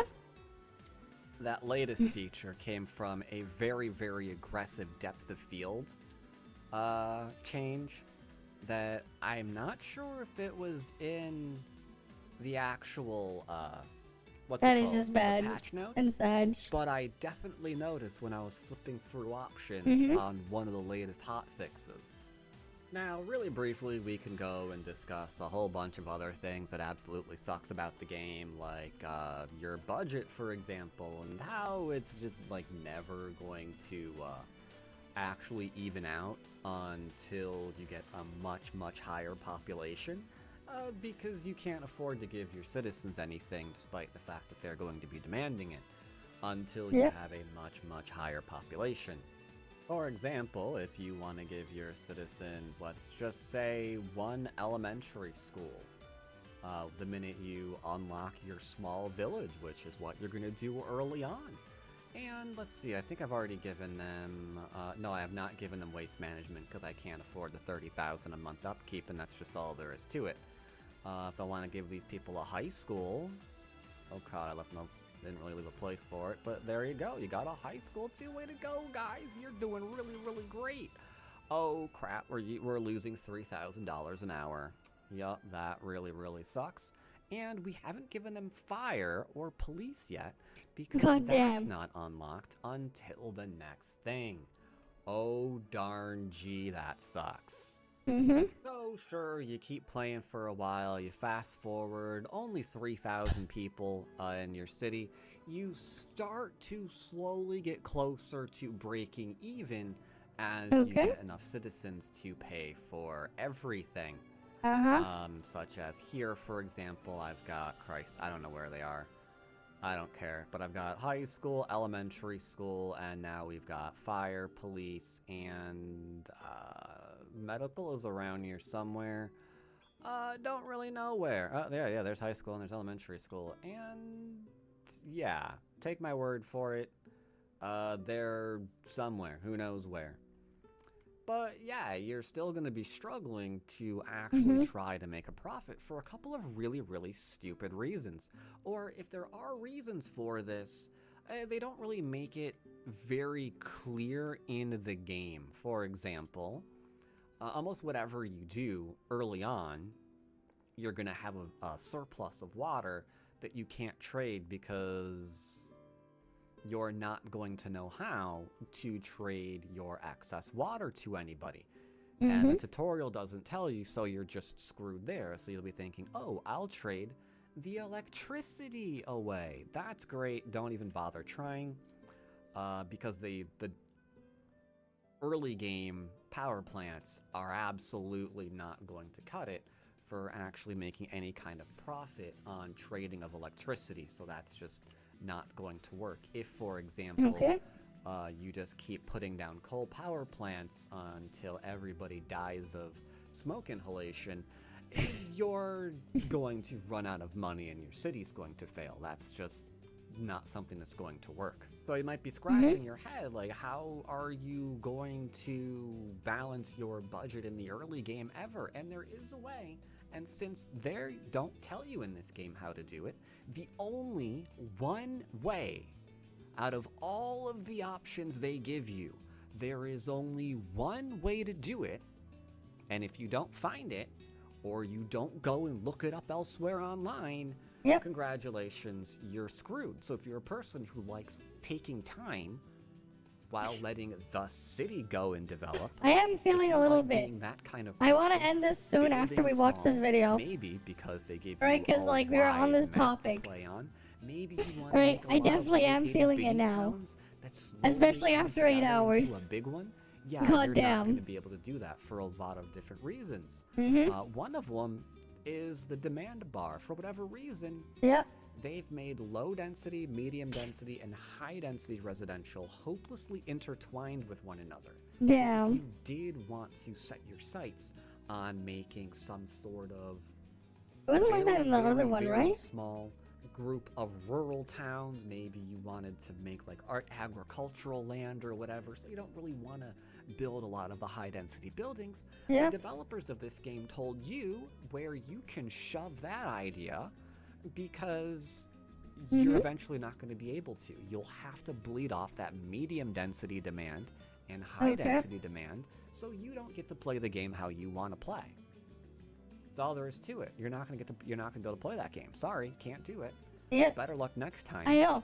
Not to mention, it's you're just probably hilarious. never going to balance your budget that way either. It is absolutely hilarious how they're just allowed to be like this.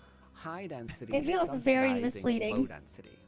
So until you get that high density, you can't balance your budget. It's going to be impossible unless, again, you find the exact one way that they give that is available to you if you run the numbers, which already is stupid. If you want to just sit down and play a reasonably realistic game, you probably don't want to have to min-max your entire city. But that's precisely what you're going to have to do. That's awful. You gotta min-max your city's it. going to fail. good luck. Oh, and then just to kick you when you're down while you're doing all of that, then at, I think, town level 4, town level, is it 4 or 5? I have no idea. They were going to hit you with the production screen, where you're going to find out that your city has, you know, deficits of grain and wood and livestock and vegetables and cotton and crude oil, coal, like whatever else, and that's costing your city money. Yep. So you'd be like, okay, I guess I have to deal with this. I was just going to build a city, but now apparently I need to manage supply lines and raw resources and all of this other garbage. Sounds so, wonderful. Okay, where's that? Oh, fuck me, it was under my town. Well, guess I'm gonna have to destroy all of this that you didn't know was there because you didn't unlock it until later. So you Oh yeah, for sure. I've seen early access games with better management as well. I can agree with that one. It is just sad with the state of gaming is. The game just wasn't finished. Yeah, it's definitely not. And it wasn't polished in any way, shape, or form. From its low Don't frame worry, rate, they gotta it was finish not it designed later. at 30. Don't let However them, long it don't takes, that's why you even got a try to season's let them pass. lie to you and tell So you they that can develop was. it later. What actually happened was they It's realized it's like $70 for this garbage. so they locked in a low number. And that's not even including the Because actually DLC. trying to make a game run at a decent frame rate, well, that's difficult, and that costs money. Right? It's not even And including the that's not what DLC. they're about. Colossal Order and Paradox aren't about giving you a, you know, smooth, enjoyable And what are they there gaming for? experience. So No. What are they there for? See, that was my mistake too. I didn't realize that until recently because I was an idiot. No. You see what? And they they're never all finish about- it later. They're all about That is happens this. too. Well, you're screwed. Yeah, this is what they're about. They just want you to eat the You cost see, and be they and be already screwed. Released the game. It's And they unfortunate. wanted to It's charge like that's you just how bad everything $116 is. for it. That's what they wanted to do. Right, well, too bad. Fuck They've you. got, You get to deal 8 with the extra garbage. items here that they're hoping to get you It's to very spend sad. even more of your money on. Right, they want you to give them even because more money. That's what they just want cash. That's all they want. They don't care how well the game runs. They don't care if it's balanced. They don't care. They just want you to swipe your card and give them more of your money. And again, this is completely my fault. Because remember, their first game, which I think had 10 developers, according to them, Only sold 10, like 12 imagine. million copies. At, what was it? Was it always $30 or was it, I want to say it was 40, was it more originally? That's still. Yep. Especially with the DLC, with all of the microtransactions that they've loaded into the game to make their game, their full experience of the game be $400. They've easily made $500 million on this game. Oh yeah, for sure. For a very, very tiny amount of people. Mhm. Or a tiny amount of people. They got a tiny amount of people to spend significantly They're amount probably just rushing more. to do it again. And they rushed They're it out rolling too. in money. Mhm. They want to keep rolling in money. And they're So gonna keep little doing it. things like putting their money into ensuring the game runs smoothly, that's just gonna cut into their Nah, profits. that's not gonna. That's not gonna happen. That's gonna take time. Imagine. They even had to delay the game. They don't want to delay the game. They gotta get that thing out so it can make this year's earnings report. Mhm. On the bright side, it's easy to see it now. It's like they're not even trying to hide it. Like, hey, do you want to buy our urban promenades? Want to give us more of your money so you can buy Just give us more. promenades? Just give us why more. Why wouldn't you? Why Especially wouldn't you? Since you were dumb enough to do it the last time. We sold 10 million copies with a development team of like a dozen people. We don't have to charge you more money for this, but we're gonna. And then you know what? We're gonna sell it to you a second time. You And want then to a buy third twice, time. don't you? Sure you do. Why wouldn't you? Don't you want the full experience? So, yeah. It's completely my fault that I did not see it coming. That City Skylines 2 was going to be a broken piece of garbage. Yikes. The money's gone to their head. The only thing they care about is how many microtransactions they can put into their game, as evident by the fact they literally did that the last time. Literally did that the last time. They found Very ways. big Go back yikes. to that. Goddamn. They literally found ways to get you to spend your money on 62 microtransactions. Yikes, that's quite a lot. They want you to do that all over again. Oh That's boy. Money, money, All money, over money. again. And they can't do that if they don't release their game. If they put it back and make sure it ran Yeah, that's good that at least they properly. didn't do shit like this. But it's just all they want funny is and sad that this is Which the is case. also why they're lying to you about the system requirements. Yep. Because do you actually think for an instant that this thing can run on a GTX 970 with Nah. 6700K? That was an Are alright you card for dumb the enough to time. think that it Solid can? 3.5 out of 4. But like, Absolutely it can't. it can't. Everybody knows it can't. Mhm. The developers know that it can't. Or what they will say, so they avoid legal problems, is no, the game will actually run. In fact, if you go to YouTube, you're gonna find this guy, Nate Masterson. See, look, this guy's got a video right here. See? Yeah, see, it's running on a 970. Yeah, look at that. Look at that. It's running on a 970. Yeah, it doesn't He look just has good. to run it at 720p on the lowest settings, and occasionally it drops to, below 20 Imagine, the frames a 970 used to be like But $400 or you something when it run. first came They out. know the minimum system requirement is should just not hilarious. be a 970. They know it. It should probably be a 10 or a 2080. Oh? And the recommended, according to what I'm seeing, should probably be a 4080. Damn. Or maybe a 4090. Not really sure which. You know, at this point, maybe the 4090. see, if they said 5090 that, even. And The people 5090. with lower end systems. Next they year, go might to the not future, get the actually buy 5090 the in. game. Probably an And if they improvement. don't buy the game, how are they going to get your money? Yeah. They can't get the money of the people who think that they can't run the game. No, Yeah. it's better to tell them legally that it will run. We're just not going to ask how fast or for how long. But it'll run. So it's completely safe to give me the money. Honestly, I would refund this game if I could. I would say this is probably the most broken game that's released this year, and Yikes. that's saying something. That is pretty sad. That is actually saying something. I'm impressed because there have been some doozies that have come out over the past year. And this one may just top them all. So in that Damn. regard, way to go, Colossal Order. Way to go, Paradox. Colossal Order. You're certainly setting some trends. You're being For ahead better, of for your worse, field. or rather for worse. Just don't ask what field that is. The question then, of course, is will the game ever be fixed? Honestly, I don't know. And if they were trying to use depth of field tricks to blur out Even EA doesn't do this half shit. the Damn. screen That is to hilarious. improve, If you're performance, comparing to EA, and even EA isn't even that maybe bad it by won't comparison, ever that be. is just sad. I don't know. It might That never is be indeed fixed. just very Maybe they sad. know it can't And ever even be EA isn't that bad. So maybe they're trying to find ways to put band-aids on the problem. That's I quite honestly funny. I couldn't find it tell quite you. amusing. But I'm not going to really hold out much Mhm. hope for it.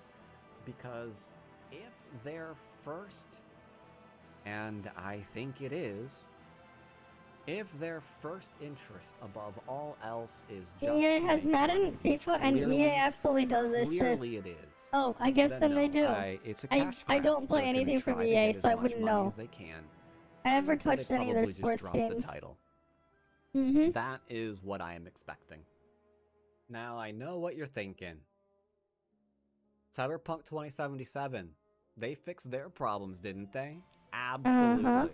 Game now looks gorgeous from where it was. But they should have done that back then. On release. Why did it so take them many over a years year ago. to do this? Now, maxed out 4K, you often get over 100 FPS. I'm sitting least at that 90 part's right good. now because I'm also recording. but you get the idea.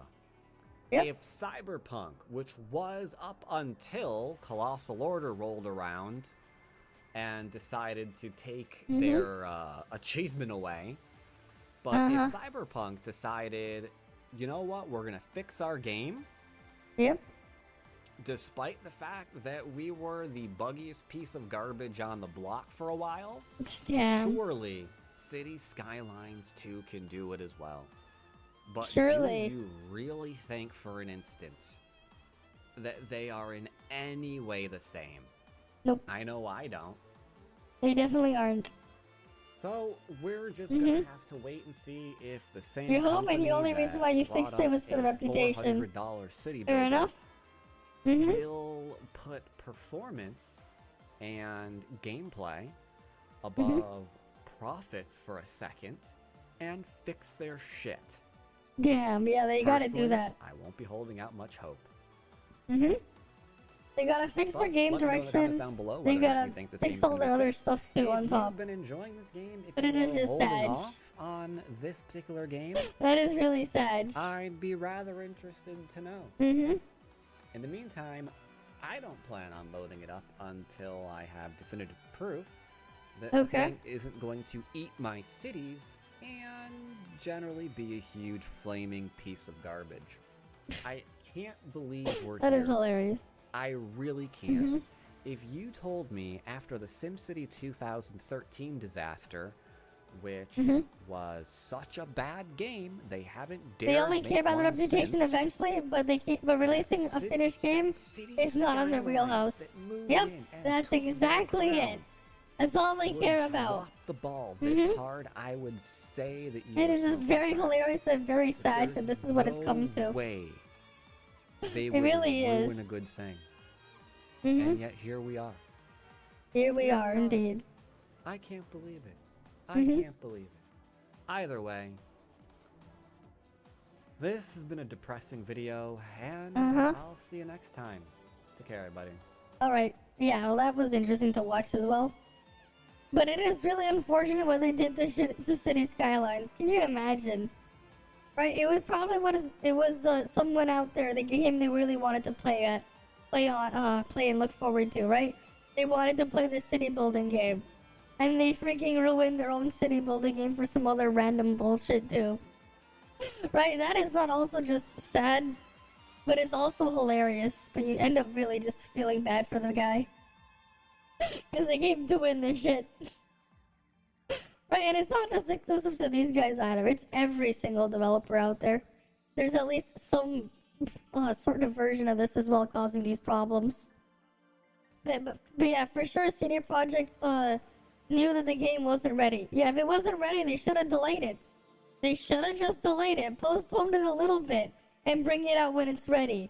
If more and more shit did that too as well, at least then they would actually genuinely be able to give a legit review on this stuff, right? And like, it is just really sad. But it's only gonna get worse. It's only gonna get worse. Right? But like, it's just a widespread industry problem. Right? It's not just them. It's everywhere else too, you look. Right? Pokemon, similar situation. You got all these problems too. Right? It is what it is. You already saw the Spider-Man issues as well, and all this other stuff. But yeah, I think though at this point, it's been 8.5 hours. This'll probably just be, we'll end the stream for the night anyways now. I need to go get some rest. Right, we've been at this for so long. Is there even anyone worth a rating to look into right now? I think not for now. Yeah, okay, well, I guess we'll just end it here. But yeah, hopefully though I can see you guys again next time. You guys have a good day, night, or whatever it is, wherever you guys are. It is now almost 8:30 a.m. and I'm gonna go get some sleep. You guys have a good night. I'll see you guys tomorrow, or whatever. See ya, guys. See ya.